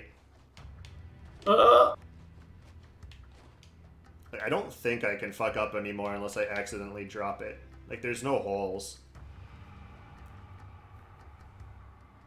Oh yeah, there's the 5th demon. Nice. Alright. Yeah. Time for the end, which we will not be able to complete because I didn't get all the moths. Dude, the screen shake. So epic looking. 11 out of 30 moths. Not bad. Not bad, yeah. For a first run through. Alright, which 3 of these dudes are we gonna kill? Somebody on GameFAQs said that they did all 60 combinations. Yeah, that's ridiculous.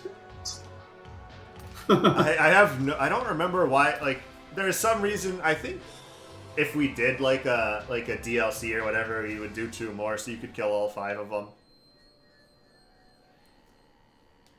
Oh yeah, and you can hold the button to get a whole ton of light.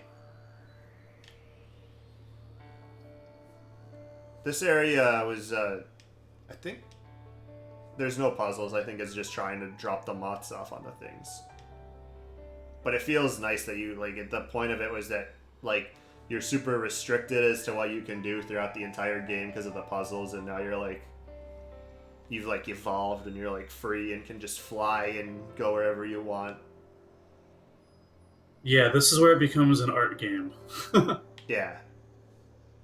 I think there was, like, pressure to, like, have meaning behind, like, your ending. Or, like, I remember Braid's ending being really good because, like, it tied into the mechanic and it was just, like, an interesting escalation of, like, what had been going on through the game. And I remember playing puzzle games and being like, oh, God, we're going to have to figure out something crazy about that for closure. Yeah. And then it was just like, oh, we don't need to do anything mechanically crazy for the ending. We can just, like, make you free. And the music's cool.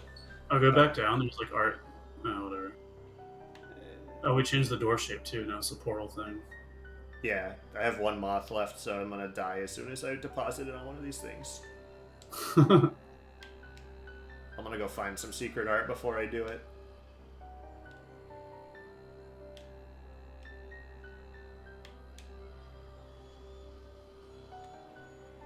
The moth also doesn't like control super directly. Like, it, there's like an invisible thing that's that the moth is following, and you're actually just controlling the invisible thing. And then the little moths follow the big one. Go back up. What was up there? Are those chains? I forgot. Oh, I'm dead. I think there's chains. Maybe. If only I had all the moths. What's that thing? What's what thing? Never mind. You know, I might have all the moths on my like other save file. Yeah, the big 4-part puzzle is the final puzzle is like a good climax. I do agree. I think we probably could have done moth puzzles. I don't know. They would have had to have some other mechanic on them to actually make them interesting puzzles, because the moth has light surrounding it, so it can't go through walls. But we probably could have made you like shepherd balls and boxes and keys through walls. And maybe if we made it today, I would have done that. But it's just a calm little ending that like gives you a reason to go and collect all the moths. Yeah. Yeah. That's the game. That's the game. I'm gonna see if my other save file has all the moths unlocked on it. Now, I'll be right back. the save files are real fucking janky.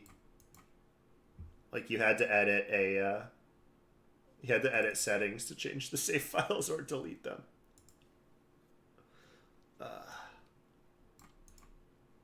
So there's save file. If I just do that in the settings to change the name of the save file, I should get my other save file back.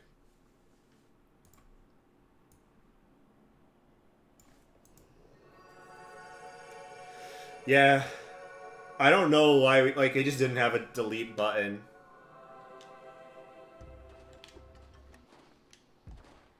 Like, we didn't have a delete save UI in there. I don't know why. Let's just see if this one has all 30 moths in it.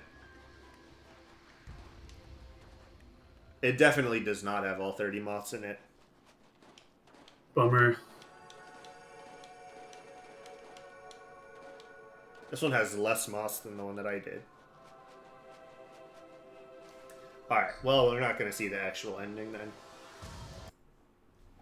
But that was closure. If you guys have any other questions about it, you can feel free to ask. Game came out 10 years ago today. Is the 15 misleading on the moths? Yeah, the 15 is how many moths you need for it to tell you where the rest of the moths are. There's 30 total. Hold on, Yeah, so once you get 15, then above each door there'll be an empty moth slot. Yeah. So I guess it could be a little bit, I don't know. I don't know why we did it like that. I think we wanted people to like explore and search, but it's like not a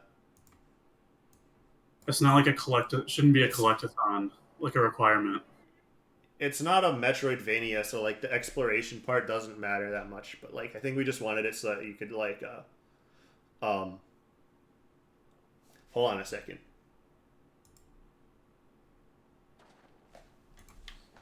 The debug menu. How many moths will it give you in the... I imagine it gives me all of them. That's No, all? I think it's the amount that's on my save file. The frame rate's struggling in this mode. Yeah, I think it gave me the amount that were on the save file. But maybe because I did it with the debug button, it'll let me go.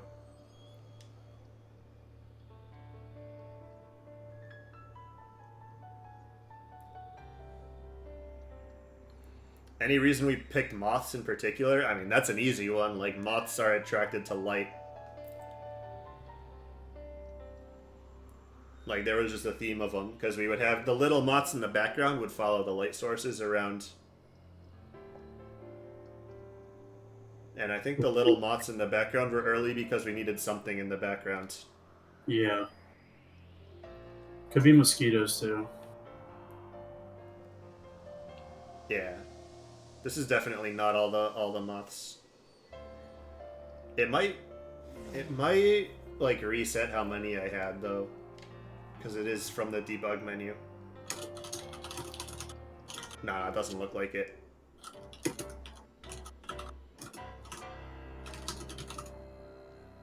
Yeah, it's playing the bad music as well. Where does it take me? Okay, I think I have to restart the game to get back to that dev menu.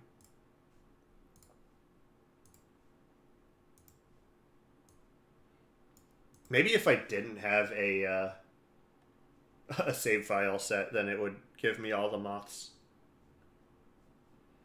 I don't know. Let's see. Editor. Poop.level. Yeah. So, there was a level named poop.level apparently, because normally there's not that, like... normally there's nothing on here. Yeah, so like this is how like there was some way to like draw a angled one, like some hotkey where you could like rectangle wireframe,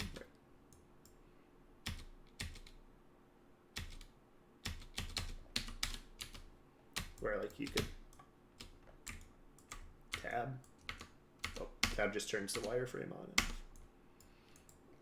But like, yeah, you would just do this, something like that, and then you would go into this one where you could like change where you start, and then you could place some lights around and some keys, and then you could add some other shit in here. What was the spider web? We never used the spider web. Yeah, it collects the orb, and then when you pass through it, it steals your item. Yeah. Oh, and it had a bouncy effect too.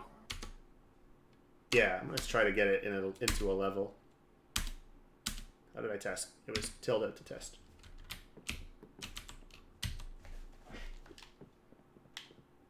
Excellent design. Level fucking sucks, man.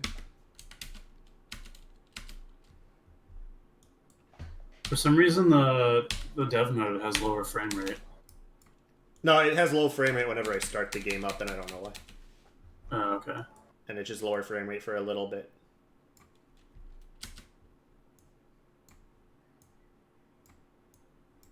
Yeah.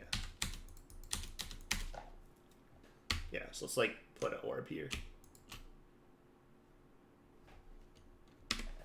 So yeah, I think the spider web was supposed to be like, whoop, steals your thing from you. And then you get it back when you go through the other direction. Like, I think this was supposed to be, like, the equivalent of, like, a no-drop zone in the forest, but... Yeah. The issue was, like, it was really like, you could just really easily, like, cheese... Yeah, it was too easy to, like, break the... Like, I couldn't get it to, like... Yeah, I just went through it and kept the orb, so that's probably why they didn't end up in there. I think you would also take the light off of it to drop it. But it is kind of neat. A lot of the random shit was in here. The fuck? Oh, this is the...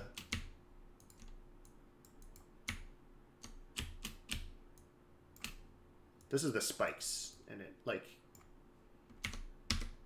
gives you a little row of spikes, which I think you could probably increase the size of with the hotkey. Oh, you could like right click to like, yeah, it would spawn spikes and snap them to the ground. Yeah, this was the janky ass level editor that we made everything in. It's kind of annoying. And then to put art in and change the sprite animations was a whole other tool. Yeah, it would have been this one when you had to like type the name of the thing, so you had to be like ball.png or whatever. Oops. Yeah. And then you had like this little thing right here. You'd be like, Yeah, I'd have to read the name of the art asset in the folder that I just made, Yeah. and then type it in and be like plank1.png. Yeah. But This what is I how did you in can. my brain was lump a lot of stuff together into one thing, and that's why it took so long to edit things if we needed to. Look at all those moths. Change the Ew. moth density up to 1,000. Thunder Blizzard. I don't think we used this one.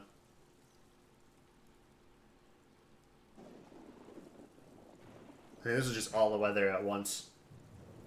Yeah. Blizzard, thunderstorm, light rain. Oh yeah, you could change how the different layers of music would work. Moth swarm level. Hey, a swarm of moths now. Boink. Oh, we could have used the spider webs for the moth levels at least. That Some would have moth. actually maybe be interesting. Just for at least a graphical effect. Yeah. Or if you go through it, you lose a moth, so just explore. Max out fog. Oh yeah, the fog's just like purling noise in the background, which was there to make you see where the light was. Yeah, I think the fog in the background was when we broke the only black and white rule that we had originally. This background effect right here was what was used in the Flash version to show land. Well, we break the black and white rule for art assets too. We did, but I don't think we did until we decided that we needed fog in the backgrounds to show where the spotlights were. Yeah, That was yeah. early in development. We're like, well, spotlights don't make sense if you can't like see the beam of them. Yeah. But yeah, this was.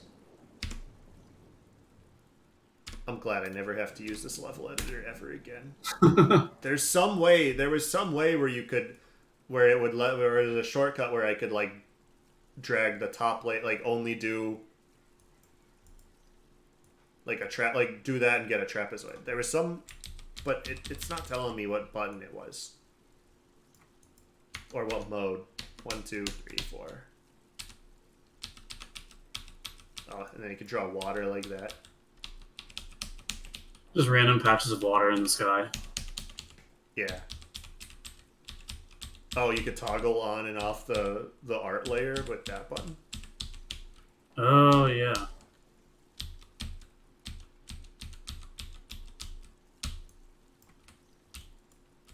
So what was that? M? Hold on. No drop zones. Okay.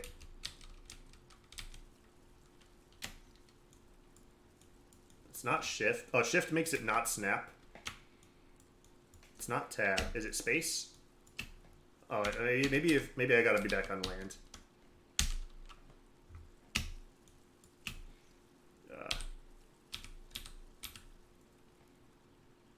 I don't know. I don't know what button it was. There was a button that I could press to draw that where I could just go like that and draw like a curved land, and I don't.